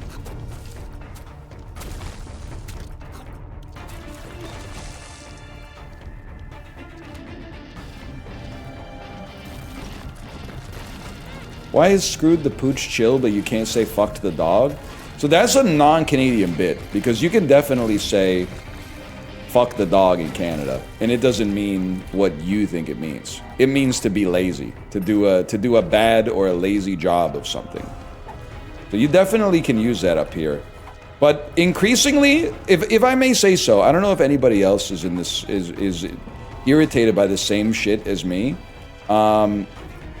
People are bad faith listeners anymore. We used to have bad faith talkers, but now we've got bad faith listeners that no matter what, they always assume the worst. even if what you're saying is not even ambiguous and they're just wrong about it. And then when you go, hey, why would you assume that? They'll say something insane like, can you blame me? And you go, yeah, because like I was, do you really think out of nowhere I was like talking about fucking an actual dog? Like, what the fuck is wrong with you? Of course I blame you. That's fucking crazy. Yeah, but have you seen the way of the world these days? The fuck are you looking at, man? I have no idea what you could possibly be talking about. That's crazy. Yeah, we're living in an uncharitable, low-trust society these days, man. People be saying some shit like, I don't want to leave my Halloween candy out. What if someone steals it? Buddy, it's Halloween. It's there to be stolen. Oh, one bad person fucking took $6 of Halloween candy from me. Okay, fucking wake up, bitch. It's November 1st. Like, who fucking cares? You're not the candy police. Just enjoy your night. It's not that big of... I mean, I would be irritated if someone stole all my candy too, but it ain't that big of a deal. You bought $10 of Halloween candy, someone took $8.50 of it, okay, you're down $8.50, but you were gonna lose it anyway. It ain't that big of a deal. I'm not gonna change my behavior, fuck over all of society just because one person might do something bad.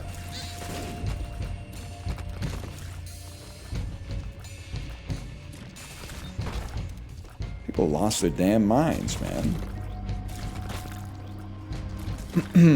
Actually, by the way, I don't know if you guys are real candy handouters, and I don't know if like this is a very Canadian sort of bit, so I apologize. Maybe it is like this worldwide though.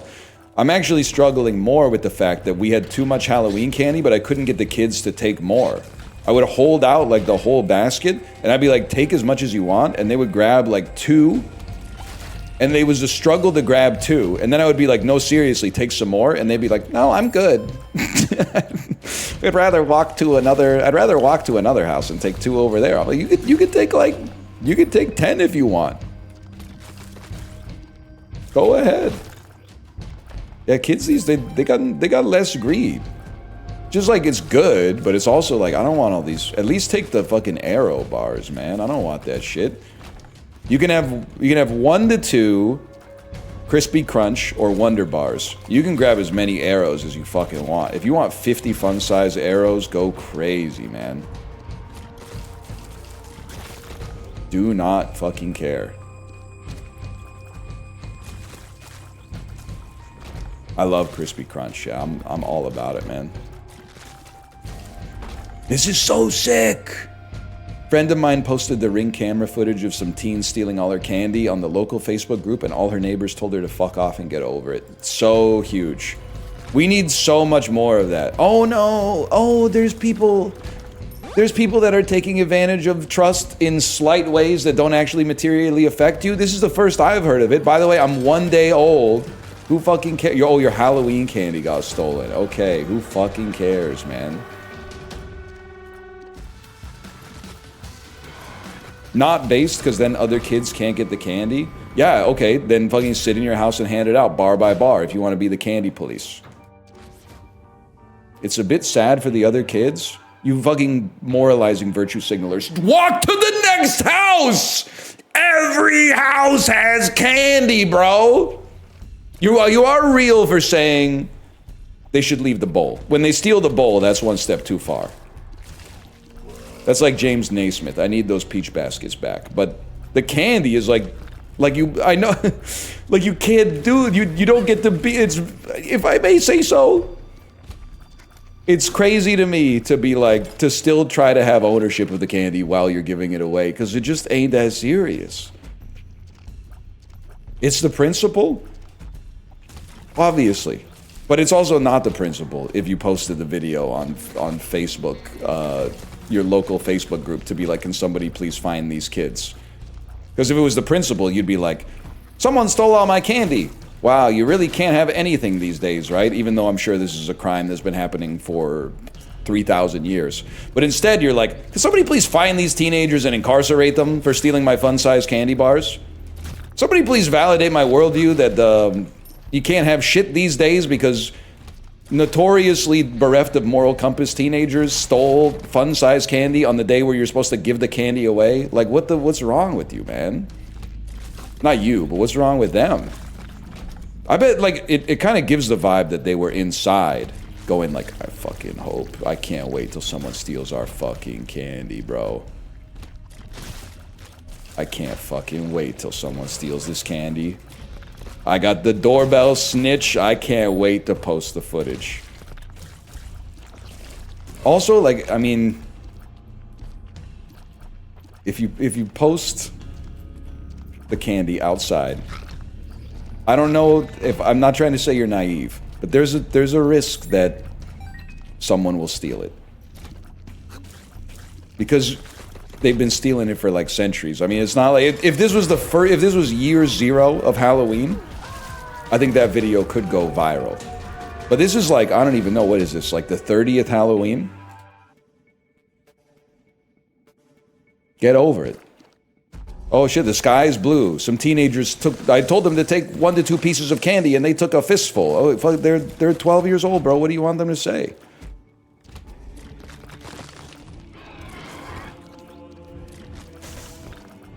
People are out there crashing into other people with their car. You want me to care that a few, like, Reese's Pieces got stolen? On the day where you give out the candy? Like, I know I keep driving it home, but, like, it'd be fucked up if someone came into your house and, like, took your groceries or some shit like that, but someone stealing your candy on Halloween is, like, it's barely a crime. That's the day where you give out candy. Like, they really just front ran the whole thing. It's not good. But it's one of those, it's like, whenever people are like, it's bad for the other kids, I'm like, what do you do? I'm sorry, you don't get to win arguments against me just by being like, I feel bad for the other people that you're like straw manning someone to feel bad for. I'm sure the other kids are like, oh, there's no candy. Hey guys, let's go to that other house. Yeah, let's go. You ever talk to like a child? Oh, this one house didn't have any candy. Oh, my Halloween is ruined.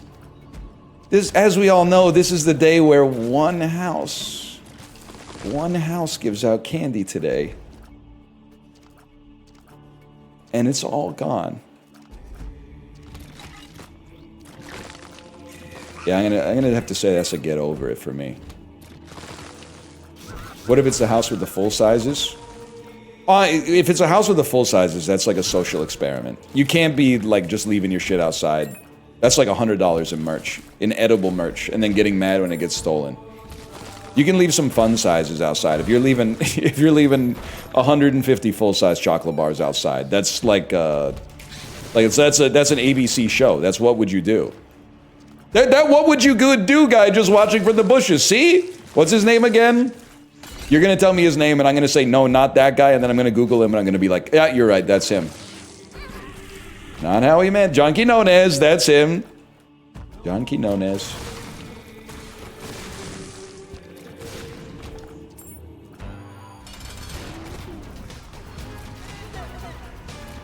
Is it poor form to hide from the teenagers and then scare them when they try to steal the whole bowl? No, but you do, like, listen. You have to get a life, though. Like, you gotta get some shit to do. That's crazy. Hide in the bushes all night, hoping someone steals your worthless candy so that you can teach them a lesson about stealing candy that they already know it's wrong. They already know it's bad. They're doing it because it's wrong, man. That's funny? Honestly, like, the idea of it is kind of funny, but I don't think you got the knees for it, if I'm being serious with you.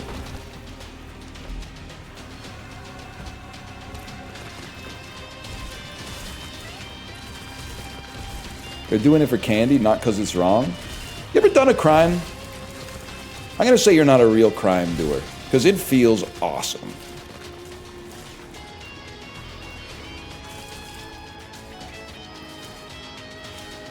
What crimes have you done? Underage drinking in public. And I'm gonna be honest. Now, the slip is not a crime. That's not even The slip is just frowned upon. That's not in the criminal code. The slip is not a crime. To go into a restaurant, get a glass of water, and then walk out the back door of the restaurant without ordering anything is not a crime. That's just funny. I'm sorry to say, that's just funny.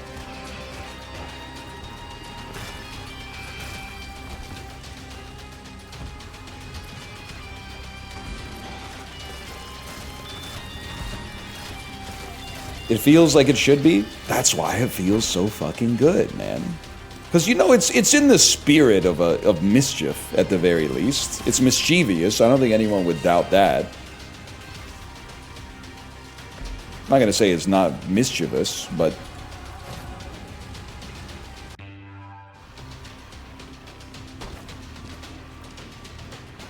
We go again, by the way.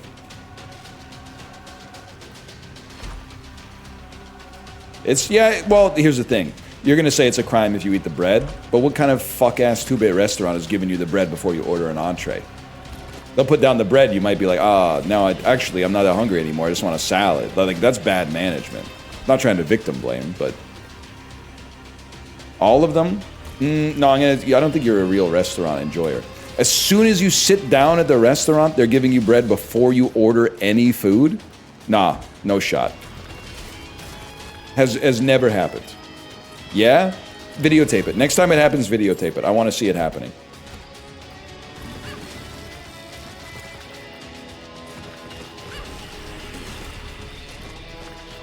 Chips and salsa at a Mexican joint? Chips and salsa I could see, because I mean, bread is right in my cultural wheelhouse. I won't pretend to know exactly what's going on with the chips and salsa. I want you to videotape the bread. I want you to go to the Olive Garden and sit down and say, we'll take our free bread now, please. And I just want to videotape, no editing, no AI, no Sora, no Grok. I want to see the reaction. Because I'm choosing to believe you, but I'm also choosing to say that I want to see it happen. And if you know that it happens every time, you shouldn't have a problem videotaping it. You shouldn't be offended by me asking for proof. They brought the bread to me yesterday before we even met the server. Crazy. Show me the video. Show me the video. That's all I can say. Over here, we do things a little bit differently. The way we do it, you sit down. They say, do you need any help with the menu? I say, no, I've been reading for years. You order an entree, and then they go, okay, we'll be right back with your bread. I gotta see this, man. I gotta see this. Because this just seems like this is now calling the whole thing into question.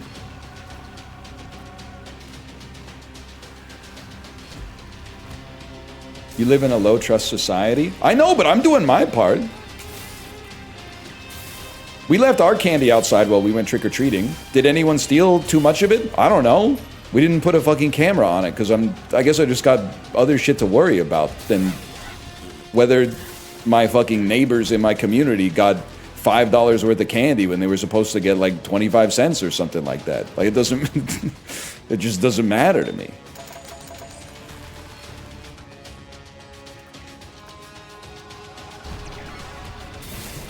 Beelzebub, huh? This is kind of a cool run.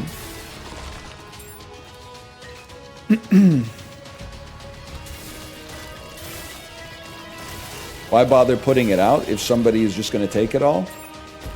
Or like, so that, I don't know what you're trying to say. What's the other one? Is like, I'll just leave it inside of my house? I don't really understand the question, I suppose. Because it's Halloween and you give out the candy?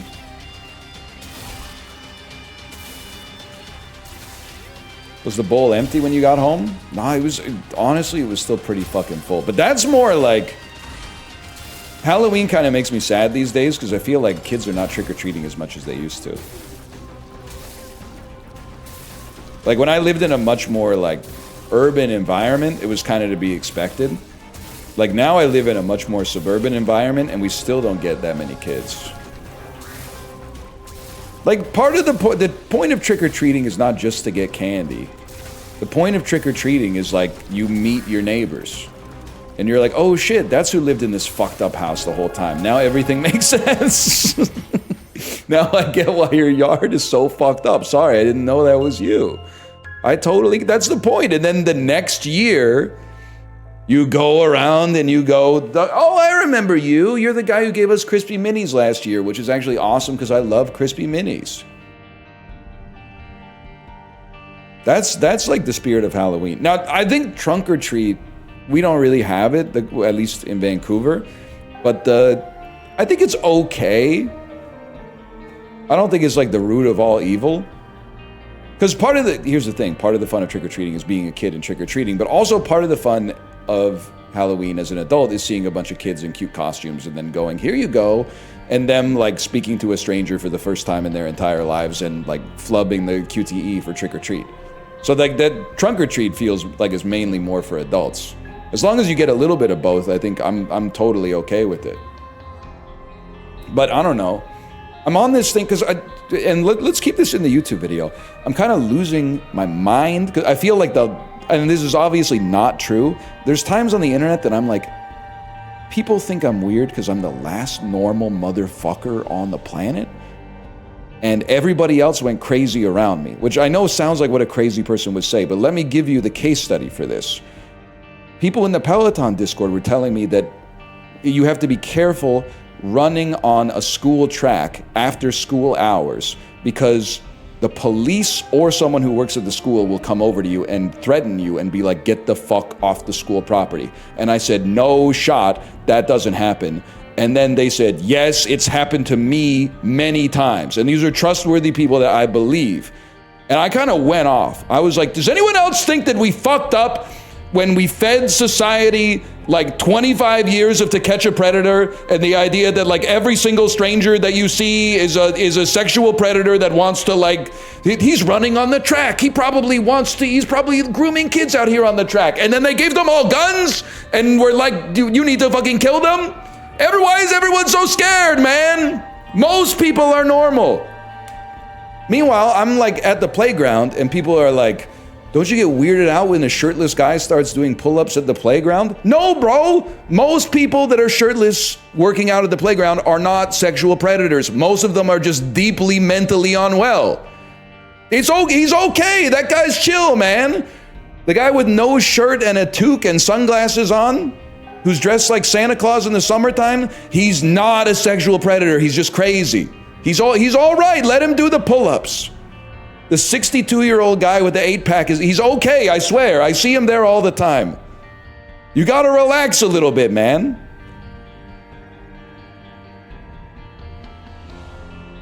I think it started for me. The theme started when everyone told Dan, don't try to get your iPad back, you're gonna get killed. And then they're like, well, can you blame us? And I'm like, yeah, bro, you need to get the fuck off the internet and talk to some real human beings. I'm not saying nobody out there is gonna kill you, okay? Like you can lose the lottery on getting murdered, for sure, for a stupid ass reason. But it's gonna be the one that you don't see coming. You're not gonna be like, oh, I really dodged a bullet by not doing a J-turn in that person's driveway. You're just gonna be out and about somewhere and then it's gonna, oh, I didn't see that one coming, shit. Like that's, statistically speaking, that would be the way it goes. You can't be that afraid about it. There's some things you should be more afraid of the diet sodas, I guess is what I'm trying to say. You see those videos of moms freaking out at people glancing at them in the parking lot? So you haven't been listening. I have not seen those videos, but I do believe that. And my grandma's always, like, before I was off Facebook, she was always posting stuff on Facebook that was like, if you ever see a piece of tape on your car, run back into the shopping mall. That's human traffickers put a piece of Scotch tape on your car door handle to mark your car. And then when you come back, they're gonna hit you over the head with a big club and sell you into sexual slavery. And I'm like, Grandma, no, I don't think that's true. I don't think that's true.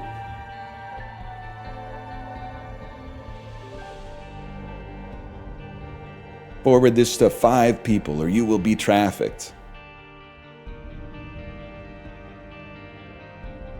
She's right, man. I'm always like, free tape.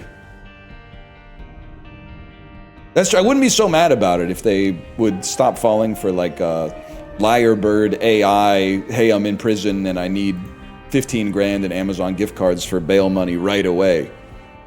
Shut the fuck up, Grandma! Grandma, they fucking need you to give them 15. Go to the Bitcoin ATM inside of the vape shop. Yeah, that sounds like my grandson.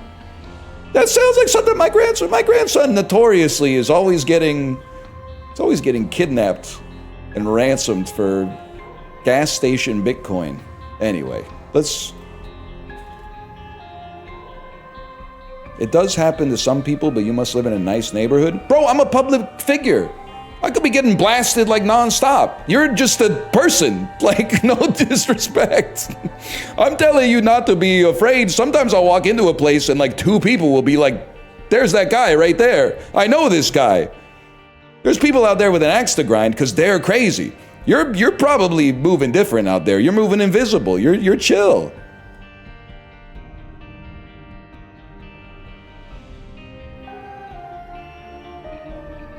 You just gotta not be super scared. And also, I think I would have a really hard time not arguing with somebody telling me to get off of the school running track. Isn't that what the school running track is for after hours, man? There's no kids. You run on the running track. No, it's for nothing. I guess.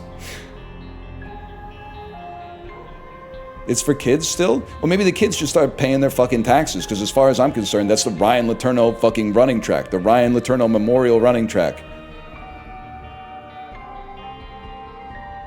Sorry, kids. As of right now, you're a net drain on society. 2 decades, the fucking pendulum might reverse, but for now, well, I mean, I'm LARPing because I don't run, but for now, you'll catch me doing laps, bro.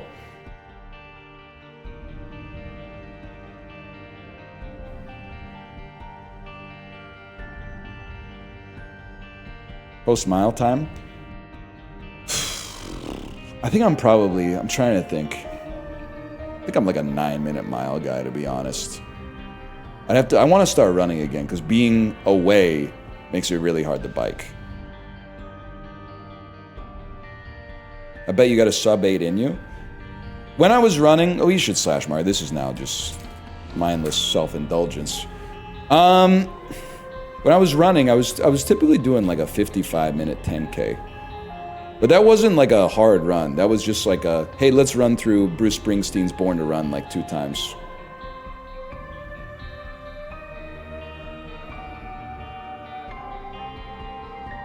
My girlfriend had a sub 8 in her last night. That's crazy, because that's like, are you talking about your penis? I'm not trying to, because sub 8 that's a big range, man. That could still be kind of a monster. I don't know if you're telling a joke. Oh, centimeters. Sorry, I forgot. The fuck are we gonna do for 10 minutes, man? The school board wanted to sue a friend of mine for running on the track until they found out he was on city council. Well, sue him for what? Like, sue him for trespassing?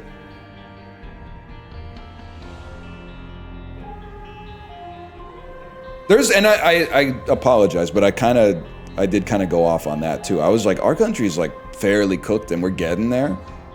But like, I always forget that, like, when you're in America, you're like, we're all alike. Then when you hear about some shit like that, you're like, no, if that shit went down in Vancouver, they would be like, the community would be like, what the fuck do you mean the dude can't run on the school track after the kids aren't there anymore? School claimed it was liability. Well, okay, liability pisses me off. I would like to think that if I fell on a school track because I'm clumsy, I would just take the L on that one and hop home. But I do want one of the streetcars at Disneyland to run over my leg, because that would be fucking huge. That would be fucking huge. Something seems wrong with liability, though. Like, I don't understand, like, if you're wearing fucked up footwear and you're walking on the sidewalk in the wintertime and you fall down, like, all of a sudden I owe you $1 million? That doesn't seem to make any sense at all, bro. You're wearing slippers outside in Ice Storm 97. Like that. I could salt the fuck out of the sidewalk. You could still fall over. You're old, man.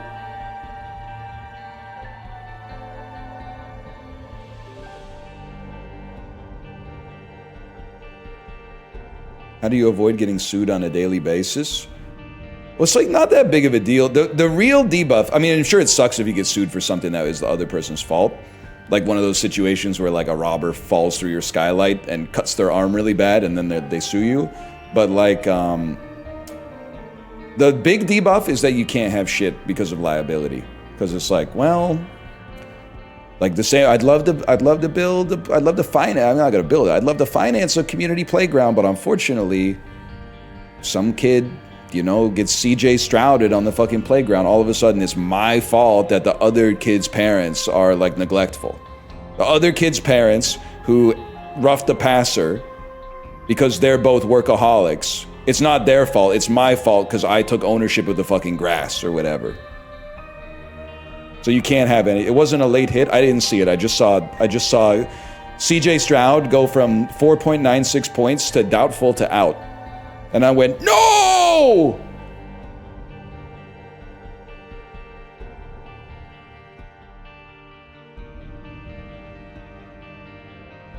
Anyway. Wait till you hear about attractive nuisance. Wait, 1 second here. 1 second. Attractive nuisance. A dangerous condition on a property that could attract children and cause them harm. So like having like examples of attractive nuisances. Swimming pools without a fence and a lockable gate. Trampolines. Abandoned vehicles. Okay, well, the pool I understand. You don't want to fuck around with a pool. Trampoline kind of pisses me off. If I got a trampoline on my property and a kid starts jumping on it and they break their leg, they broke their leg by being shitty at jumping, man. Can you not? I know this isn't how the law works, but can you get in front of the judge and be like, Your Honor, I bounced on that thing 1,000 times. Look at this, boing boing, like my legs are fine. This kid sucks ass at jumping. It's not my fault.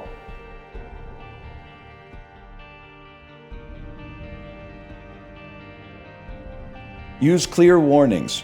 Post clear no trespassing signs, though this is often not enough on its own. What are we doing, man? Ensure you have adequate homeowner's insurance? What the fuck is my deductible if a kid breaks into my backyard and drowns in my swimming pool, man? This doesn't make any sense! You look like Jeff Winger in a bald cap. You sound like my Facebook wall in 2009. I don't card, do you?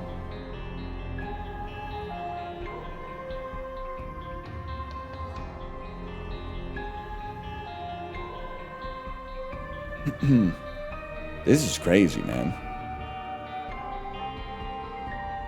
Dive deeper in AI mode.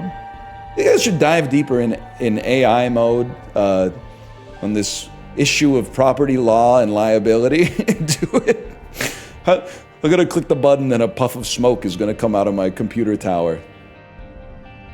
Woof. Man, this is crazy.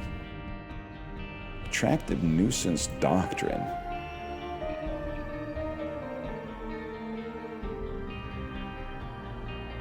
Whatever. I'm on, like, going to a legal page on Wikipedia is the same as going to like a math page. You'll be in high school and be like, I want to learn a little bit more about trigonometry, and then they start hitting you with math theory or some shit like that, and you're like, get me out of here.